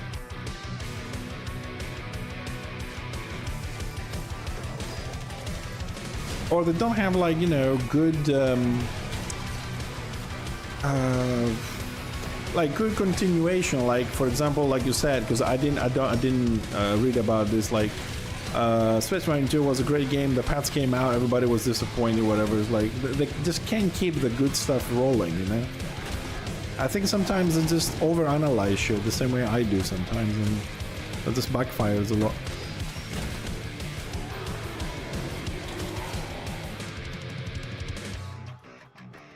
And I mean, I'm having other issues as well, like time issues. For example, time issues. When, let's say, I wanted to play Ravenwatch, so we played a little bit of Ravenwatch, and if you're gonna play Ravenwatch, right, you start the map, it lasts 20 minutes, you can save, you can finish. Once you do finish the map, the first part of the map, it tells you, do you want to save and quit, or do you want to go to the next map? If you do, you can save, you need another 20 minutes. If something happens in real life and you have to go, you lose 40 minutes. If you quit, you gain nothing. So, not a game for me to sit down and play these days.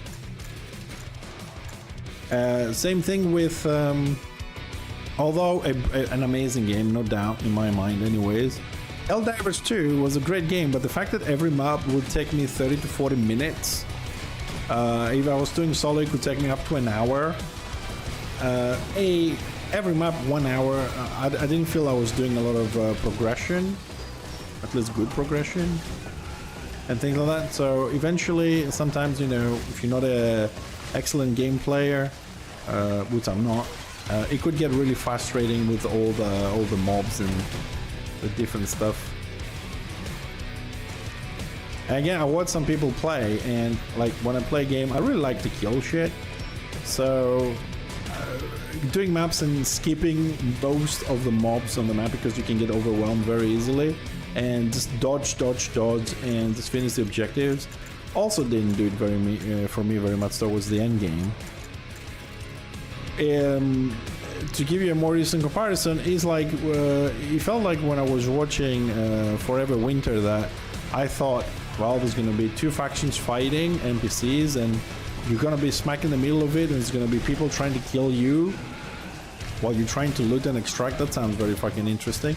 And then I watched the streams, and pretty much everybody's moving crouched, trying to be as silent as possible, trying to avoid all the NPCs, wait for the NPCs to kill each other, then loot their corpses and get the fuck out.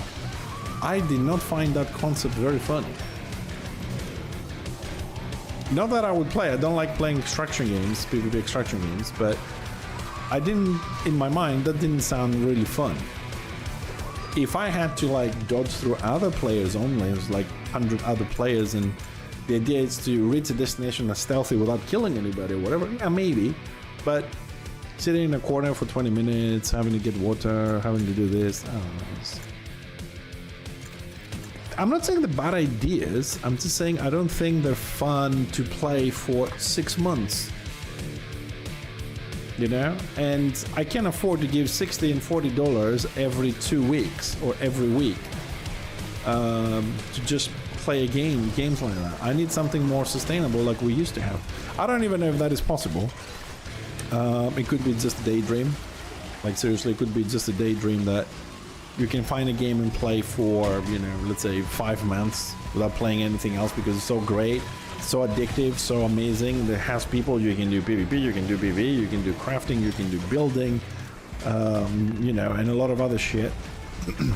Nowadays, most games seems to excel at one thing and suck on everything else.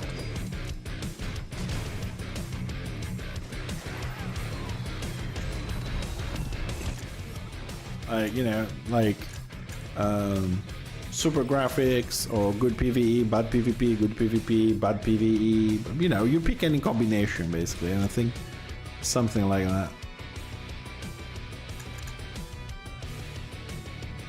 Fire, fire, fire. Oh, what the fuck is this?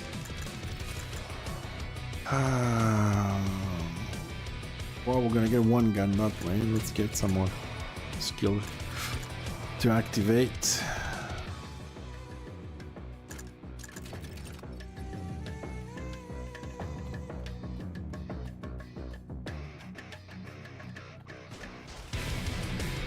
So as far as my gameplay these days, for me, it's gonna be more like I play like this game today. I'm gonna play Dwarven Realms tomorrow, just to grind whatever.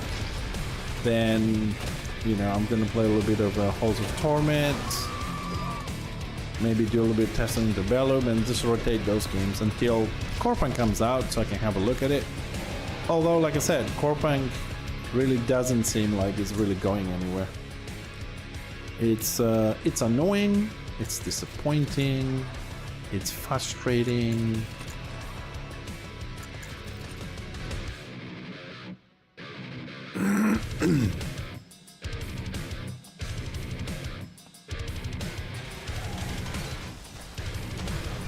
And I'm starting to find a little bit more meaning in playing games like this ones, because I go into the game, I don't have to depend to other players like MMOs anymore and have all the drama like, oh, this guy sucks, or this guy doesn't know how to play, or this guy's too good, or people blaming you for killing, dying, whatever. And I also have like a little bit of a preset schedule, let's say. Oh fuck, I'm gonna die from the range. And what I mean is like, okay, I come in this game, alright, I gotta finish 2 levels here, 1 level there, do 2 achievements. You know, I have a purpose in the game. I don't have to, like a lot of times on MMOs, I gotta find my own, or you know, kill people to have something to do. And I find that to be kind of refreshing after all these years.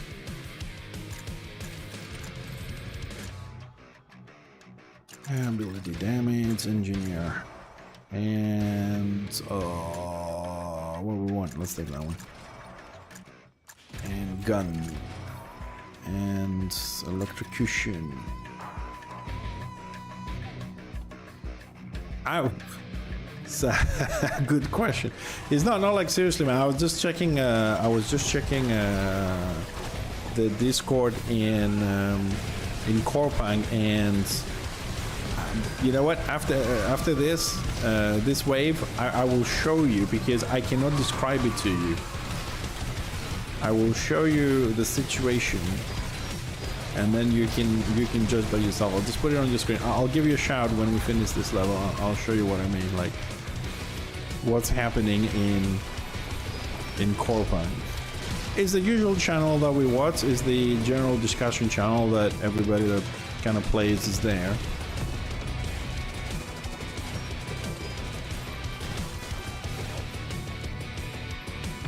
Alright, we finished the wave, so here, let me show you Discord quickly.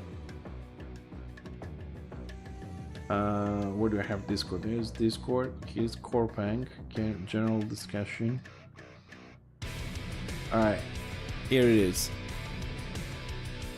Alright, the usual, any news, there's no communication from the devs, and all the memes start rolling in. All the memes are rolling in, man.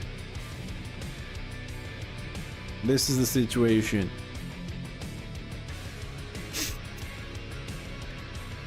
You see what I mean? And people just are just playing games between them, like, I'm bored. Where's the update? Yeah, I mean, look. I mean, I just keep scrolling. I'm halfway done from like when I start watching. This is it, where you had questions like, how do I do this? Help me with a quest. Where's the update? Does this work? Where's the skill? What is this? What is that? You know what I mean? Like, look at this.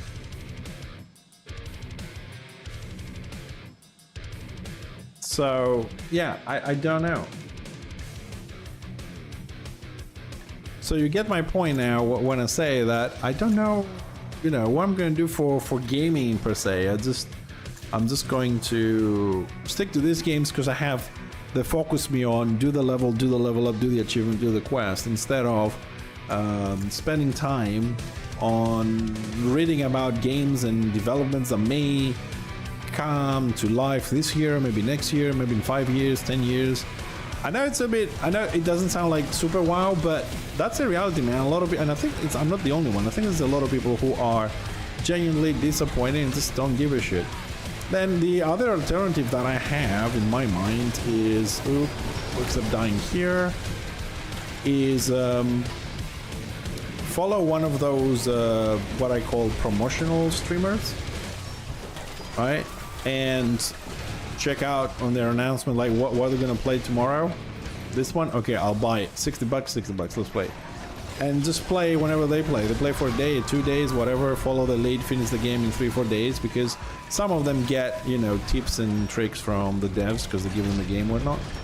And just keep moving, spending how much? $400 a month in buying games, playing for 3-4 days, and that's it. Cloud Chaser. Yeah, I really don't know like how to do anymore in the gaming world. It used to be, you know, Diablo was the last time I'll wait years for something. Well, I mean, Diablo 4 still has people playing it. There's a lot of streamers. There's like streamers who have 4,000 or 5,000 people watching them. And apparently, what you call it? The last update was good and people are happy and people are playing it, but after the experience that I had, I mean, I don't know what to do in Diablo, man. That's my thing, you know? Like, the way we play games today, like in 2024 going for 2025, has nothing to do with the way we played games 10 years ago. And what I mean is, today the average gamer or person that plays a game, they play anything between 6 to 12 hours. Whether that's going to be like 2 hours a day or 4 hours a day during weekdays, and they do it 12 hours on the weekend or something like that. And they finish the content that a game has very, very fast, and then they have nothing to do. They go and play something else and then they hope for an update for them to carry on. But how it used to be is that you got a game and you were playing, and by the time you finished playing the game, right, reach a certain level for you to for that game, you had the update, you know, the new DLC coming in, and then you were always one step behind almost one step behind the development.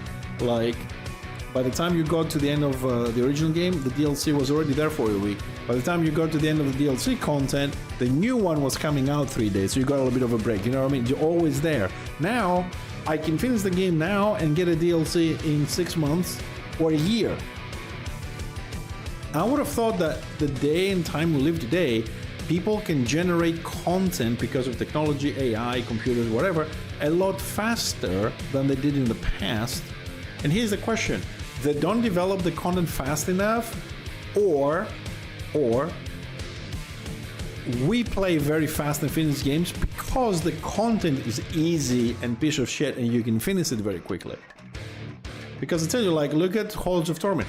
I will not finish 300 achievements they did on this DLC in 2 weeks. Personally. You know what I mean? Even if I played every day 6 hours, I will not finish them in 2 weeks. You will fail, you will try again. You get a DLC, for example, because I don't know, right? Space Marine 2, one map, I'll finish it in 2 days. Then I have to wait for how long? You know what I mean?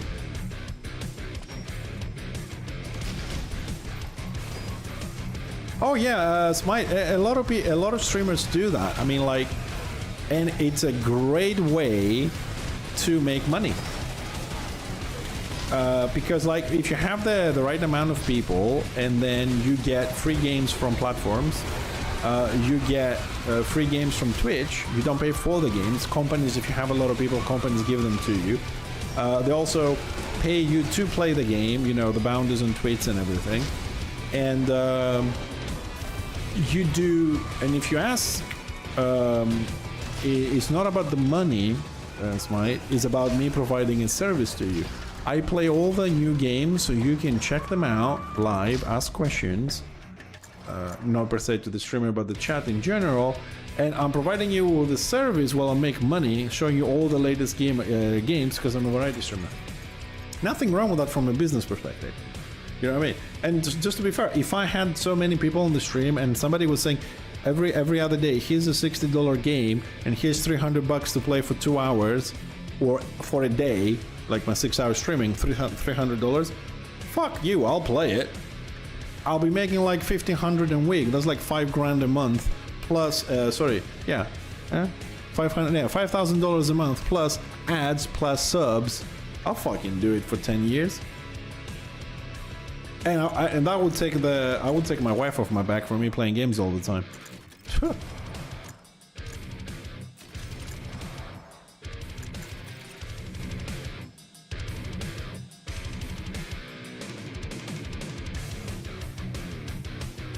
Oh, that's true. Like I said, it's a business thing. Because imagine, that's what they get. They get $60, which a game costs $60, right? So they don't pay that. That's a benefit for them. And then because they do that, they get money from the ads. Which if you have 300 people, you make a good money. Like not good money, but you know, it's not like $5 that I make. And it's a business. They don't care that they're not gamers. It's a business. They just show you the games and they make money. That's it. And I just stepped onto area on the floor. Fuck. But yeah. And this is why I think this is another reason why things are going to shit in the gaming industry. Because those type of streamers that you mention, they express opinions about the games. Oh yeah, that game was so good. I'm gonna give it a 9 out of 10. And they only played like one day, 4 hours or something. And as you said, they haven't played a lot of games in their lifetime. And they don't know what they're talking about. And then the companies read their reviews, people listen to their reviews. You know how many times I watch sometimes streams or trying to read online stuff and people express opinions on a game that they played for 2 hours, but they know everything about it because they watch someone stream and they watch somebody's video, and because they did, they have an opinion and then entitled to that. But when you confront them with other aspects of the game, they're like, I don't know, I haven't made it to that level, I don't know, you know. Neither did the fucking streamer you watched or the reviewer you watched. Because like a lot of times I watch let's say a game comes out, right? Let's pick one that's gonna come out and we know it is popular. Path of Exile 2. Just as an example, okay? Path of Exile 2. So Path of Exile 2 comes out. Before Path of Exile 2 comes out, there are builds on websites, full developed builds for every single class, and they're telling you which one's going to be the best one to play and how to play it. Why? I mean, let the fucking game come out, let people play, test, and give you that. But where do those builds come from? Is it from testers? Do the companies give them to the websites? Or because they had access for a little bit, they do theoretical builds, like, okay, that combines with that and that with that, and you play like this and this is gonna work because the theoretical. But you know what I mean, does it work? And then you have people coming in and say, you know, I'll just copy that and play. Like I've been watching because I was a bit interested in crafting in Dwarven Realms, and I was watching some videos because I wanted to figure out a few things about crafting and gear, because some things just from the top of my head looking at the game just didn't make a lot of sense to me. But now it does. It's more of a Diablo kind of fuck up, in my opinion, anyways. And I watched the videos, and every single video that I watch, because there could be other videos out there I haven't seen, it keeps says something like lifesteal or chance to lifesteal is useless stat, don't use it. Every builds. And the top 15 people play with the same weapon and the same abilities. So what, there is no other weapon to get to the top? I want to do something different, but the game is prohibiting me from doing that. And it's doing that by asking me to farm 20 levels to respec or more. And if I do a mistake, like there is no you put a point, left click, there's no taking out. If you do a mistake, you have to farm another 20 to 30 levels to respect that one point. So I can understand people when they go in and say, okay, what? I'm gonna copy this because somebody played it. Because I'm not gonna spend 3 hours farming for a respec. And that was my problem this morning, that I was just looking, I was leveling all the weapons to see which one I like. And it just takes away that creativity and it just makes you in a farm bot. Honest, if there is a farm bot for Dwarven Realms, I'm gonna get it. I'm gonna put it to a level 40 low level map to just keep killing shit and get me fucking gold so I can respec. I don't want to do something super, I just want to respect the points. You know? The other thing I have is don't respec, delete the character and redo it just to test it. So I'm going back to the same kind of situation in Path of Exile, that it's not worth farming shit in the game. It's worth to just delete your character and start over again. It's a lot faster. I mean, in the Dwarven Realms, it doesn't matter if you're level 200 or you level 1. It's still the same maps, nothing changes. It's just you go in, you kill the mobs, you go out. But it's kind of funny, like I was just considering this morning, what am I gonna do? Should I delete my character and restart? Or should I farm the gold? And it's faster to just restart. So, I mean, tomorrow probably gonna do Halls of Torment, but the day after that, probably gonna restart. I'm gonna go online to an offline builder, see how I want to try them. And this is for trying a build, it's not for 100% certain builds. And then remake another one, because it's cheaper. I only get 3 respecs, which are cheap, and then they're expensive. So, just gonna keep making new fucking characters all the time.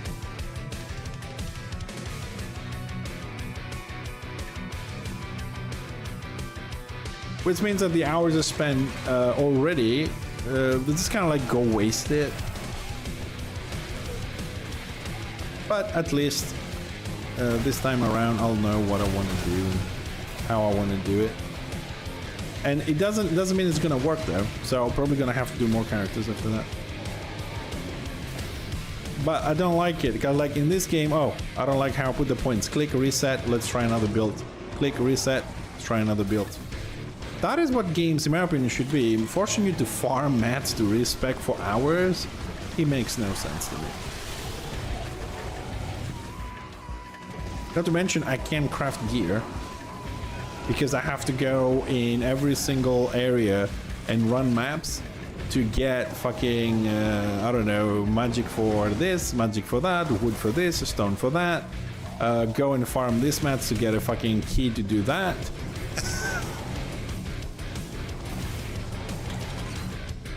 It's like an MMORPG in a survivor setting that has a lot of like build restrictions.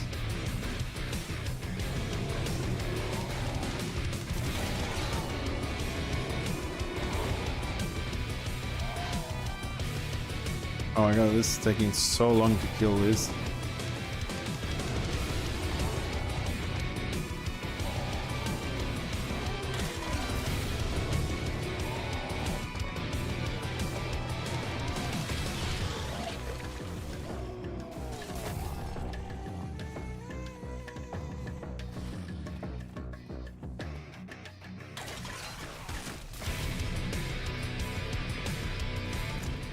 That took way too long.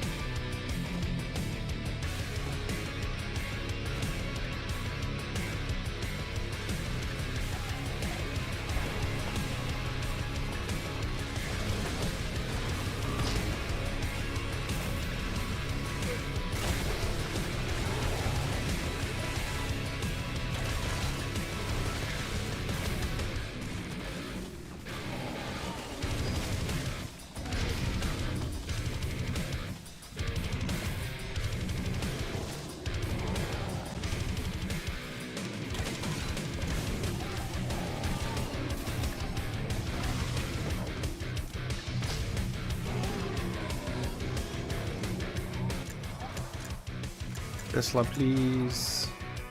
Tesla again.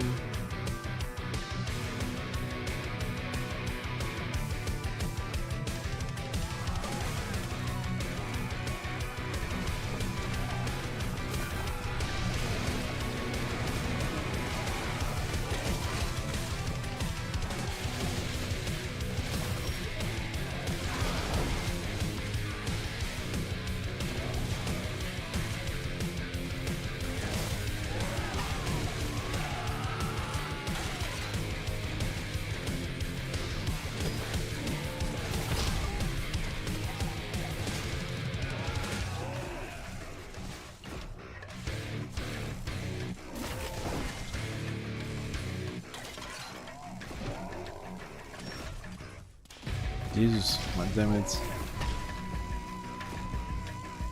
Yeah, I got this one because it was, I mean, it's not expensive, but it was on sale, so it was like $6.30 or $6.80, something like that. And I definitely, I spent the weekend playing in today, and I definitely got my money's worth on this one.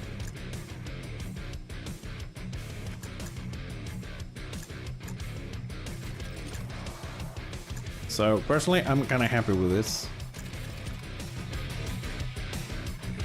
And then, you know, I have the other two games, like I mentioned, Halls of Torment and Dwarven Realms.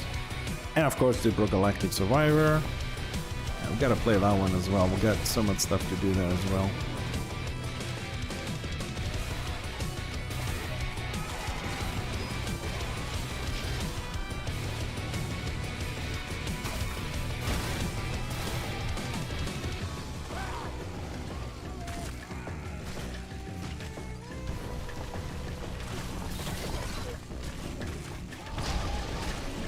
Yeah, I don't know. Helldivers 2 gets me really tired. I have to pay so much attention. And if you die, kind of like the whole run goes to waste. Here, if I die, at least I keep the XP or, you know, stuff like that. I don't lose it. On Helldivers, it can really go to waste. And one of the things I kind of hate it a lot of times is when I play and then I get a disconnect. And then it just doesn't give me the stuff that I worked for.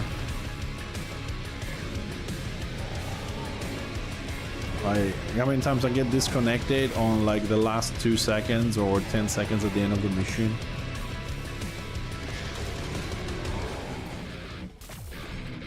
Come back, you're the last one. But all the games you mentioned are really good.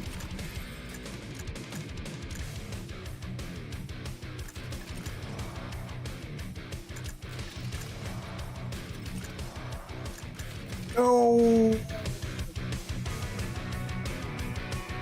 Not the blaster. Fuck.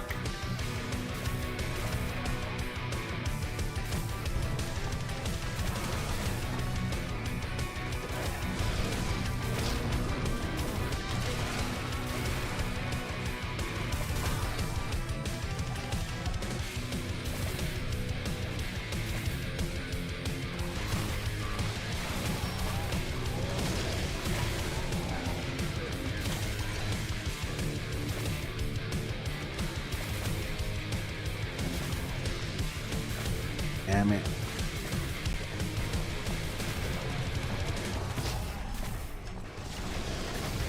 And it was such a good fucking run.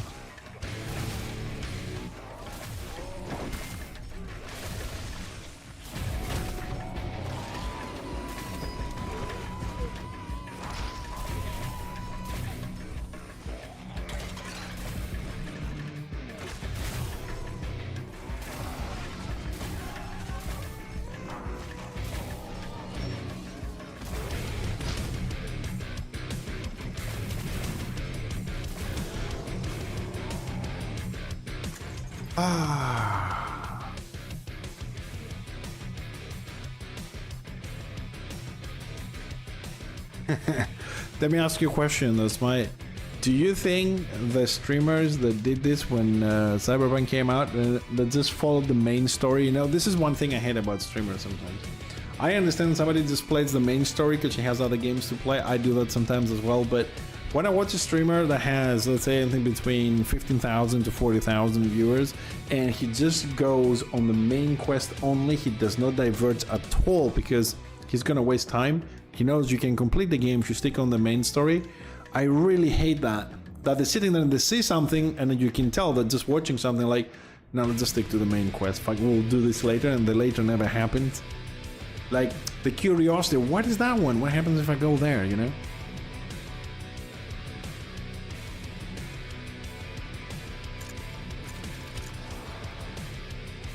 Oh my god, I got the blaster. I wanted the laser for this bit.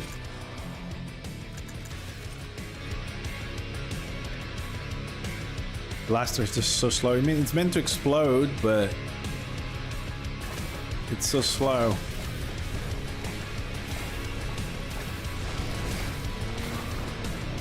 Oh, at least now it has 2 shots, so... Oh, my bubbly thing is doing a good job.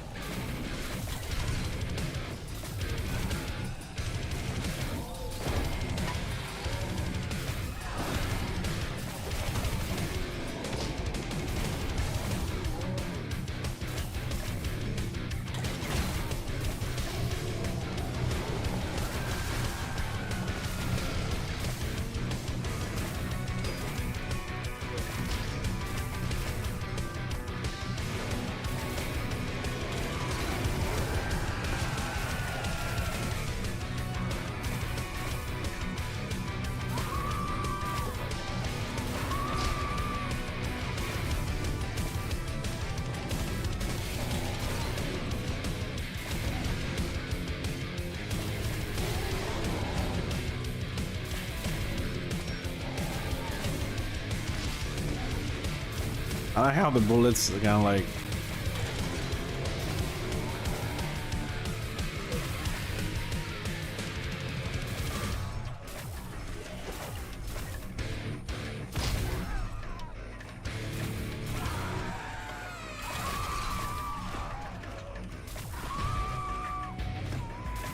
Such a slow weapon, this one. That's why I don't like the blaster. Weapon attack speed.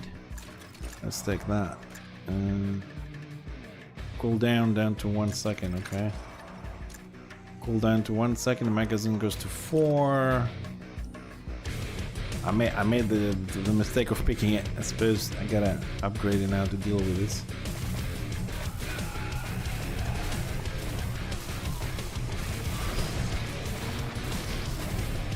Okay, now it's starting to feel a lot better. Combined with electrocution.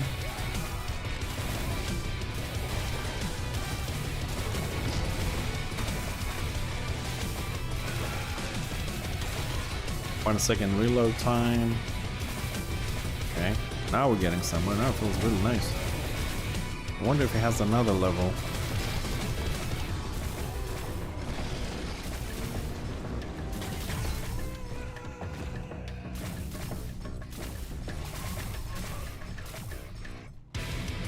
Wow, big difference between level 1 and level 4 on this. No, more upgrades for me. Milk, yes please. Regeneration, 1 second, 1 second, I'll take it. Turrets upgrade. Ability damage, yes. Weapon cooldown reduction, no, it's 1 second, we don't need that. Doesn't go below 1 second.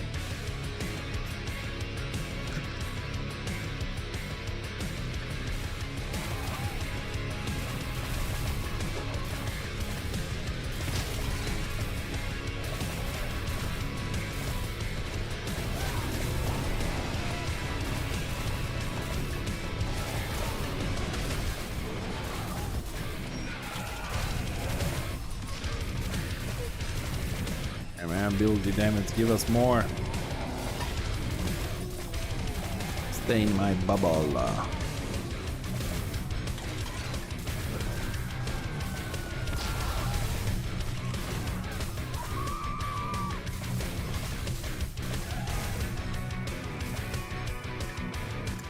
I am genuinely impressed. Oh, now this is a difficult choice. Damn. Why this is a difficult choice? Because one of my turrets either will be a taunt and stay large, or it's gonna be tiny and tick twice. But this being a 20 wave one, I'm not gonna take the chance of the extra damage for tiny things. I'll stick with the thing might pull things, start which I think with the explosion it might work. Weapon damage, weapon attack speed. Weapon, oh no, take the grenade. Let's buff the ability critical chance 2.5. No. Ability damage 5, yes. We got plenty of those.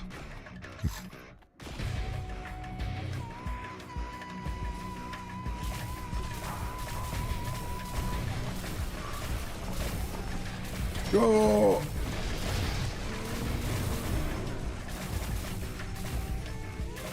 Oh, whoa, we have exploding ones. Not good.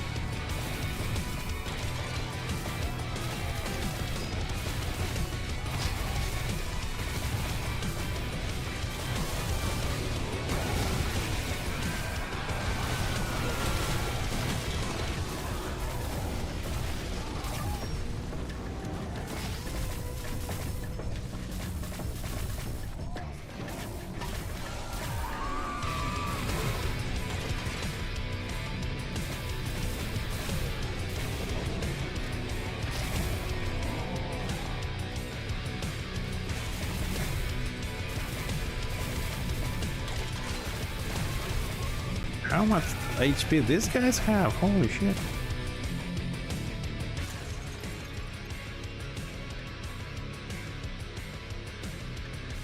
Well, Cyberpunk was a good game when it came out. I'm sure the expansions also good. Ability duration 20, yes. MP grenade, ability critical chance 2.5, ability cooldown 5%, yes. EMP grenade.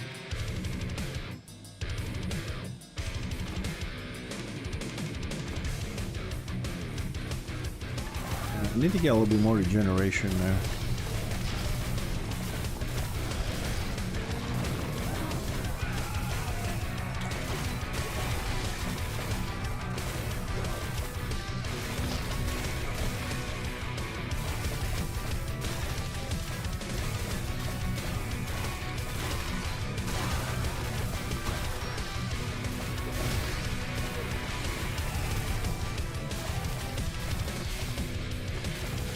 And it's getting a little bit overwhelming to navigate.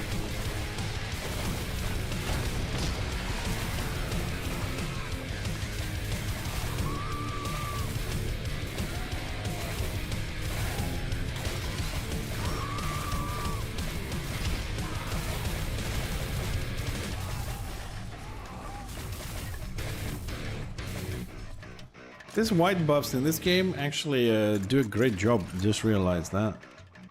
Ability critical damage 10%, yes. Ability cooldown 5%. Ability damage 5%. Ability critical chance 2.5, yes. Seems like I leveled everything that I have up.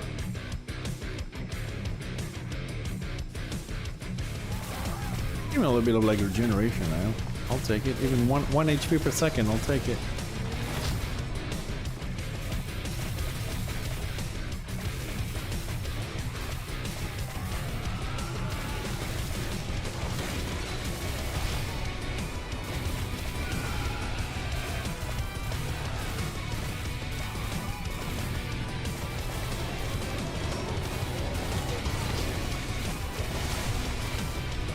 Oh, I can see my bubble is damaging things, but it's not damaging them enough.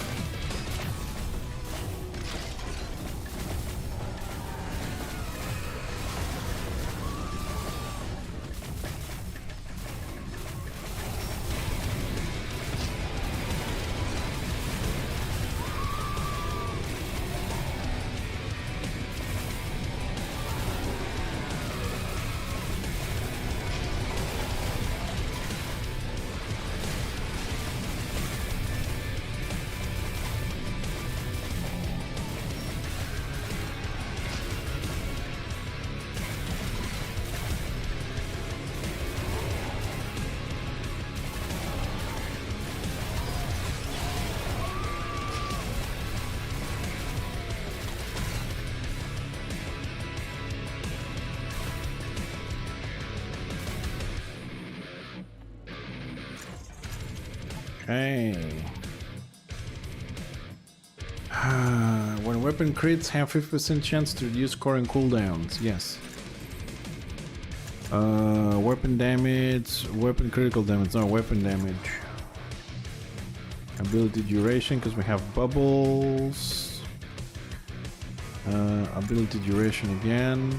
Weapon critical chance, yes.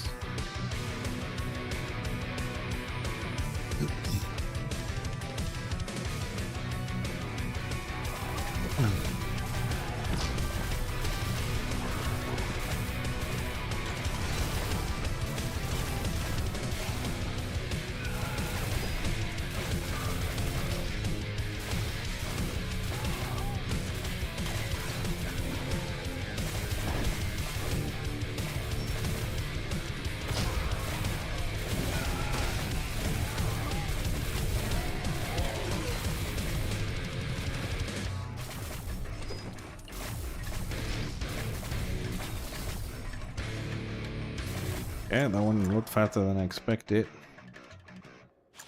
Ability damage.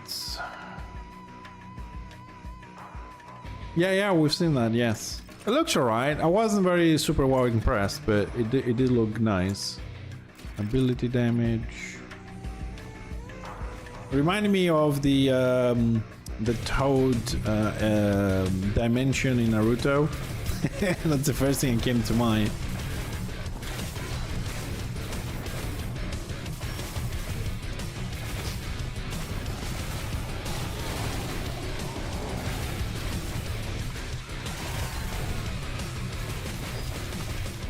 Expedition 33 now, you've this is the first time you mention it, but I'll have a look.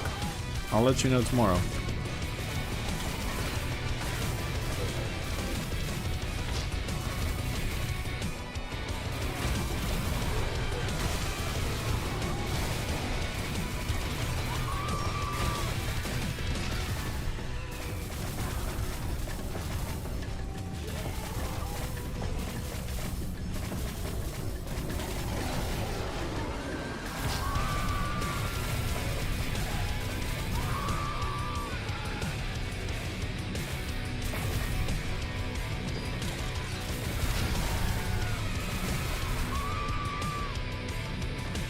Expedition 33 sounds interesting.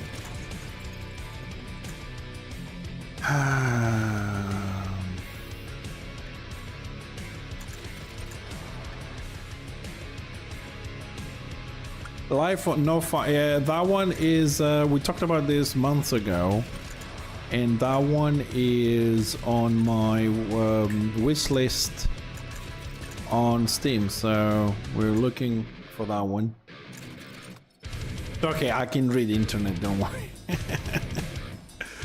Because my typing was worse.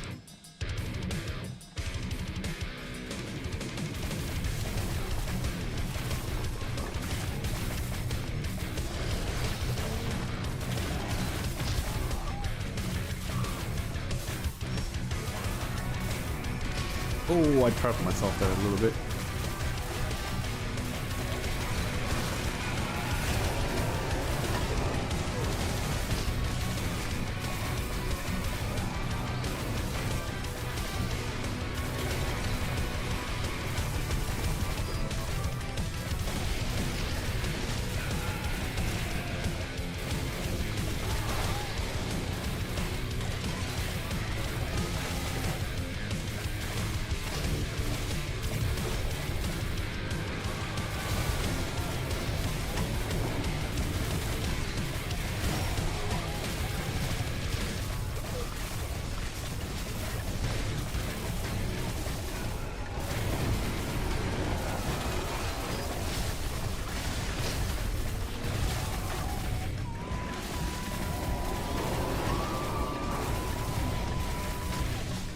Man, I keep trying to press space to dodge bloody dwarven realms.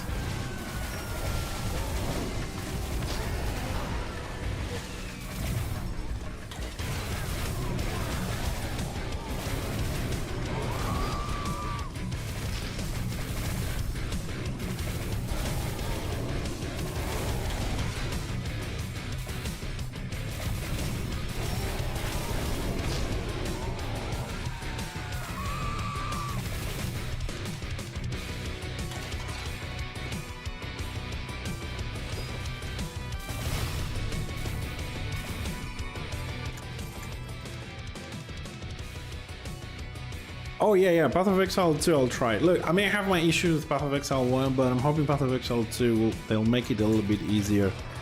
My only problem with Path of Exile is, like, not only because I have two problems with Path of Exile.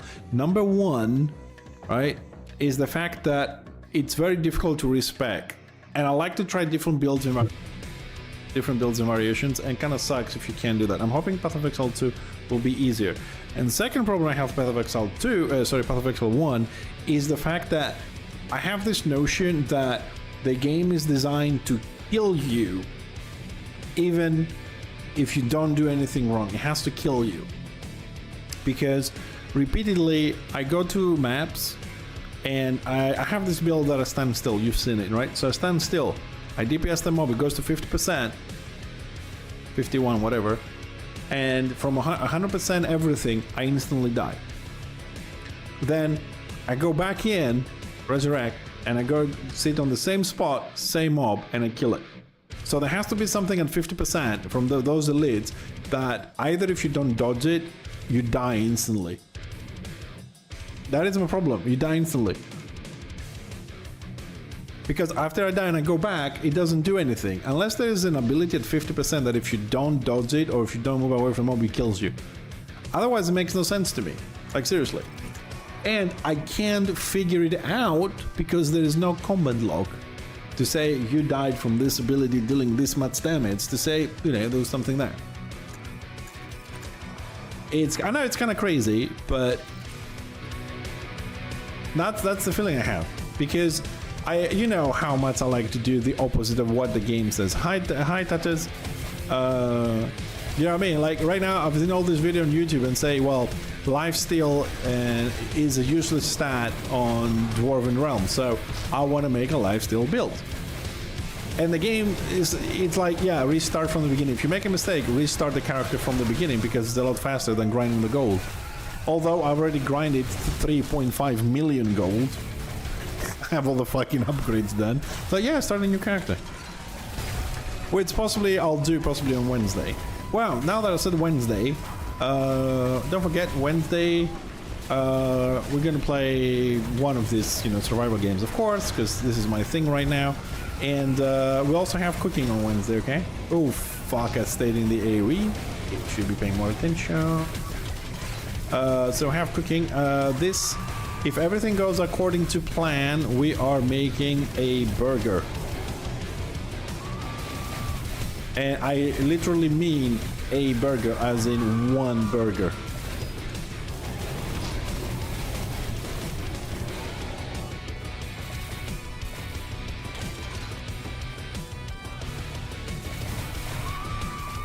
It's gonna be an awesome burger.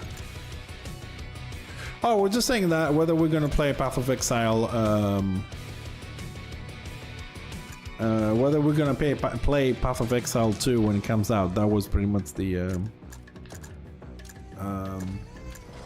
conversation, and yes, we are gonna play it. Ability damage, movement speed +2. Let's see, am I gonna fuck up again, or we're gonna make it this time? Yep. It is. Oh, I used to make like English language is a bit restrictive, but burger as in the fuck.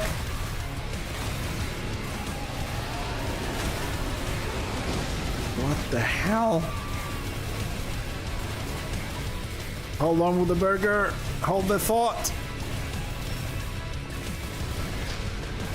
My god, what? They really rushed me, man. Talk about ganking. Oh.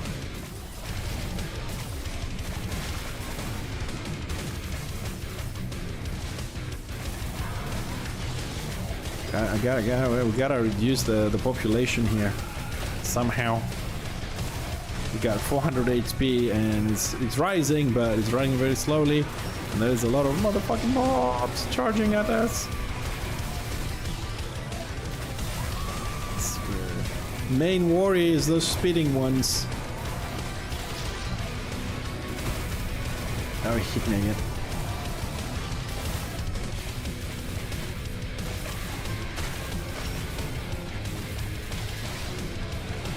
Come on, I'm trying to run them through my my turret spots. Keyword trying.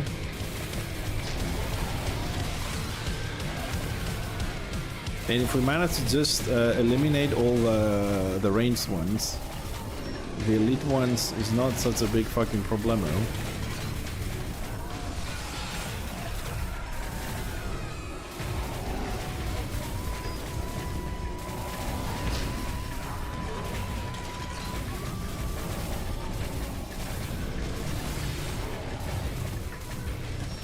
Sorry, I'll get back to you. Oh, fuck!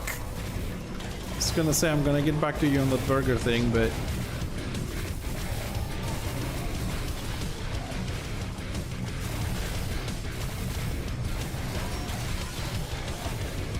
Gotta survive this shit first.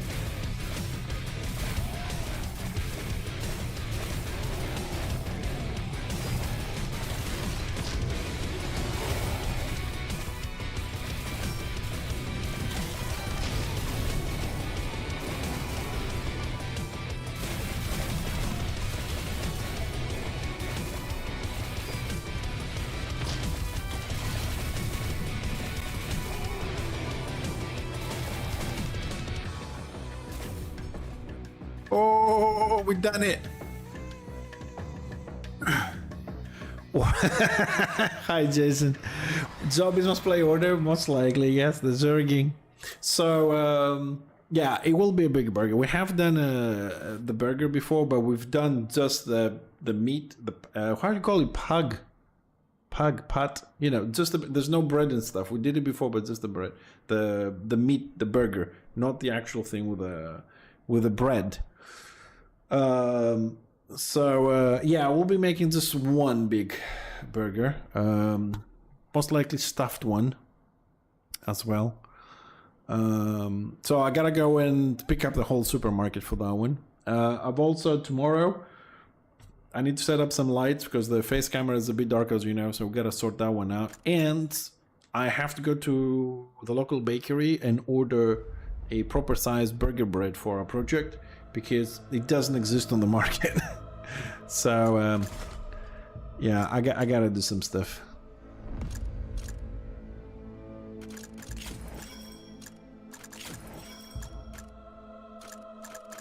So hopefully it will go well. It will take us a while, so I have a lot of checking to do.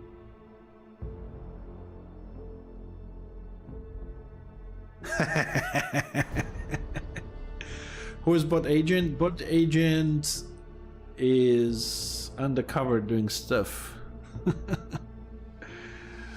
And who told you Gadgetimo wasn't bot agent 001?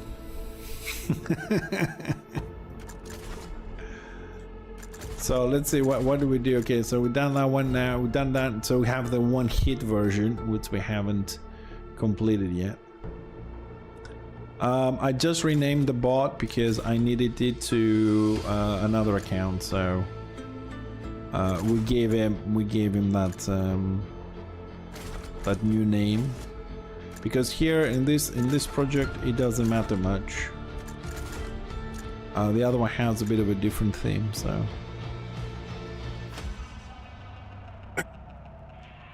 which is a pain in the ass for me. I gotta change a lot of accounts every time, so didn't want to make another one.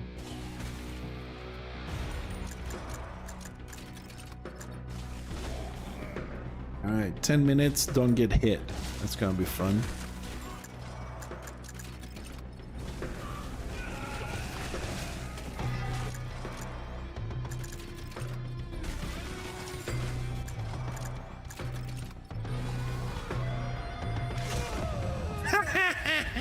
"20 seconds." Oh my god, 20 seconds. That went well.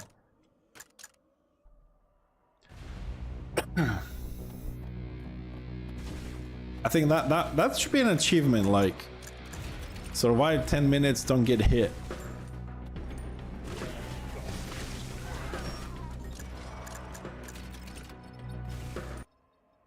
Oh, one second. Engineer latest invention projects a barrier that electrifies those winter. Okay, so I was gonna say, like, why is that Barrett's doesn't block some ranged or whatnot? That would be cool. And useful.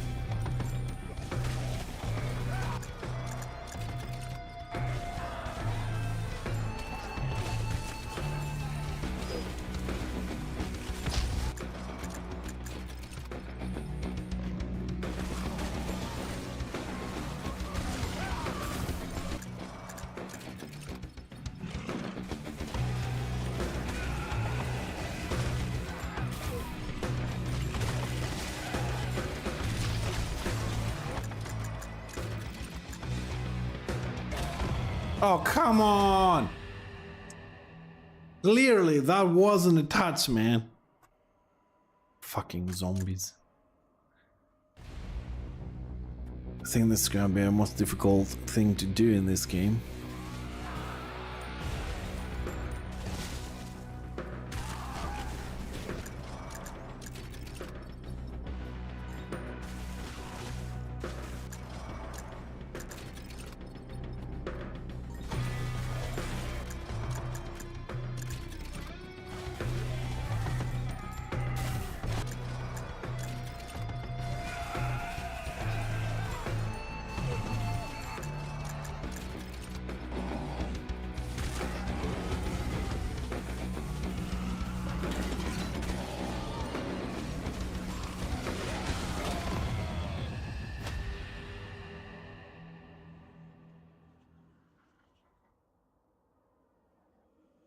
It's always the same, man. It's always the freaking ranged one that's getting me. Okay, let me try a different approach.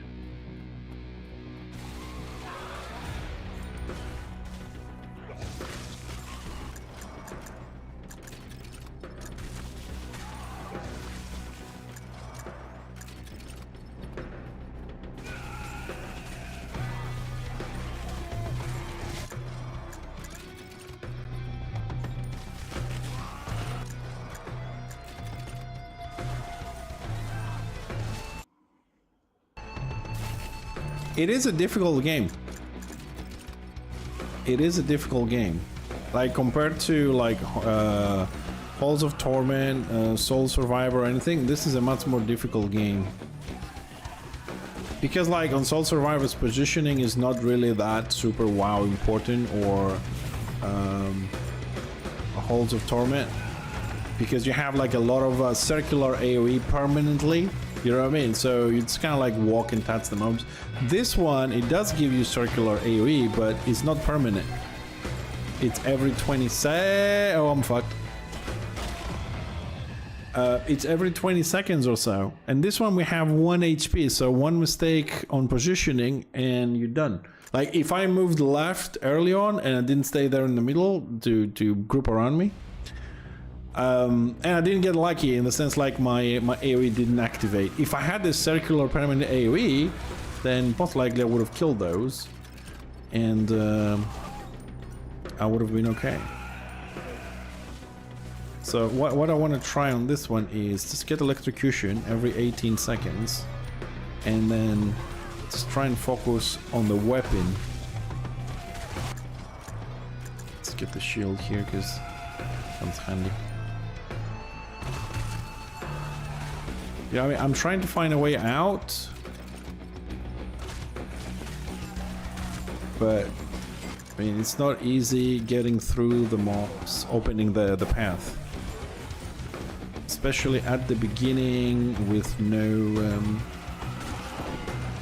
skills or cooldowns or upgrades.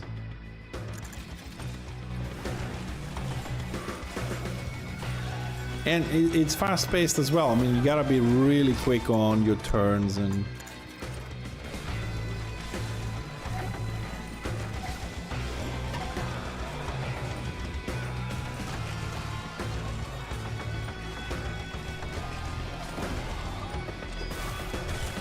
Oh shit, exploding ones.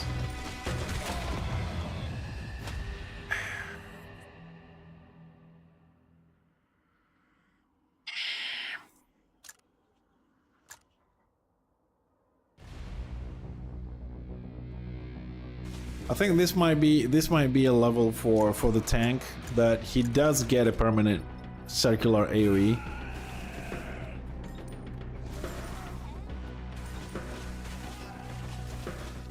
It's just that I don't seem to have enough DPS to just kill the mobs, you know, and clear it. So I'm trying to go for the gun.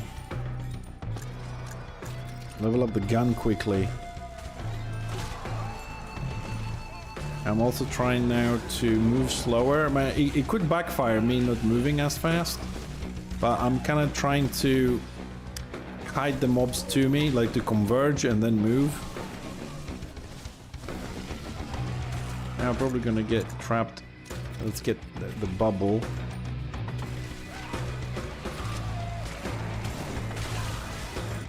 It's very narrow passages to go through the mobs. Oh. Well, I was trying to get the box. I thought I have enough time to pose it and then run away, but you know what? I'll try with the tank. Let's give this a go with the tank, because I do want. Which one we're doing? Oh, the one hit on level 1. Let's give it a try with the tank, because this guy does get a permanent circular AoE, so it might be better to try with this guy. Try and get that. Okay, there we go. There's the saw blade drone.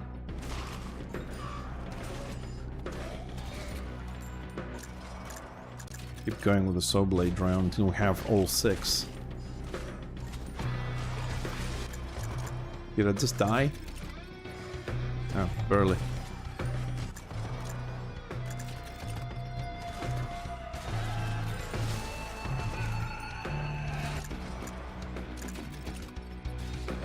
If it's not the blades, I'm picking the shotgun for obvious reasons.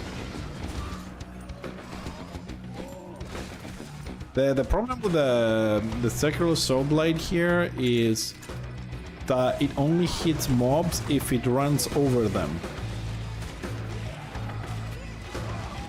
which means that if they don't die when you hit them and they go inside the inner circle of the saw blades, they take 0 damage. So like the engineer bubble, that anything inside the bubble gets hit, so you have to hit them on the way or aim with it.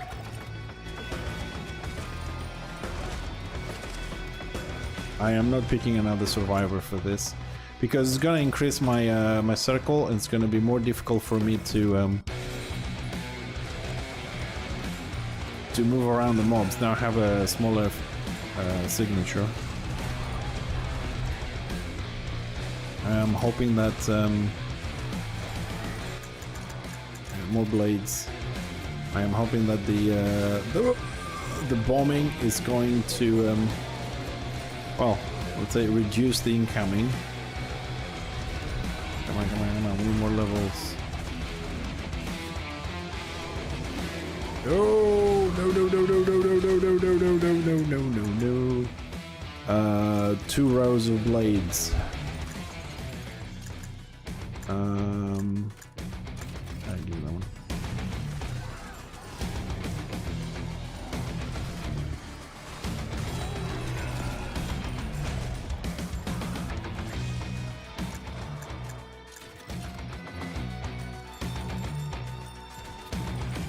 Man, honestly, this level is so wicked. We've been playing for a minute and it feels like we've been playing for 20 minutes.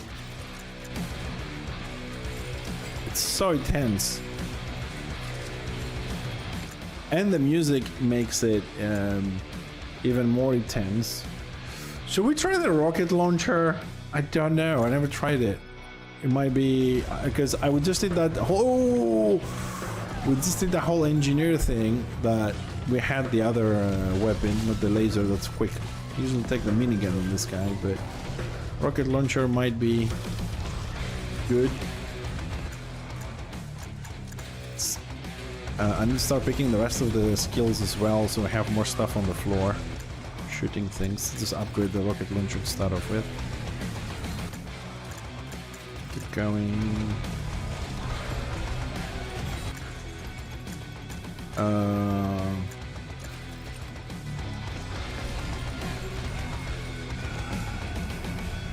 I suppose having the circular blades and an AoE gun kind of helps.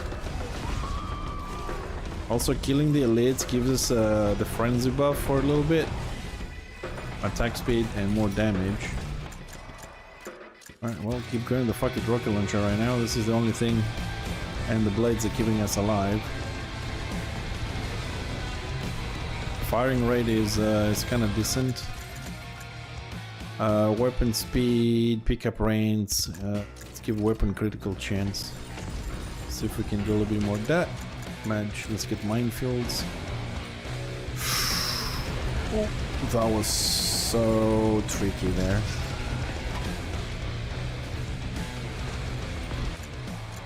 Okay, minefield.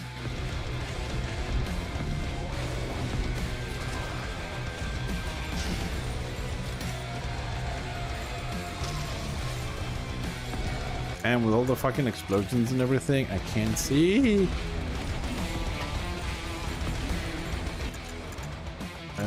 Bombs.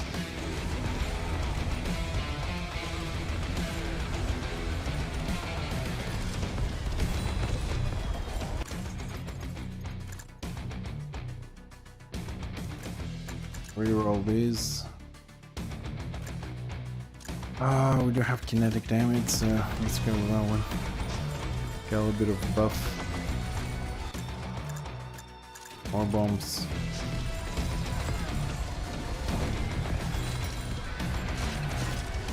Frenzy buff. Weapon attacks on full health. Enemies do criticals. Okay, maxing out the bombing. 7 bombs with EMP cluster bombs. That should hit. It's more damage because the other one is one big one. For a lot less. Ah, the axe, big guy. It was a good run though. It was a good run. But it's so many things. I'm trying to think what class could 100 level 101.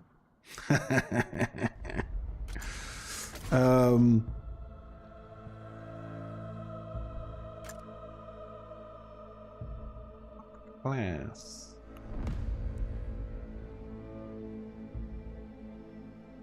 I mean, Pyro is not bad with a flamethrower. It's really powerful. Then he has 2 bombs on the floor, instant damage.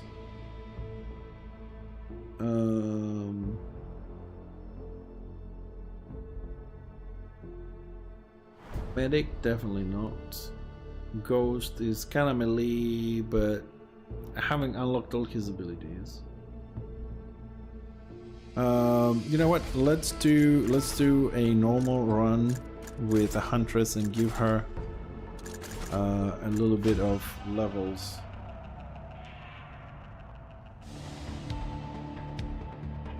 There she is. Pew.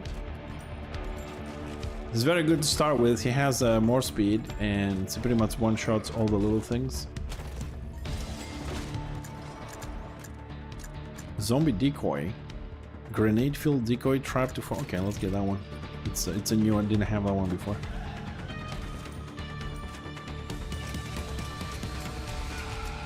Oh, there's the decoy.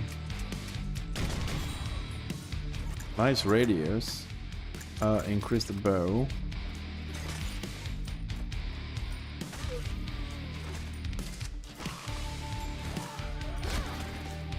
Oh, they touched me. How dare you? You know who I am? Arrow penetration. 100 serpent hair arrow tips to pierce. Ooh. That's new.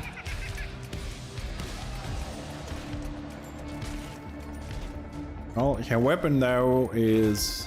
Maybe it's good for elite, like the big guys, but... Here, shooting one thing at a time at this rate is a little bit slow. Let's increase the bow. Well, definitely nothing really gets to her because of the... she kills everything in one shot.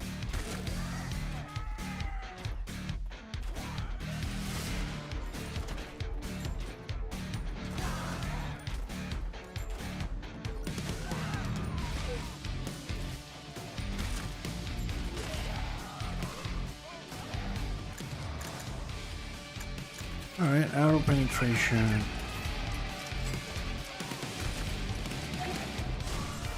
Game, I know that the Huntress has... See, there we go. AoEs.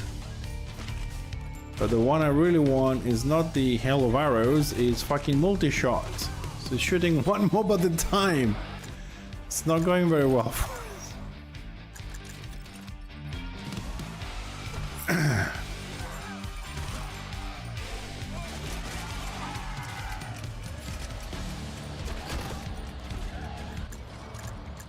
The decoy is good. I mean, it keeps some mobs away from us. It has nice explosion radius. Entire AoE for 2 mobs.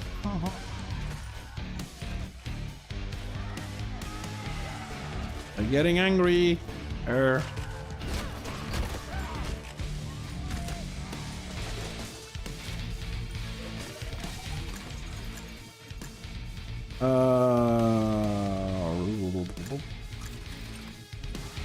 See, it has a lot of damage for the normal mobs anyways.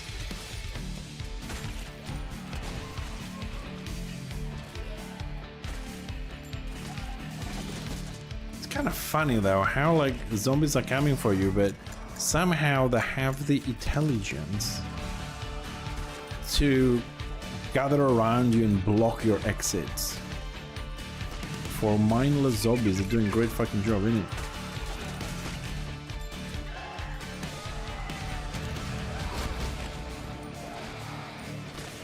Yeah, come on, you stupid AoE.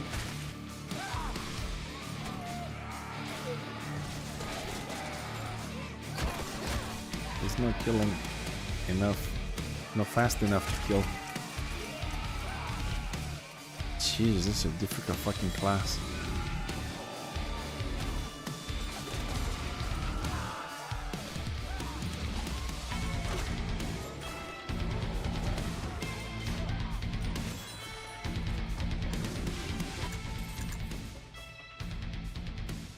Weapon cooldown reduction.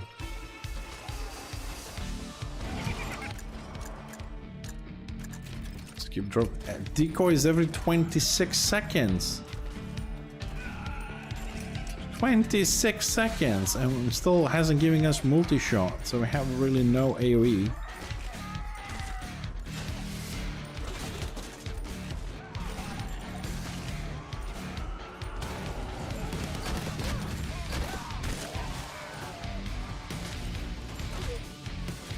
Oh, I have to say, definitely this is not really ideal for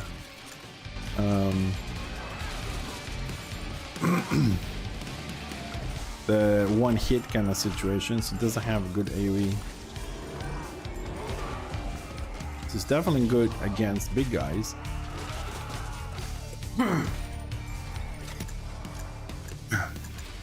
I know she has a skill called fucking multi-shot. It's not giving it to me.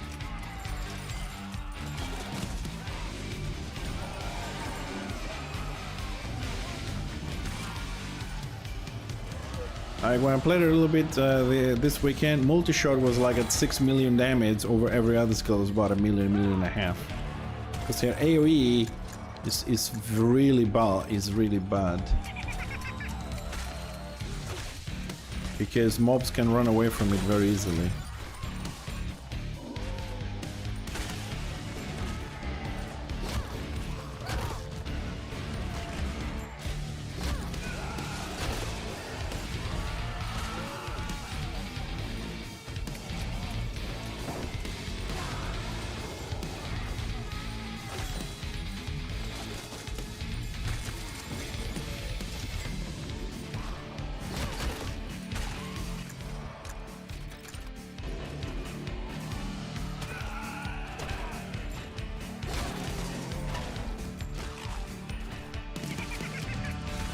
The other funny thing right now is that we're not killing them fast enough, of course, and we have accumulated a massive amount of mobs here. However, we still can group them up and use one fucking AoE to kill them all. I have to really run through the mobs. I'm shooting one mob every other second.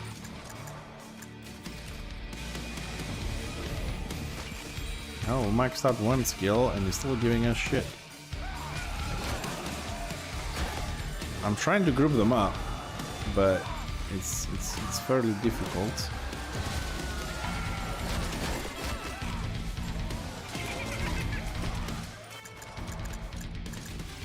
Ah, bollocks! That was multi-shot. I missed it.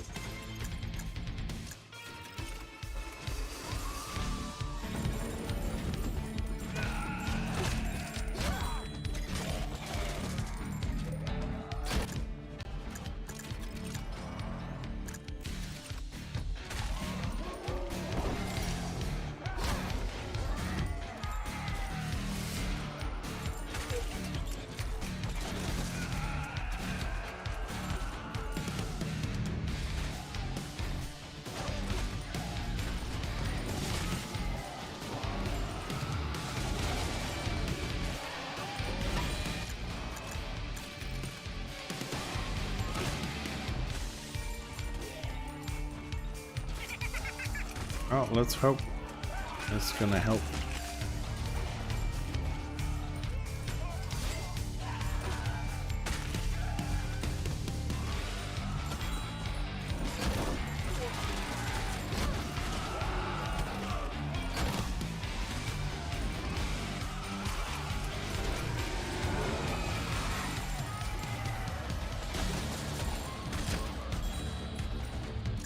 I don't have to. I'm not looking where the mobs are, like, or where I'm going. I'm just trying to find gaps between the mobs just to move.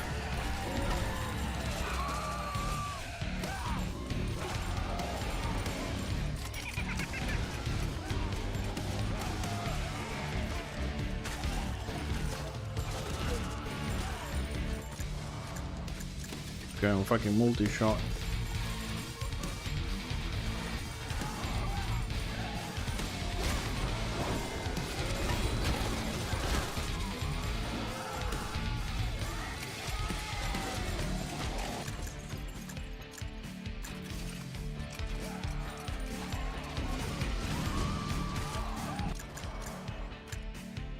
Freezing arrows.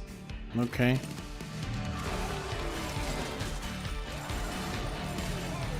I'm gonna be slowing them down or freezing them completely.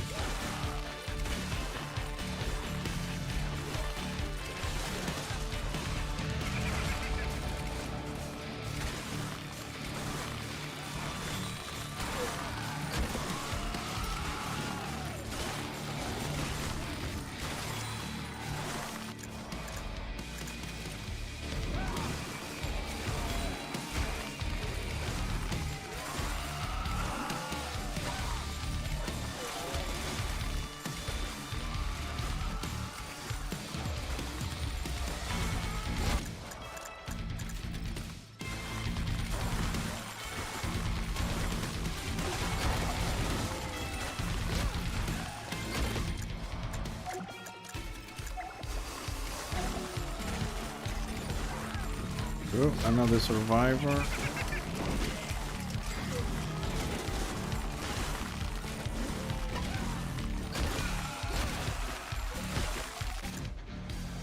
No upgrades, please.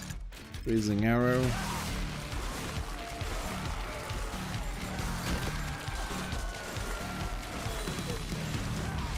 Oh, our damage has been upgraded. Electrifying enemies, bleeding. Only got 2. Reroll.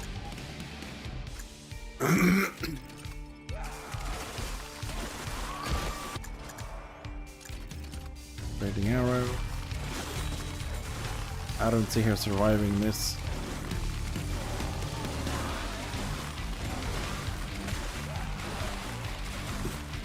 Not even by a long shot.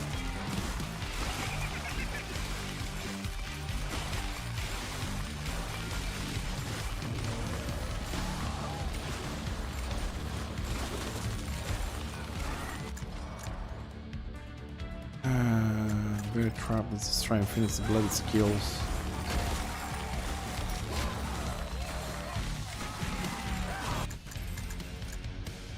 Armor, because we're getting hit.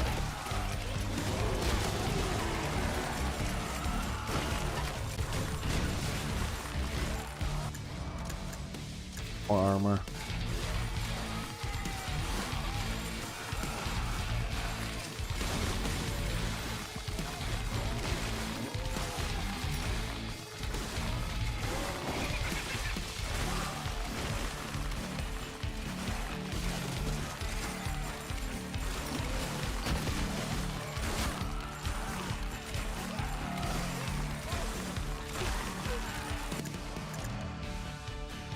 Weapon cooldown.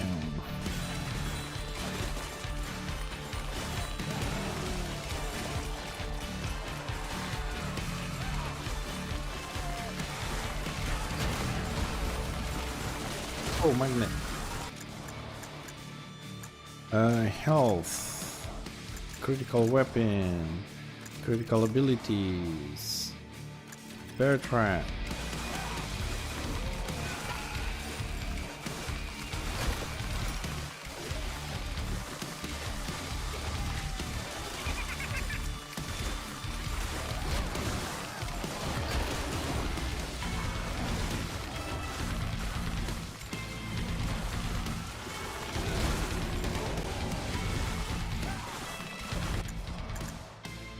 Oh, bear trap arrows. Trap additionally fires new frozen arrows around the activation. Trap additionally creates fire. Let's go ice. I mean, we're going to do everything with ice. Might as well keep going with ice. Ice, ice, baby.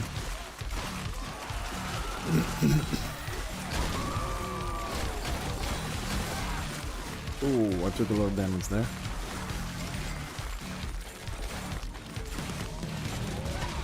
Blue gems. What I need: ability damage, weapon attack speed.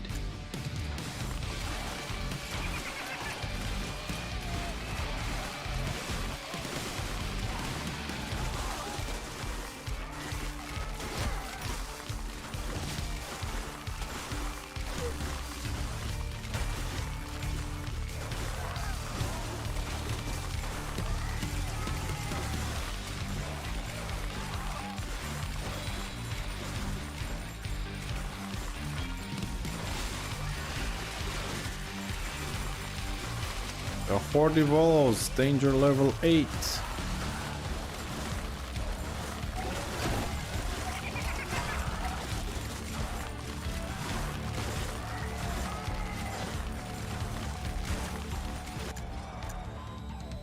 Ability damage, weapon critical chance.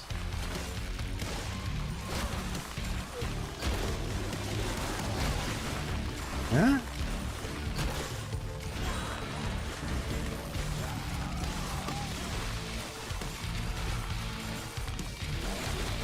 I have no idea what you mean, Jason.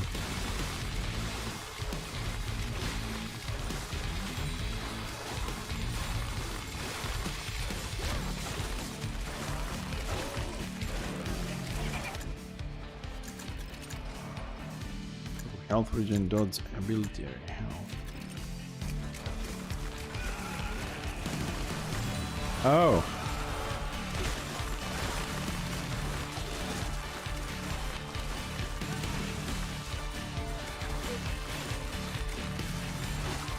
We need more attack speed.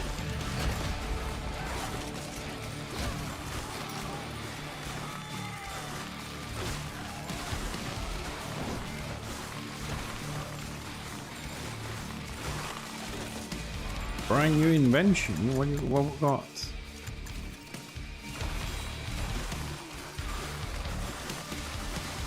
What did we invent?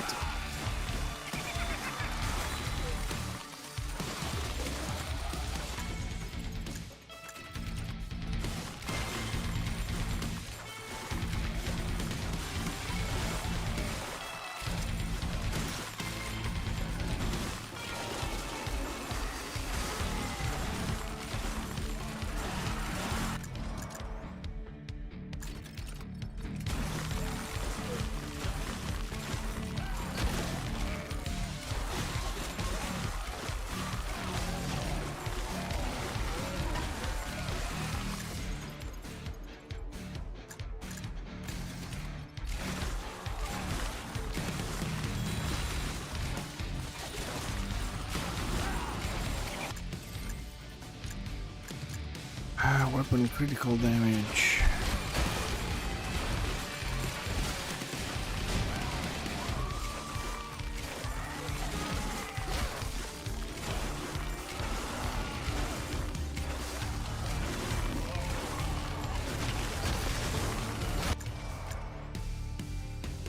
Build the critical damage.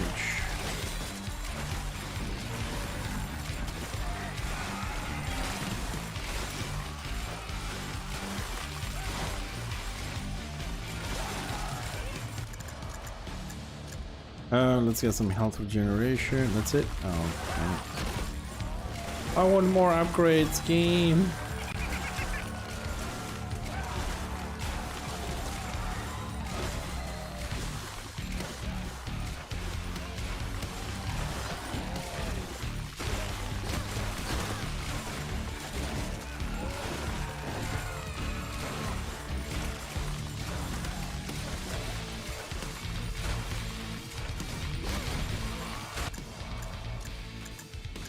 Build the cooldown.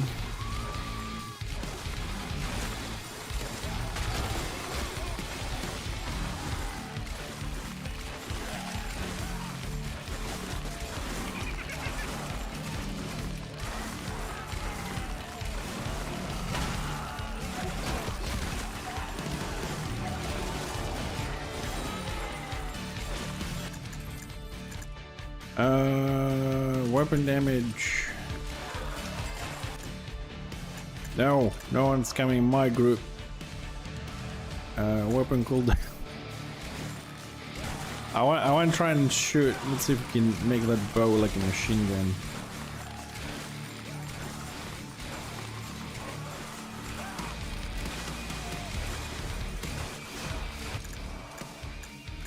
Weapon attack speed.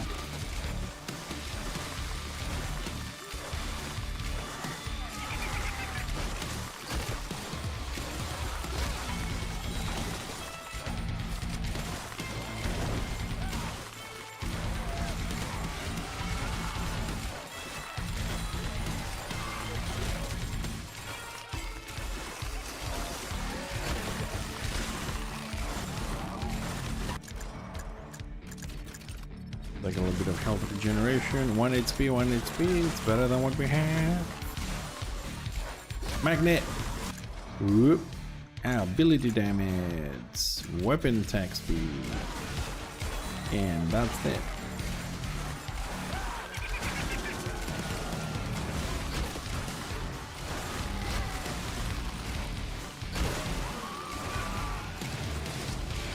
I mean, this is not really bad, but on her own, I don't think this is the best choice for solo. I mean, this is the first level because I just wanted to get her a little bit more XP. So it's definitely good with another group because it has a lot of like single target damage. So it can definitely help with finishing off elites, slowing things down.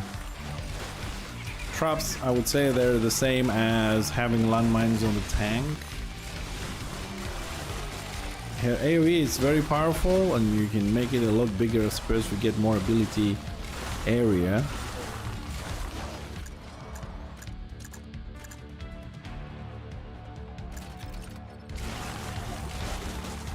And reducing the weapon cooldown, so she has 45% less reload time. I suppose that's kind of like milliseconds at this point, but I need her to reload fast and shoot even faster.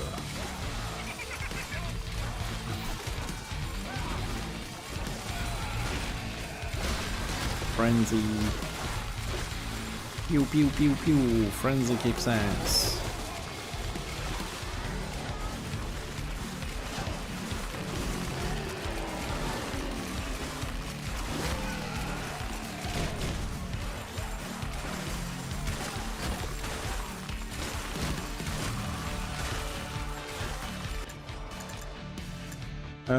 Let's get some health.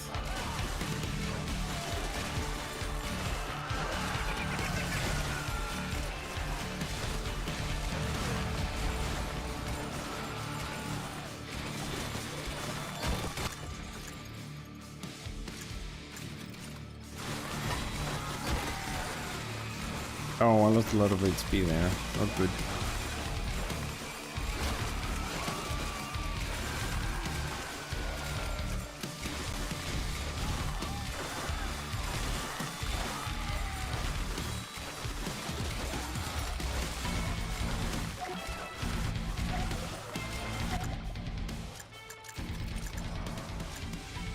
What we're gonna get? Some attack speed.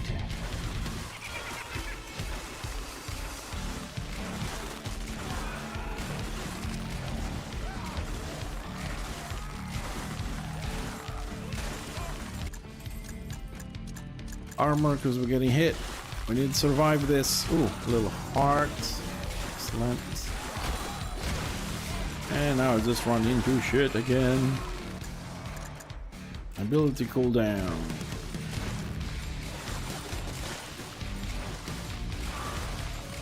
I could use some ability area gain.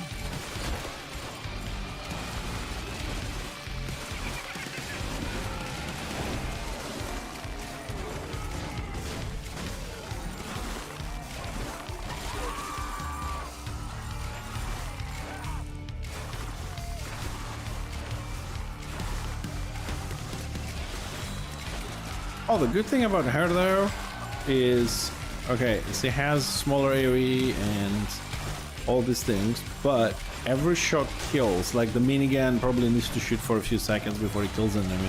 Her arrows, everything she hits 4 or 5 people, she kills them. Ability area. I'm hoping for this hail of arrows to become even bigger, so might cover and hit more mobs.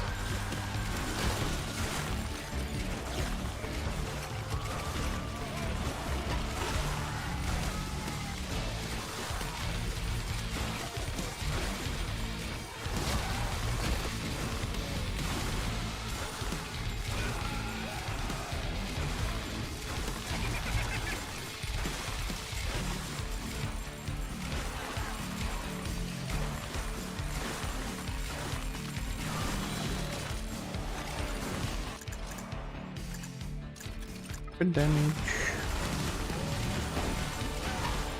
Whoa.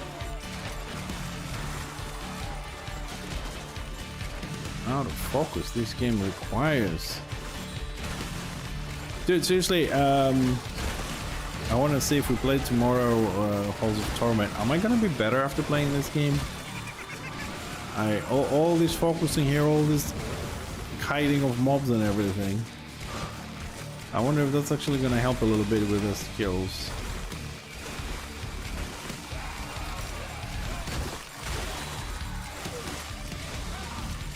Also, we made it through the normal level because we are at 21 minutes. And we are on ability duration. Fuck, we don't have abilities. Because we're on the endless mode, so we made it through the normal one, 21:20. I'm surprised.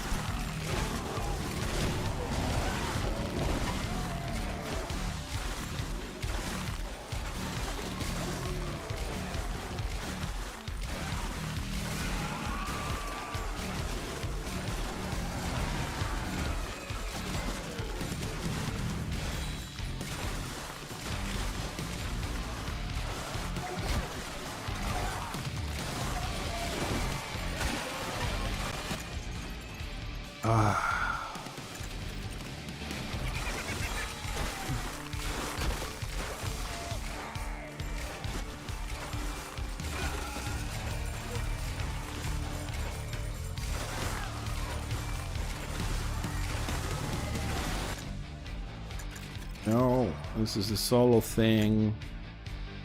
Weapon critical chance 2.5.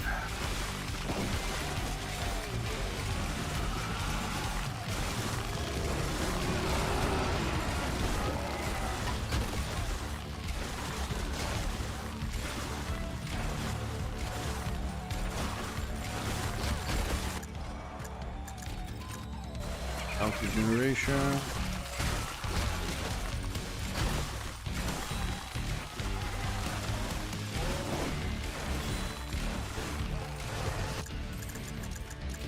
Maximum health.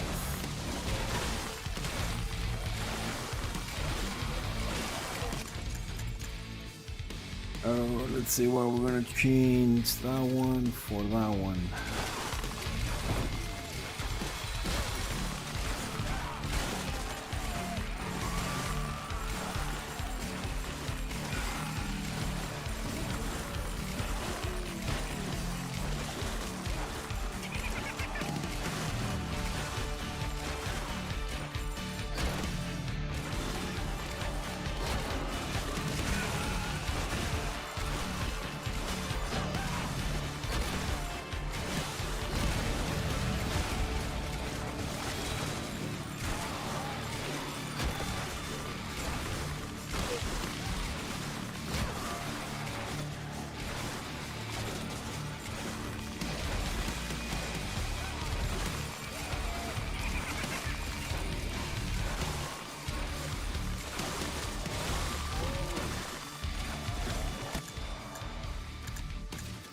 Ability area. Whoa.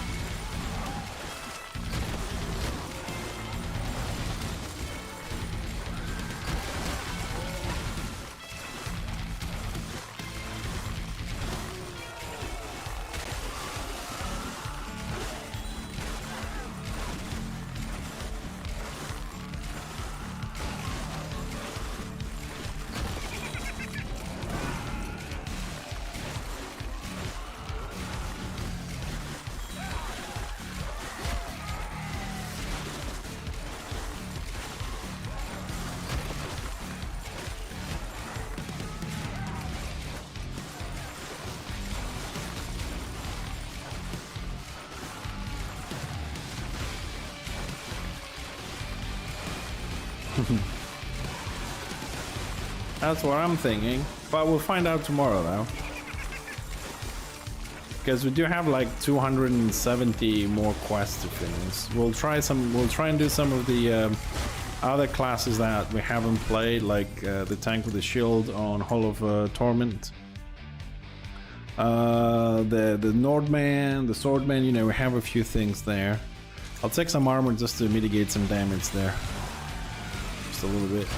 I don't know how much damage the armor mitigates, but whatever it is, I'm taking extra damage for a little bit. Looks like it's fairly clear here. Get some gems. Survivor. Let's get another upgrade. Weapon damage, armor, ability duration. Now let's take armor. Let's tank her up a little bit. Because this is getting towards the end. We don't have a lot of HP. We're down to 220. We are in 25 minutes. Normal maps at 20. I mean, this is an endless mode, and this is not very high leveled. I don't think this is really good for solo stuff like this. But I also said it's not going to make the level, so...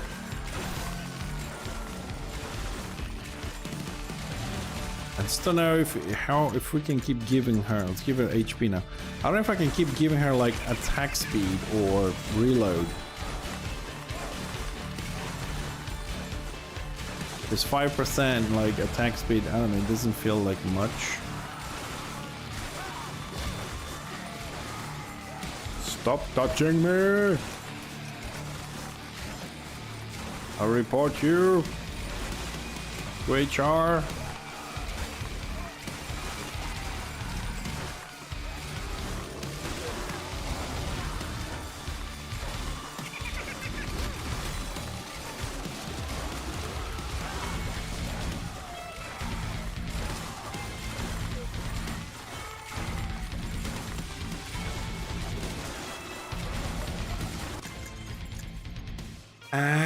Tiny little break there, breaking up the box in the middle of the fight. You're like, there's a box here. Let me see what's inside. Hold on, zombies. I'm checking the box now. One reroll. Ooh. Got that one. Yeah, let's take that one. Replace it with this one and run. Excuse me. Meep meep.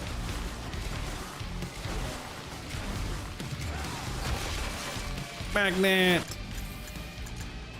Attack speed 30%. Whew, that's big. Ability critical damage. Ability cooldown 5. Ability weapon critical chance 2.5.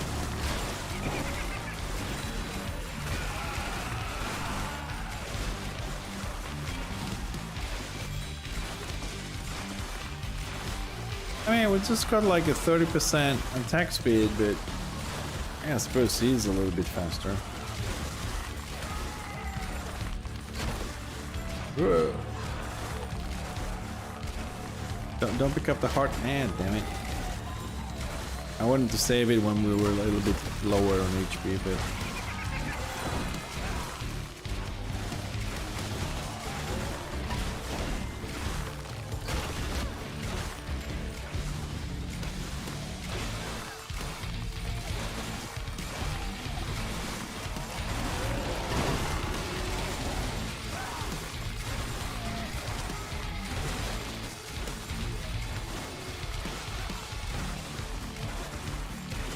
Fucking, this is fucking intense.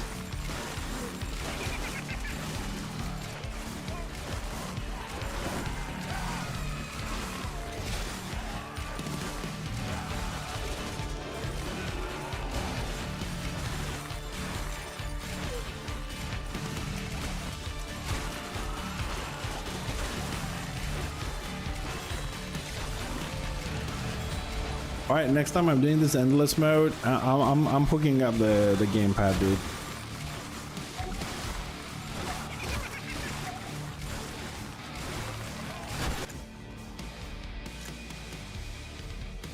I wonder if should mean we don't have really a lot of other upgrades. I'm gonna pick up another class. Gun upgrade.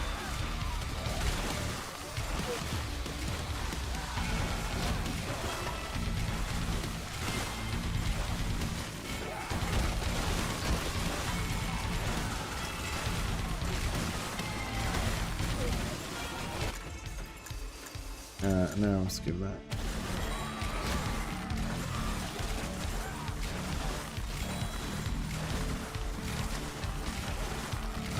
Well, here is a thing I didn't know. I have a feeling now we're moving a lot slower because the engineer doesn't have the same speed as the archer. I was hoping that the engineer would maintain.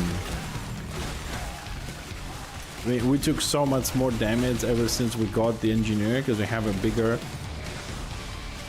signature on the map. I can't go through the mobs as easy. Damn. 29 minutes, 18 seconds. Not a bad run, but it makes me wonder, what if I didn't pick up the engineer, you know? Anyways, it was a good run.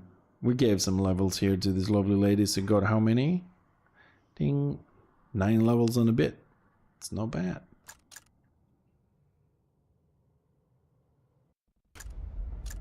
And I'm assuming she also has some upgrades. She got 10 points. I'm gonna give 5 for that and 5 for that, just to get the different variations at the end when we picked it up.